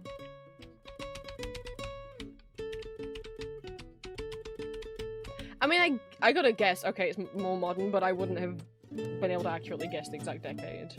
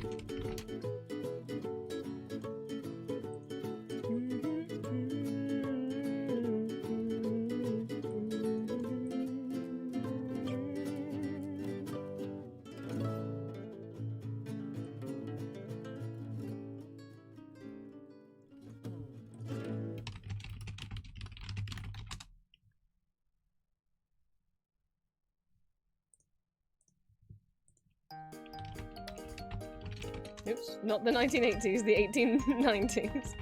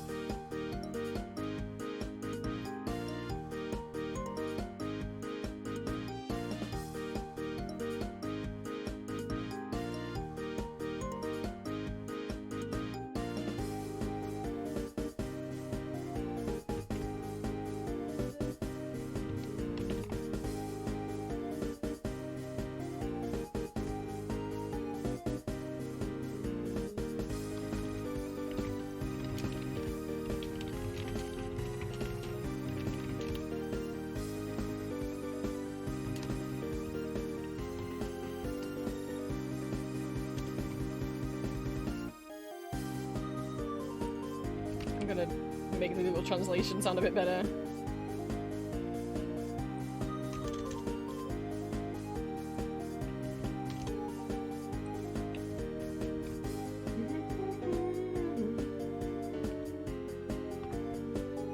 What cookie did you get? Oh, see?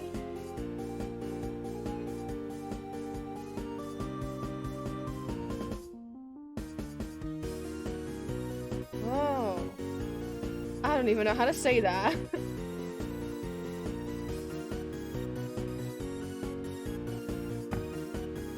Make cookies in Sims 4? You can make cookies in Sims 4 if you wanted to. You could do that. If you don't want to feel like doing an art stream, that could be your stream.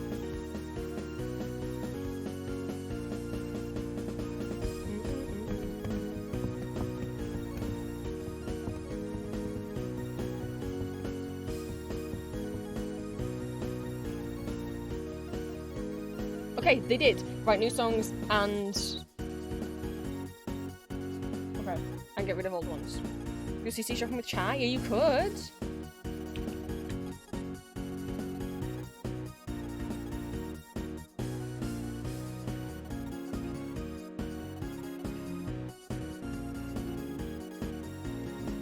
Put that back into German, please, because that don't make no sense.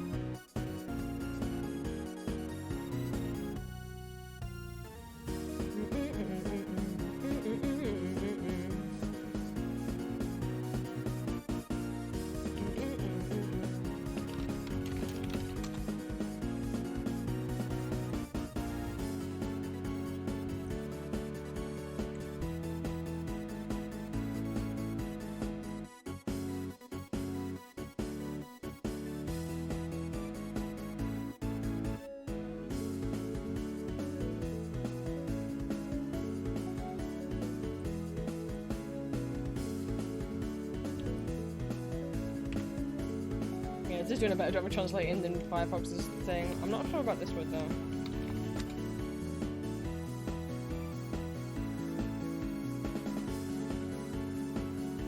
Yeah.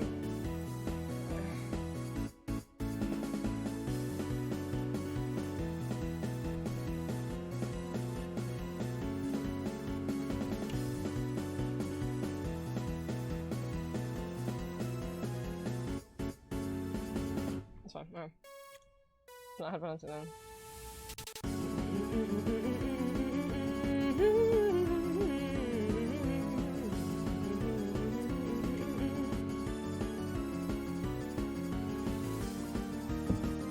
I'm trying to find that particular stalker. This.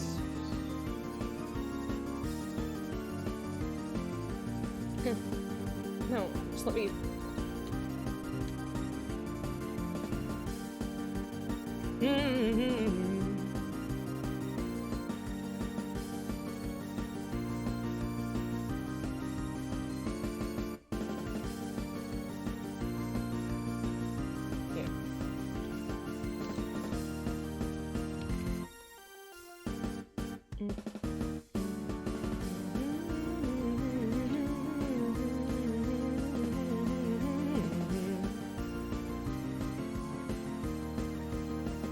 Okay, conservatives are better, yes, okay. I was like, you've got to translate that better. That doesn't... Conservative works better. So just delete words till Google Translate finds that one part of the sentence. It gets a bit confused when there's too much text.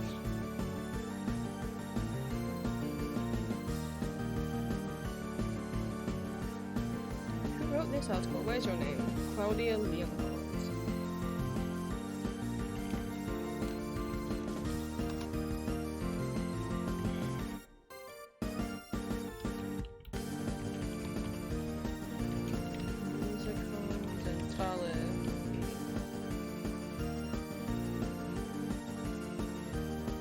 Musical Central.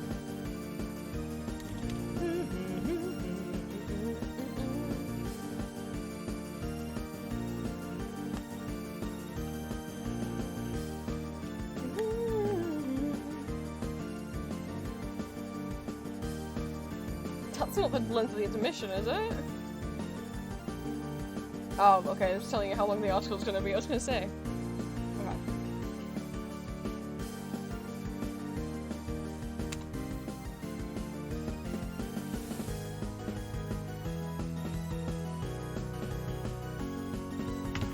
Pretty much everything's gonna be based off this and the physical magazine I have. And the physical magazine doesn't give me much, to be honest. Oh, I can have another quote about the costumes now.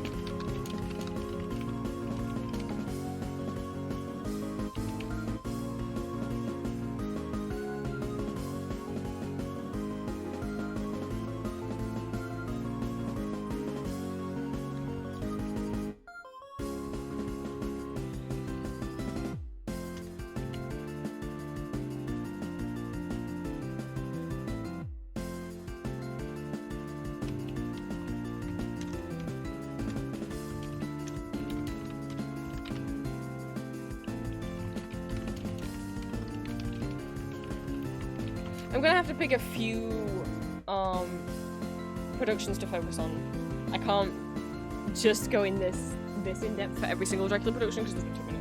Same with if I were to do it with Tans. Although to be fair with Tans, almost like a lot of the productions are replica productions.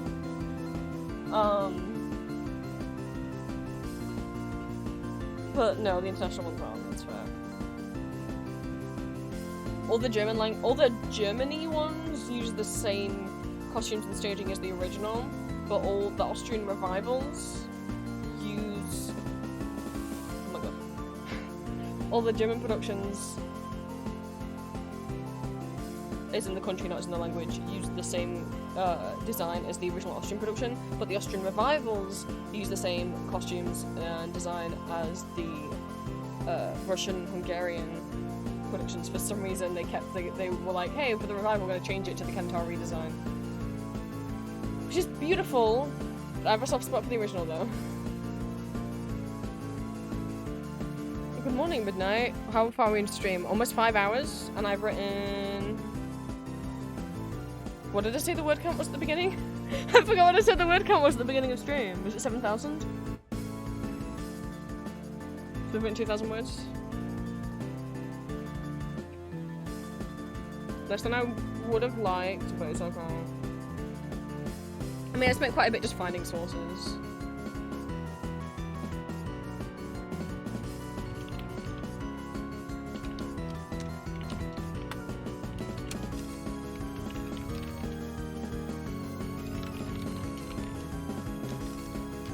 just wondering when you'd invite me back for a bite.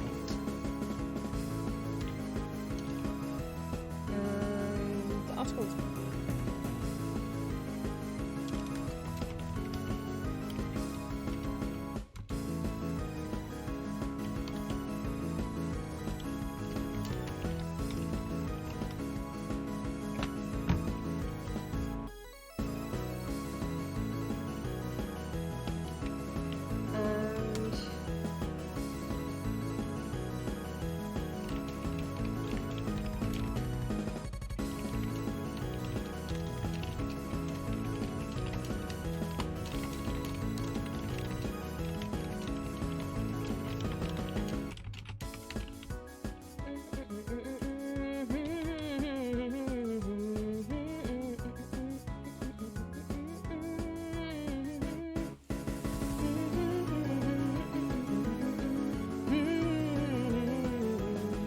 Like, I want there's like two versions of this opening so I can easily pan between the English and the German without having to untranslate the page, because it's translated the titles of the songs and I don't think it's done the right job of it, because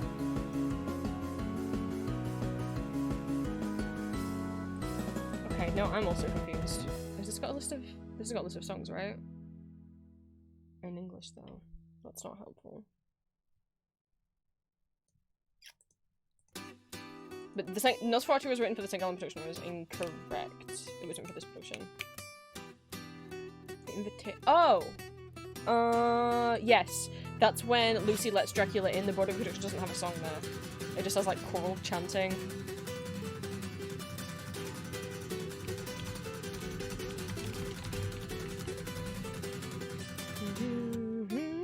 Which I think is the first one that happens.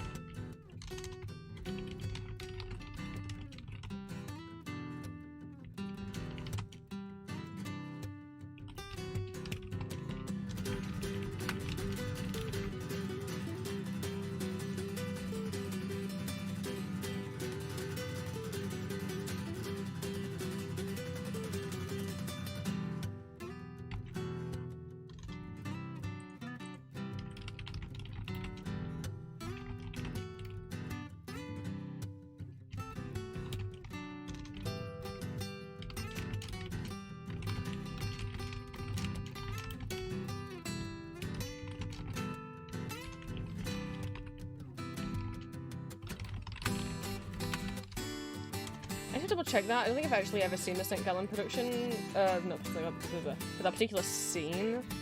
But to my knowledge, the nudity's never back in the musical. But I will double check. Not with you guys looking though, because you're not allowed to see any titties if there are any out. Picking which of my projects I should work on. I mean, you can ask chat. Just not me, because I will not have an answer. I will not be any better at picking than you. You can listen in though, but I can't show you. I can't show you. Okay, here's the song. Sorry, I shouldn't laugh. She's about to die, but like that's such a comically large cross. Yeah, I'll just casually pick this off my wall. I don't know why I found that funny. I'm sorry, Lucy. I don't know if this is Caroline in this. Is this her understudy? Or replacement? That's not Caroline. That's her an understudy or a replacement.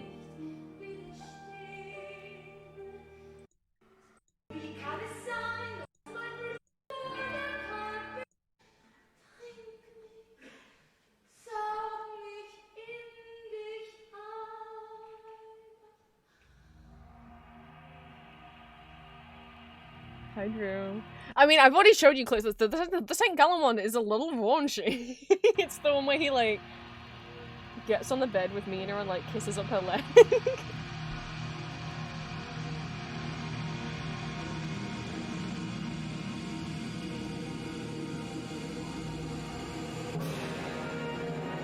there's no nudity.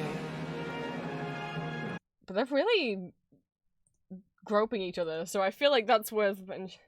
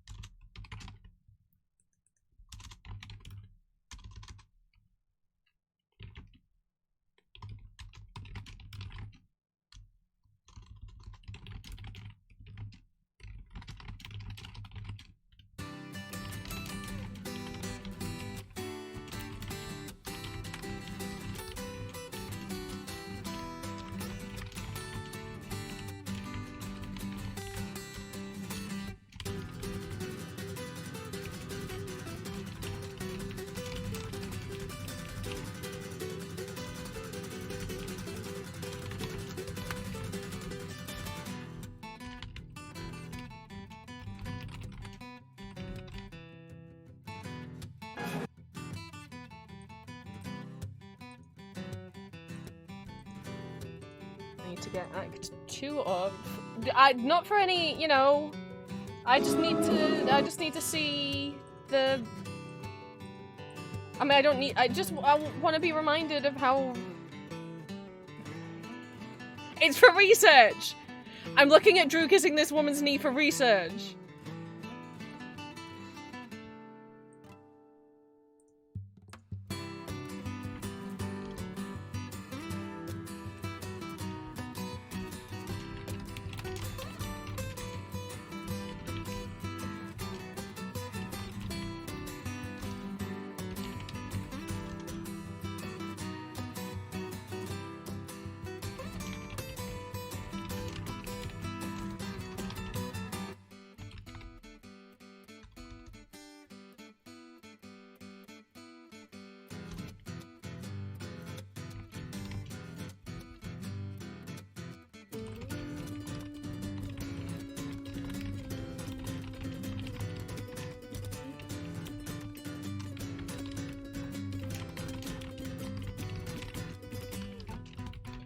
I mean, that being said, Hang on, I haven't watched when Mina gets bit in the Broadway one. I'll have to go compare.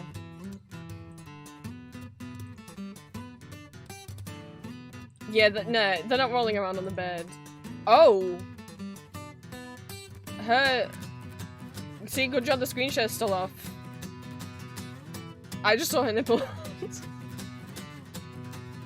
Her dress kind of gets pulled down a bit.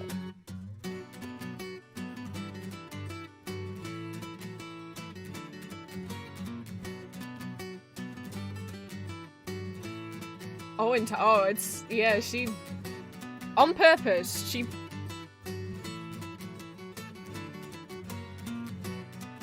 look!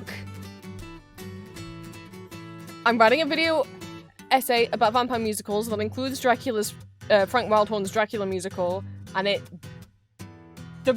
original Broadway version has both Lucy and Mina having their tits out. I don't know what to tell you.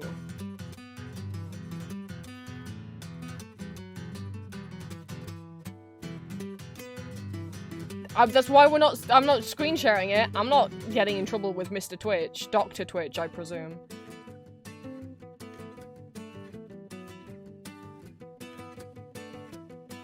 You can find bootlegs of it on YouTube. Oh my god, that out for so long. Okay, I just wanted to check. That means I also have to change what I said about Lucy's nudity. Because that felt like it was enhancing the fact of how vulnerable she was compared to him, who was fully clothed. This, it feels like it is more just like... It's like, I don't know. It doesn't feel like it's adding anything to the story.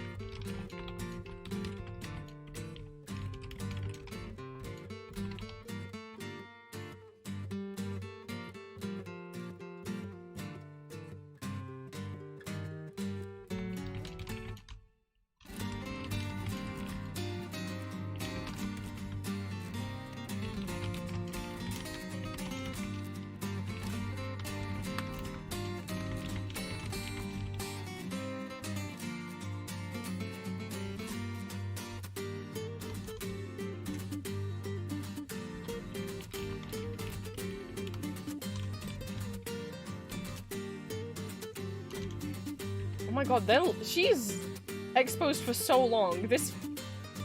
I mean, as long as the actress is okay with it.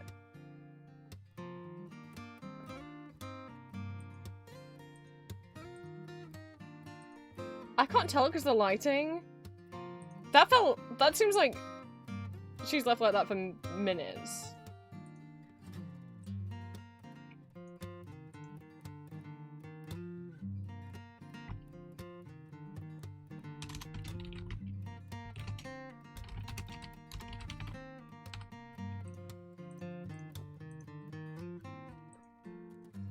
But still, all that happens in the Broadway one is Mina kind of leans back, pulls her top down. He bites her neck. They then just kind of like hug each other while they sing. And then he stands up, pulls his shirt open for her to bite his chest. The St. Gallen version, no nudity, but he like kisses up her leg and stomach, and then they make out, and then she straddles him, and then they roll around in the bed for multiple minutes.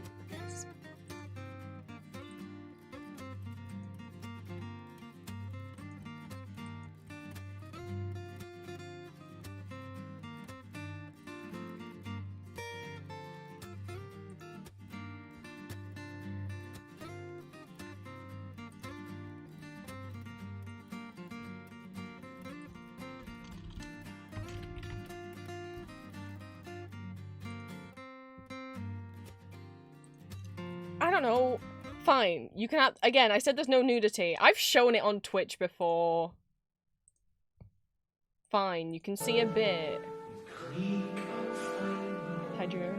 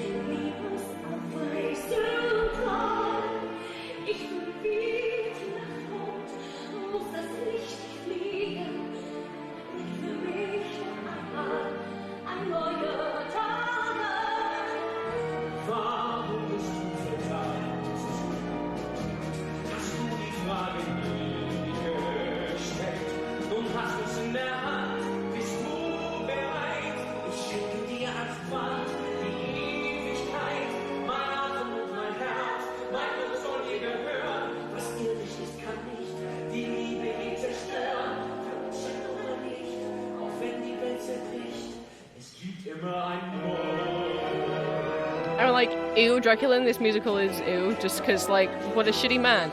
But, if that was Drew's prologue.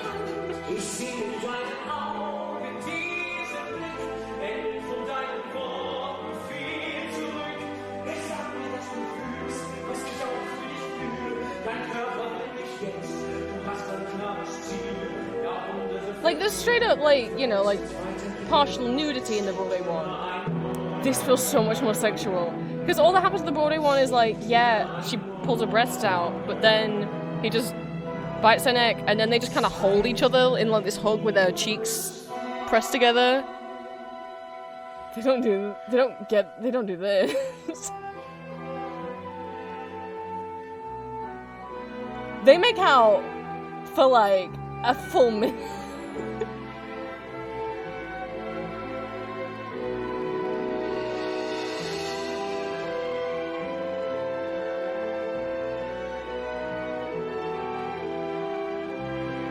There's no stopping them.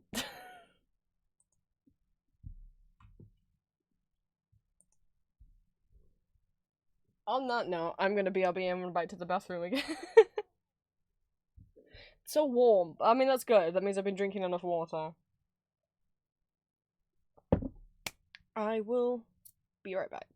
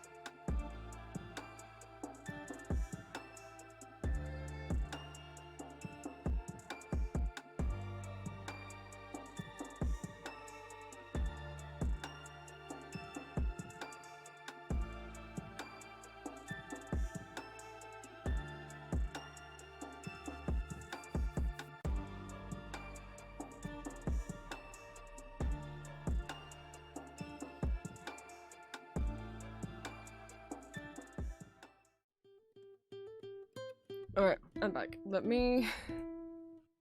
So many people have done model redeems today. Let me actually switch all the way back.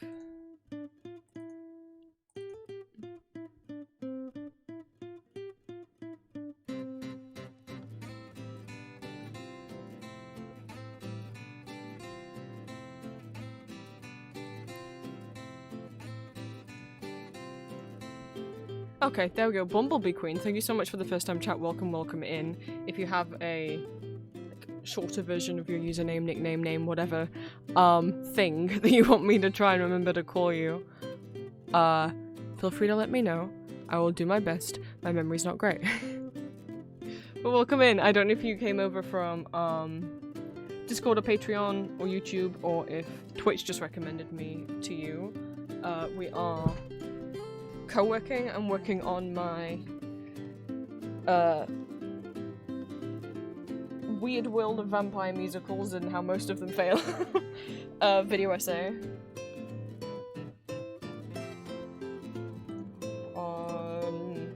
I guess what I would call section 3, if we go Introduction, Dance the Vampires, and then Frank Van Holen's Dracula.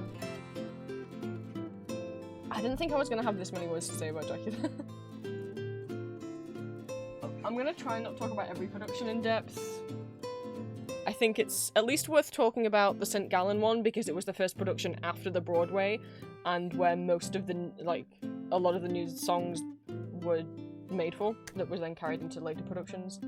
And the Gratz, and at least briefly the Ulm ones, because those got pro shots.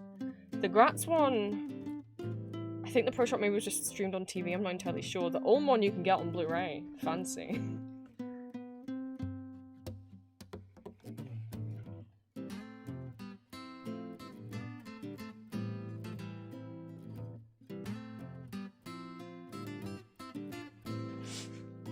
My nose. That's the other thing, I want to take my meds when I come back. I keep thinking it's Wednesday. I don't know why.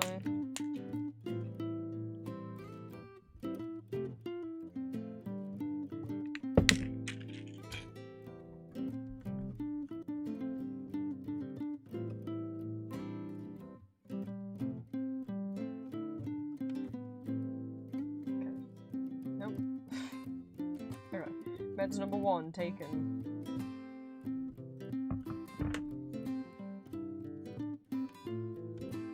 Where do we leave off? Oh. I'm making out for a minute, I see. Okay, that was new song number 1.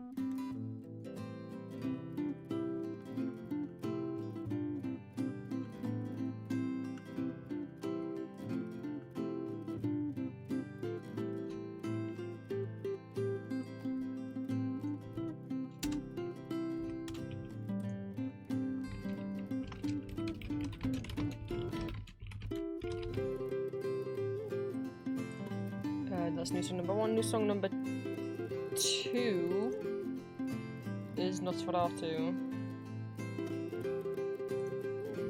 Which actually, maybe that does happen before. No, it does not. It happens right after, when he's... okay. Yeah, I mean, I can double check by watching the video, but the cast album lists it as after. Well, the cast album progressed. I'll check. It's in Act 1.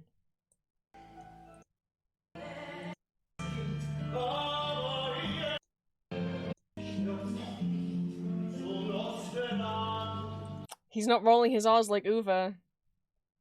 He's not German. I think he's American, Chris Murray.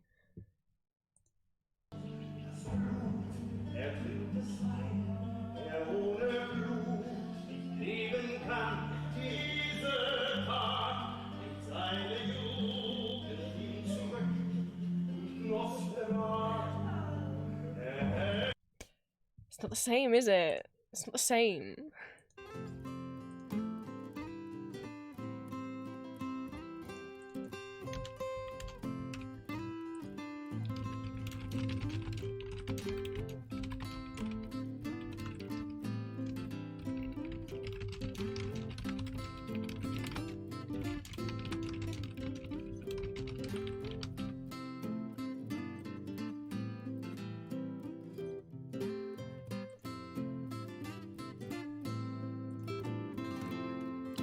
New song number 3, which threw me off.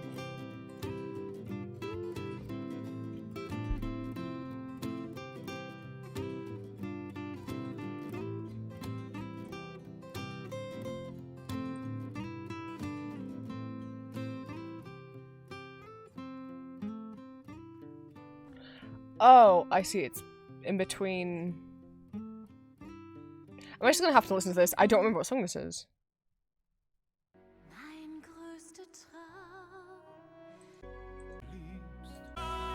Okay, so okay, sorry, I just had to... Oh no, now I can't get back to what I was listening to. Oh no, we're like here or something. That's new? Alright, no, I'm gonna have to watch a bunch of videos now, because I'm confused.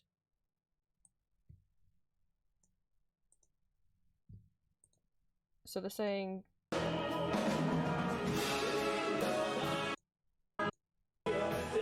This solo bit?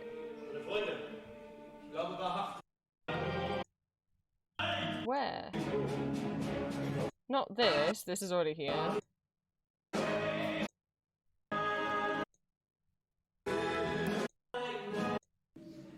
Oh, well. This ends with fresh blood.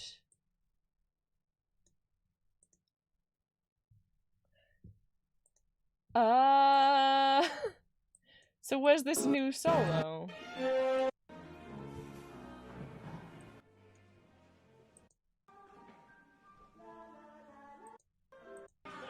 Is it somewhere else?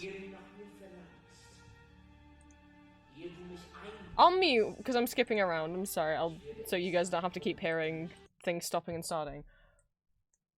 Where is this?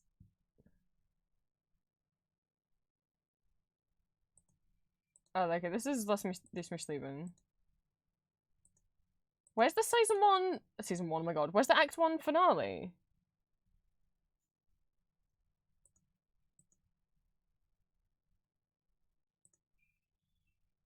Is this the one they meant?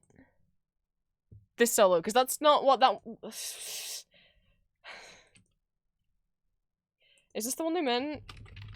Because I'm not sure if they called it the right name. If so. Or it's just not in the cast on my hair? No, this is very Ich der Wind.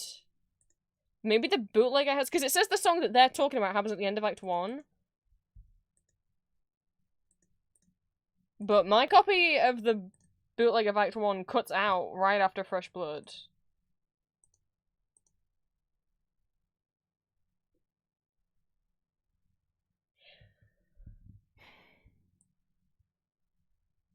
Yeah, this doesn't list it here either. This goes funeral and then life after life. This does not end with the... Okay, I'm gonna have to fucking... Where's the end of Act 1 on Broadway?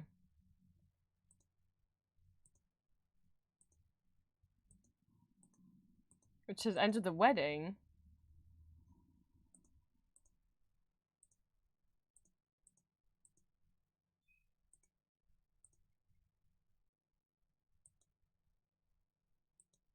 Okay, there's life after life.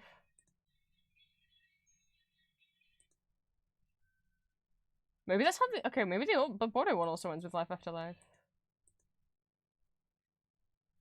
Okay.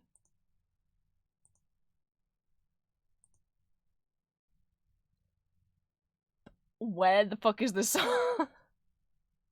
Does it say?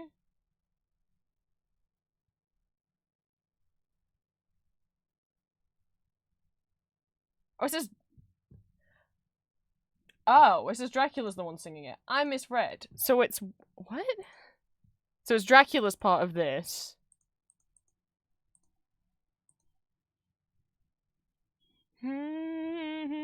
Okay.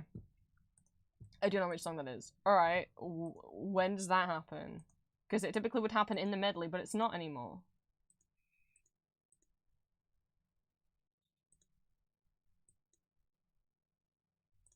And it doesn't... But it... I'm so confused. Oh, is it here? Is it this one? So they've moved. I see. So the Gratz production moved the wedding.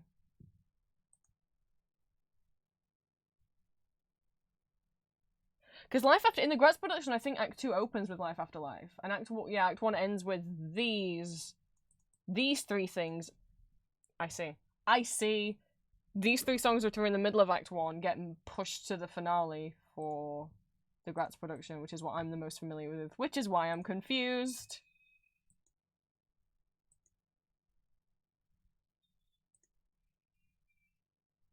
Yeah, there it is. Okay, got it. Everything's fine. This musical went through a lot of rewrites.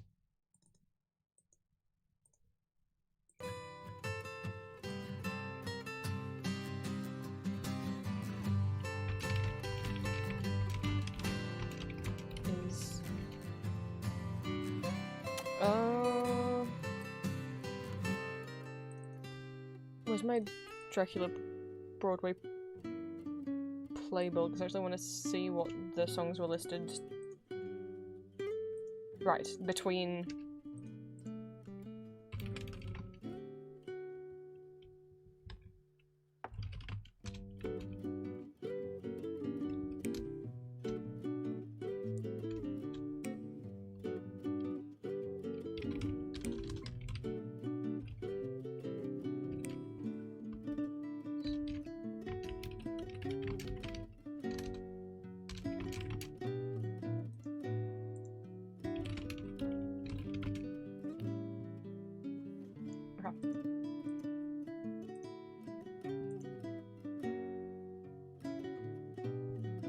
And what is a perfect life in German? Because that's what it would be called.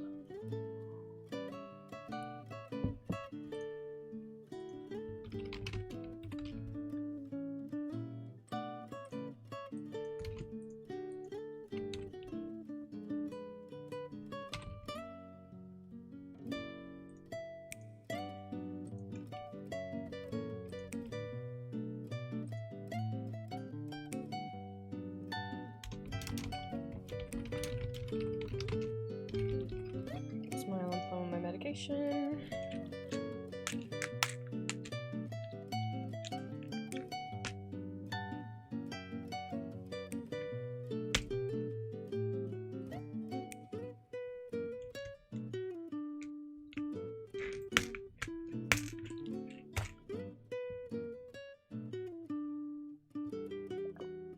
Ah.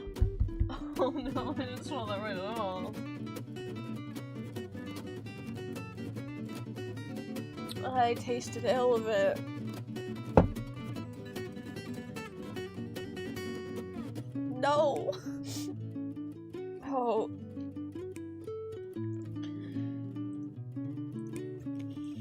Okay, that was really gross. I was just wondering when you'd invite me back for a bite. That is 20 minutes. And then I can eat food.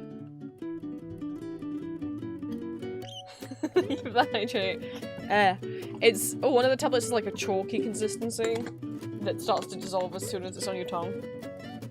And usually, you know, if you swallow it pretty quick, you don't taste a dang thing. But it kind of got a little stuck on the way down, and I got the taste of it.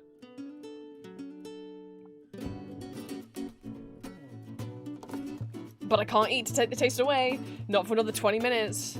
All I can have is water for 20 minutes. It's got me doing the bad stings. Oh my god, Jones, take your meds, please.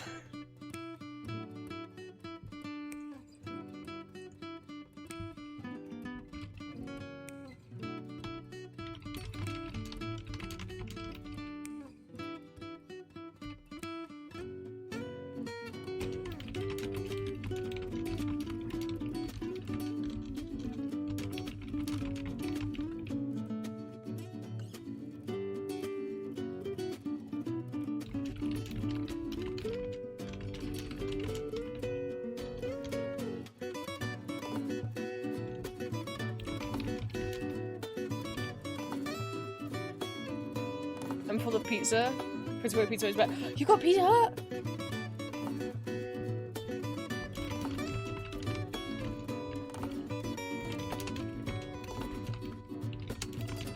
You know, I'm realizing if not Nosferatu was added for the St. Gallen production, and Roseanne was added for the...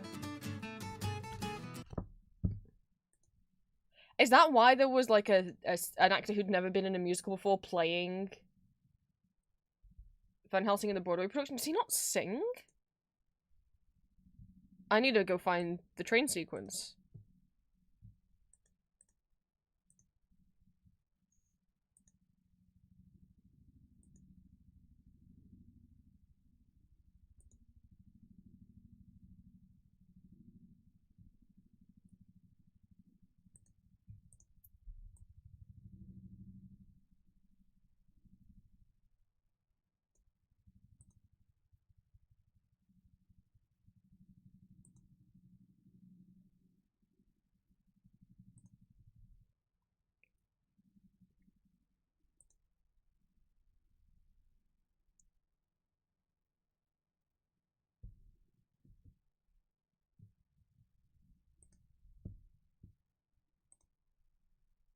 I can't think of another English song he sang.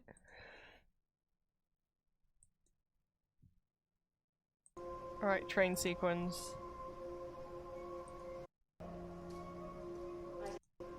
What is it? Your promise. Every one of you. Train sequence? Stand in our way. Since we are facing the forces of darkness. Stand in our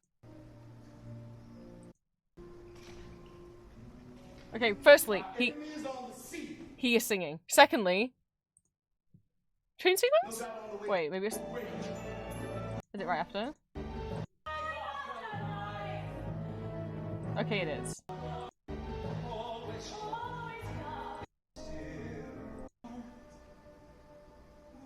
Okay, he do sing. He do sing a little bit. But maybe that's why they cast someone who wasn't, it didn't, maybe that's why he didn't get any solos before.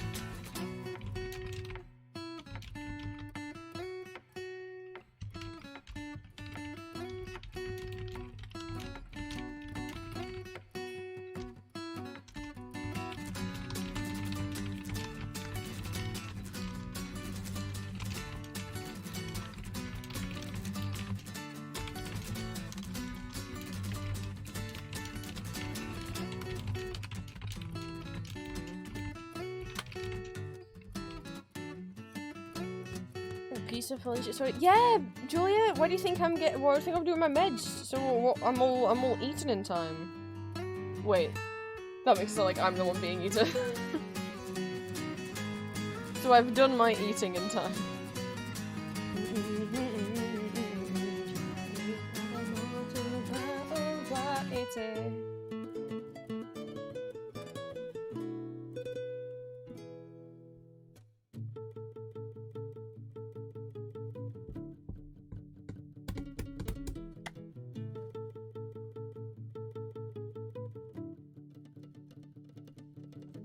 So Modern World is gone and Deep in...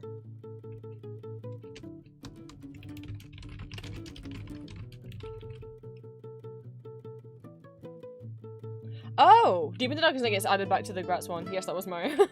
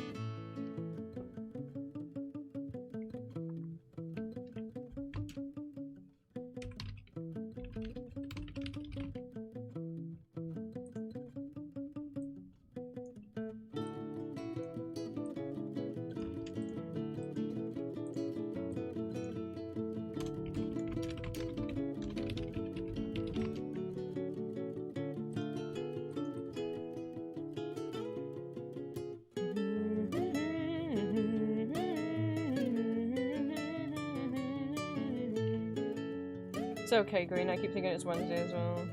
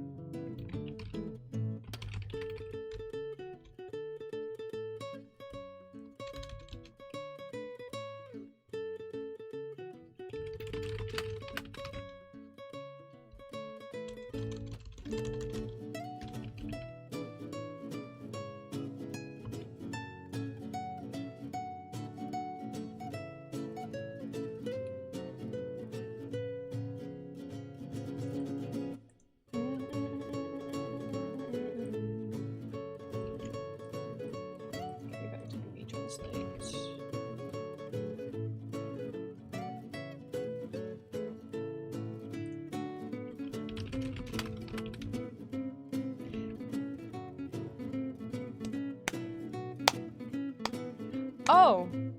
No! You want this week's audio teasers? Don't start singing.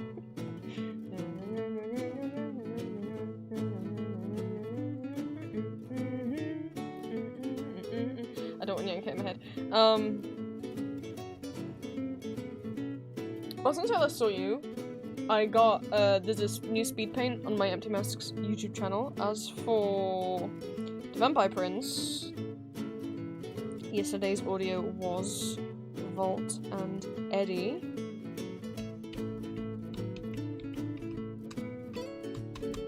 Wednesday, Cookie Day, is Black Sapphire Cookie.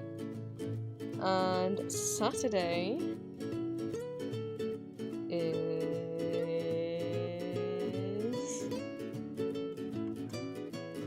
Soulless. My OC, not the Dragon Age character. I don't touch Dragon Age.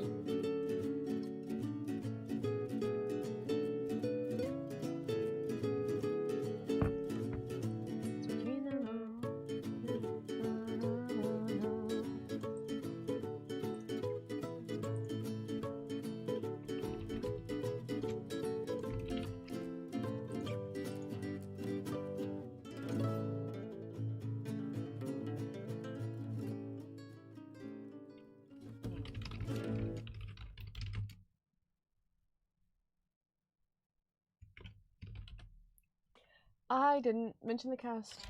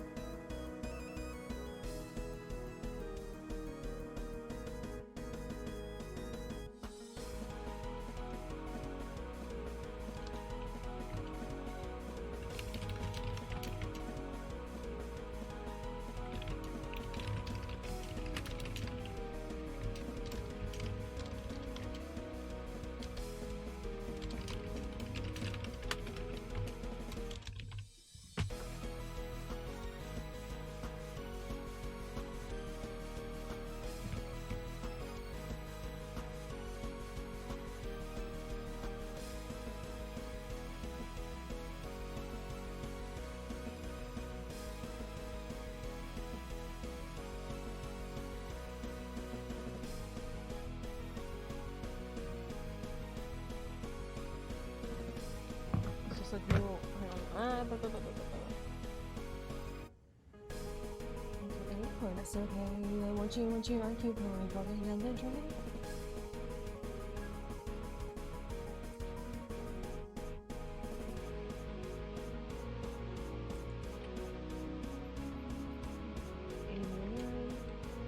And orchestrations.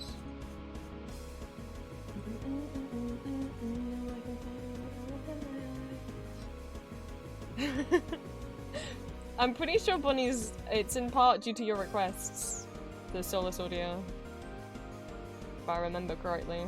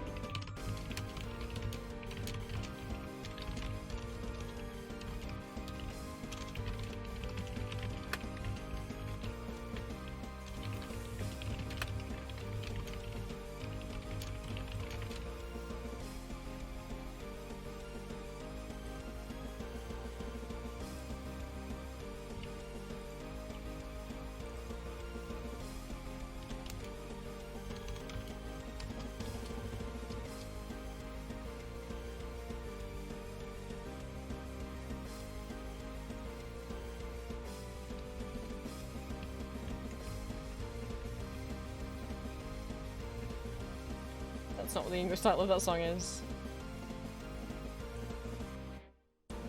Before the Summer Ends is how it's translated. Yeah, not the Flame of Freed. I mean, that is literally what it is. That is the literal translation, but that's not what it's called in English.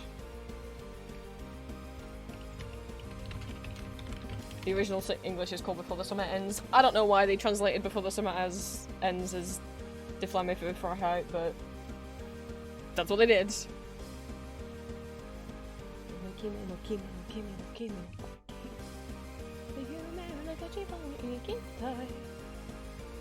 I don't like the song. I know, it's a lot of people's favourites from the musical. I find it boring. That's just my personal taste.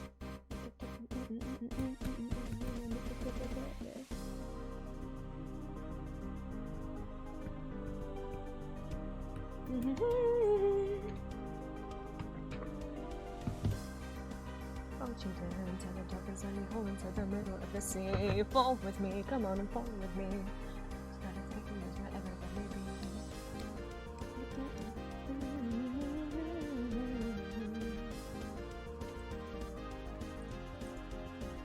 There's only fucking.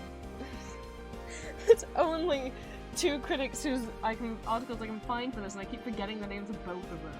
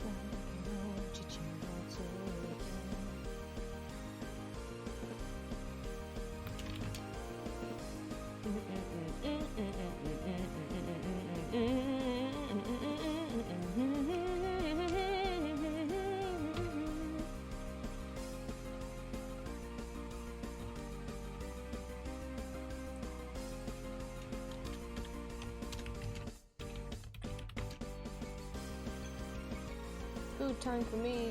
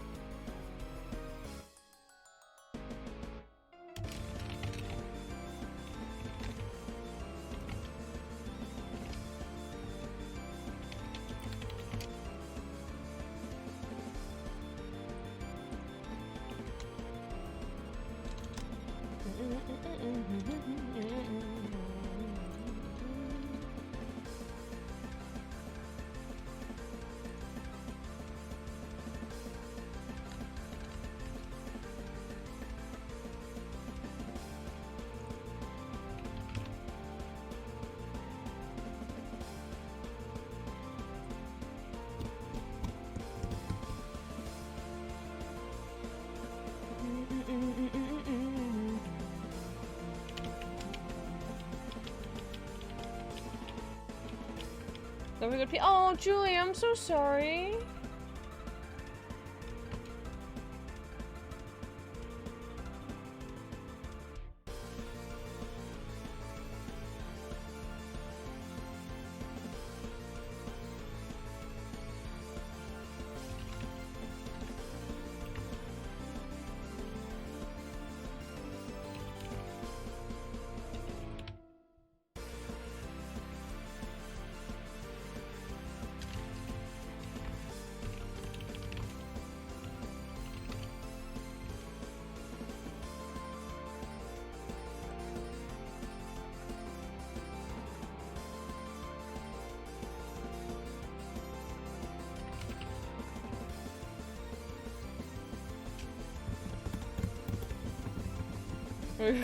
You want me to go on?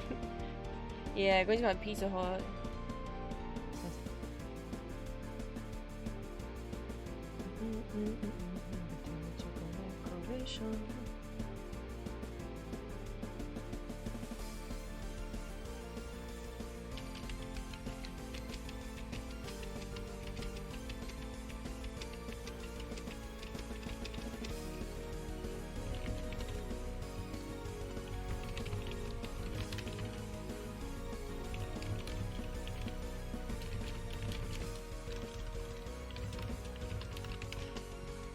to be the word destiny there?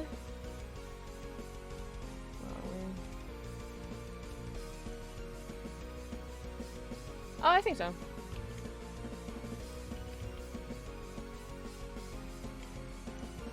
Fate. Fate sounds better because that can have two meanings rather than just destiny. Se risetto bottom, qui farmate giodai.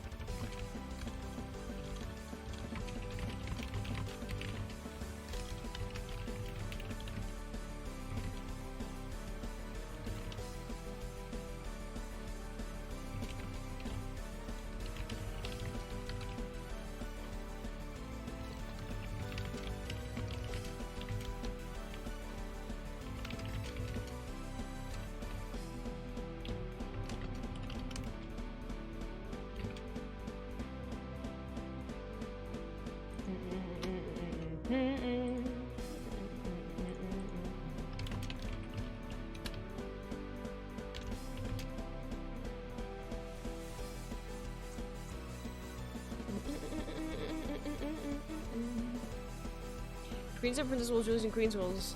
Julie's inside Green Walls, inside Princess Walls. No, Green's not in my walls. Green and Julia are in each other's walls. Oh no, Julie... Yeah. Julia's in Green's walls, and then Green sometimes says that he's in Julia's walls. No one's in my walls. At least they better not be. Unless it's Julia, then that's fine. But actually, no, if it's Julia, then she better get out of there, because I miss her and I want to see her.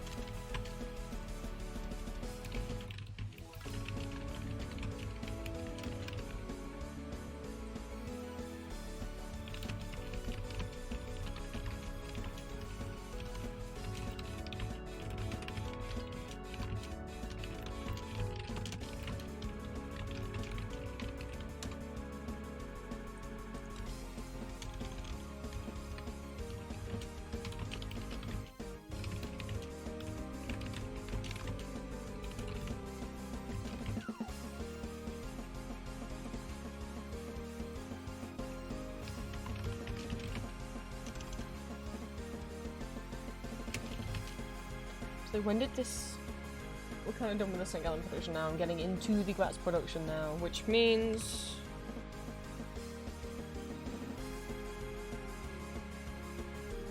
Goodbye to those. But I wanted to check.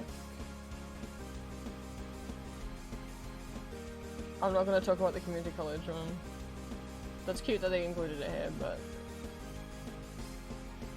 August 2007, and when did St. Gallen close?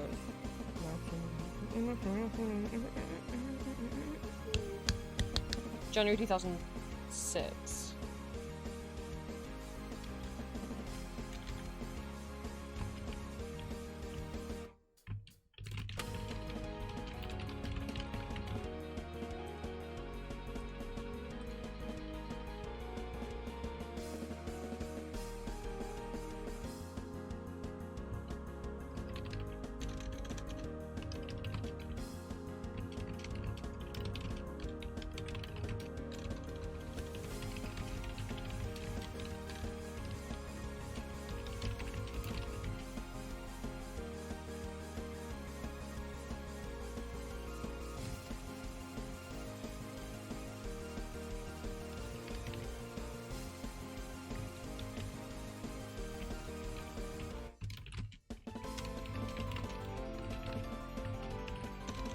More.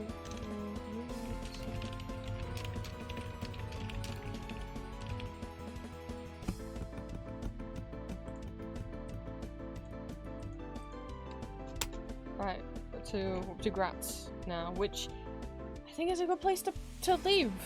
And the next time I get to working on it more, I can get to talk about the Graz production, which I think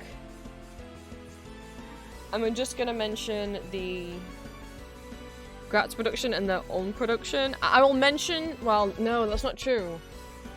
I need to mention the Japanese production because that also got a pro shot, and I mean, not in as much detail though. In terms of like finding loads of reviews and stuff, I think I will just mention Graz 2007, Japan 2011, South Korean productions, of which there's multiple, and then Ulm 2021 because that has a pro shot. Briefly list off other productions, but is that already too many to talk about? It's just like the production of this musical is so different. I feel like with Tons of Vampire I won't go into loads of detail about the other productions because, like, other country productions because, like, they're all very much kind of the same. Dance of the Vampires is really the... Like, while the other productions, you know, I mean, what, like, is the point of doing a massive paragraph about the Japanese production, which changed nothing other than, like, the costumes and the staging? And I don't know how well it was received. I don't know. But is it worth going into detail about with Dracula? The reason why I'm going through the different productions is because he kept rewriting the whole fucking musical.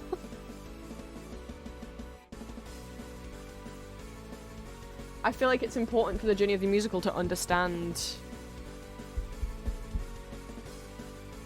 I think the Korean production even has a new song. I think they wrote an extra song for the Korean production. I think it was for Jonathan? I'm not sure. I need to figure that out. Oh, we're at 10,000 words though now. I didn't think it was gonna be longer than Dance of the Vampires, but I really ramble and I okay, that's 4,000. I mean, I'm not trying to ramble loads, it's just there's multiple productions, you know? So, Dance was 4,000, and Dracula so far... I think- no, yeah, Dracula's gonna be more money.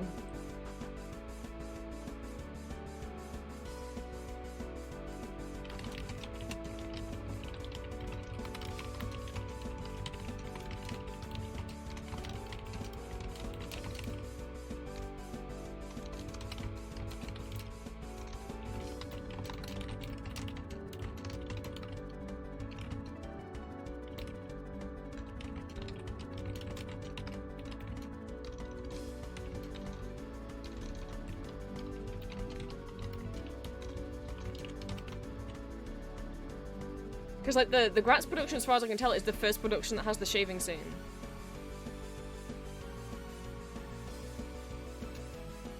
Which is pretty gay. I'll double check. I can't remember. Did I double check for the shaving scene?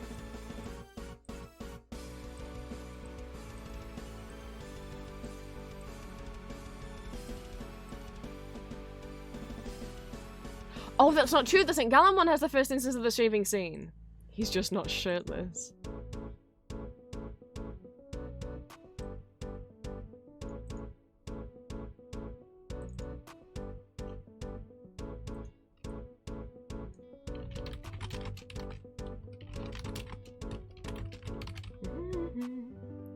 Okay, for the filters are you? I don't know about that.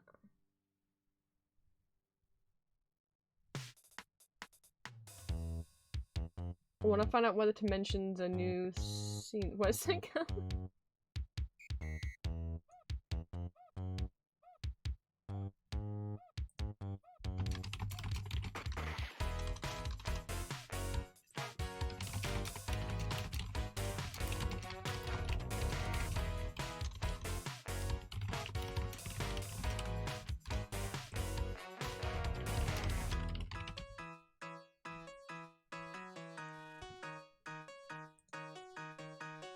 But how gay is it here?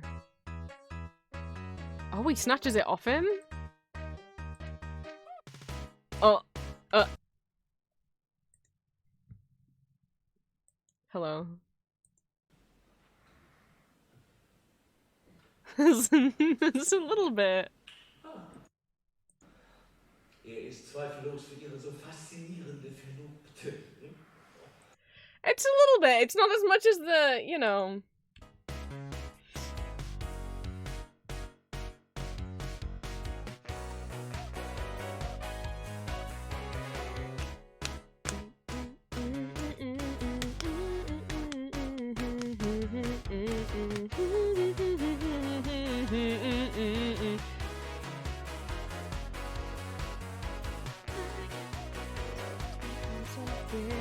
Everything that I can say is spoken for me.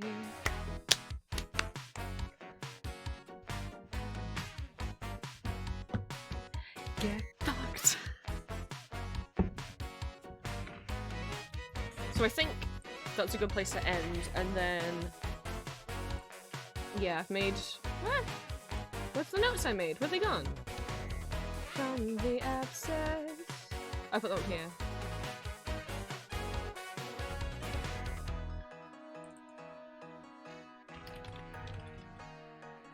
Yeah, it's gonna be longer than the dance one. Do you think I've talked about it too much? I don't want people to be like, oh my god, he's talking for ages, I want to turn it off. At the same time, I will happily watch like 6-hour-long video essays about things I don't know. Like, if it ends up being more than 2 to 3 hours, I think less people will click on it. But I guess to be fair, it's like, you could make a whole video essay just on Frank Wildhorn's Dracula. There's enough material there to just make a video essay on Frank Wildhorn's Dracula. I'm including it under a bigger video essay, which is vampire musicals.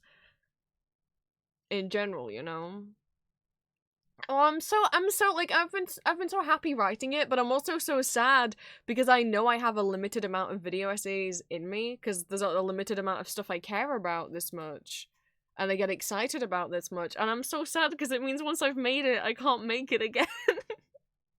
Like, there'll be this one, and then the Elizabeth Das musical one, and then the only other topic that I could think of that I'm passionate enough about to maybe make a video on would be Neocities and the Web 1.0 revival movement. It might be a bit less video essay-like, and a bit more like, why you should make a website, and just me, like, showing lots of cool stuff and how to code and the kind of things like that. Oh, how to learn how to code, not tutorials on how to code. But that's it. After those 3, I don't know what else I got in me that I'm passionate enough about to write a whole video about. I know people, you like Transformers, it's like, that's, me liking something doesn't equal me wanting to write an essay on it. Doesn't equal me liking it enough to talk about and make arguments and review it. Like, yes, I really like Transformers. And yes, I can ramble about them, but it's me rambling about how cool I think some of the characters are. That is not a video essay. And I have not, still, read all of More Than Meets the Eye. As much as I praise it all the time, I still have not read every single issue of it. I would have to do that. But for what? I have no desire to make a video essay reviewing and talking about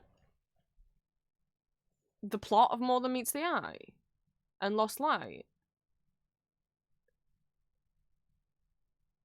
Like, the only thing that I get excited to talk about is, like, the romances between different characters and what characters are queer, but that's not what I'm gonna make a video being like, here's a list of all the Transformers that are gay. Like, that's a Tumblr post. That's not... that's not a video. If I were to look into queer representation in Transformers and talk about, like, the history of it, and look at interviews with the creators of, like, how if they fought to get that representation in there, why they chose to make certain characters gay, blah blah blah, sure, but I'm not interested in that. I'm just not. You know, I like Hades, I like Fear and Hunger, I don't have an argument to make about them, right? Like, you don't just make a video essay that's like, I like Hades. You make a video essay that's like, how Hades revolutionized roguelikes, or like how Hades... I don't fucking know. I don't know if it did revolutionize roguelikes, but you know what I mean? Like, that's a title, right? An essay is you are making an argument, even if the argument is just, this thing is good, you know, even if the argument is just, Fallout 3 is bad and here's why, you know? I have to have an opinion, I have to have a thing to say, and I've only got, at the moment, 3 video essay ideas in me. That I don't want to research Hades and be like, hey, does it, like, is Hades accurate to Greek mythology? I don't give a shit if it is. I'm not interested in that, you know?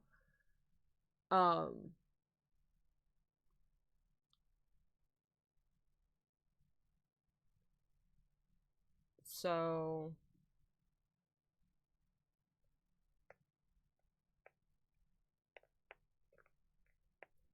Why Skyrim bad. Julia's waiting on him to do his Vampire the Masquerade video essay. She's been waiting for so long. It's in his pile of games he wants to make video essays about. We're talking about H-Bomber Guy, by the way. That's the one she wants.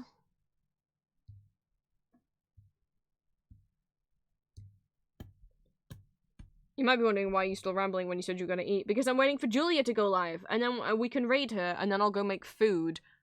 And then I'll join her on stream. Why Skyrim Bad is like 98% credit? I don't understand. Where did I put my own socks? There they are. This one has set. So, can't see too good.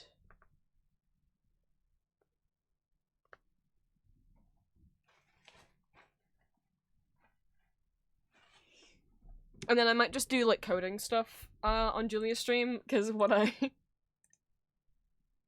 show you guys what I did. I have the graphics page that's just gonna be, I made a joke video of like what Skyrim's bad with 5 minutes worth of rest credits. Oh, I haven't watched that one. And now I probably wouldn't, knowing it's a joke video. I didn't watch it because I was like, Julia likes this game, so I don't want to be predisposed. I don't want to get in, I don't want to listen to a video on someone talking about it being shit. I have another graphics page I'm making of just collections of graphics of my favorite characters, and what I did last night was like, I wonder how many more stamps there are of Gabriel from Ultra Kill. Oh god, look how many stamps of Ultra Kill. That's not even all of them. I have to scroll. Where do they end? They end there. I had like 10, now I have 129.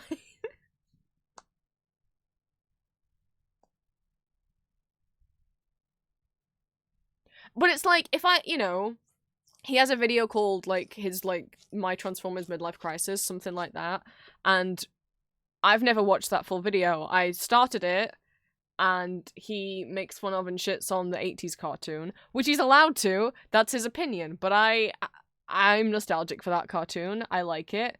And so I stopped watching the video essay because there's this crazy thing of like, if you disagree with someone or like, and it's nothing serious, it's just like an opinion on a character, on a movie, on a video game, you know, it's not hurting anyone by them having that different opinion, but it might make you a bit upset.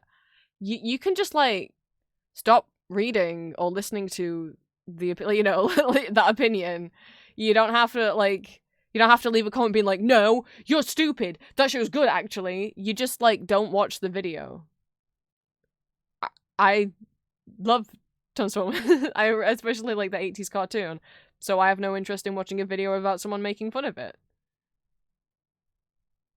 I still enjoy a lot of his other videos. I'm just like, that one's not for me. Like, I don't want to feel bad about a thing that I like. Too many people will be like, no, well, I have to watch it. You don't, actually. Crazy thing. You don't actually have to watch videos of people shitting on the things you like. In fact, you probably shouldn't, because it probably would be bad for your mental health. It'll probably make you feel upset or enraged. Or, you know, you start to feel like, well, am I an idiot? Am I an idiot for liking this thing if he thinks it's bad? No, people just like different things.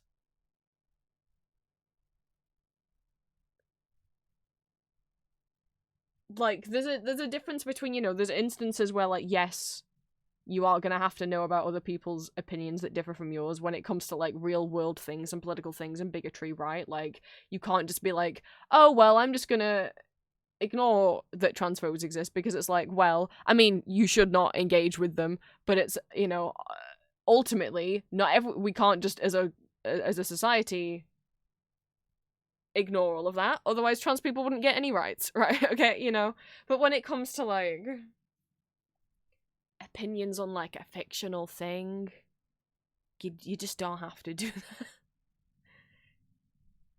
that. Like, I don't watch, if Game Grumps end up playing a game that I love, I don't watch them play it. I haven't watched them play Undertale. I'm not watching them play Deltarune right now, because I love those games. And I know that if they pick on them, shit on them, I'm gonna get upset.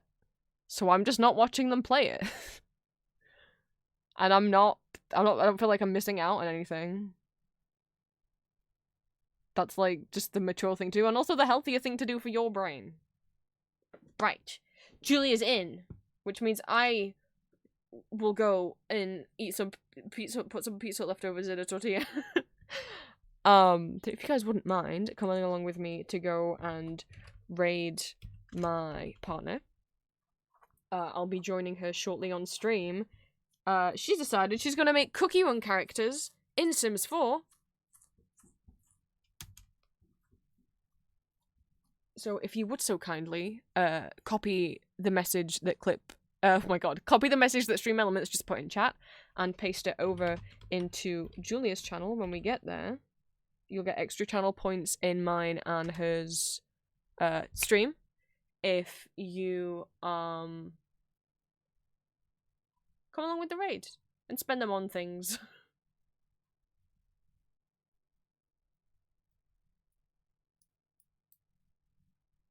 I'm gonna go downstairs and grab me some food, which, I don't know, maybe I'll be like 10 minutes. I was just wondering when you'd invite and me then back I'll for be a over with bite. Julia, so you're not rid of me yet for today.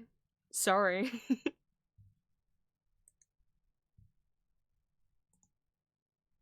was like, why is all that underlined in red? Because it's German. Because it's German and my Microsoft Word is in English. Okay, so I will see you very shortly over on Julia's side of the internet.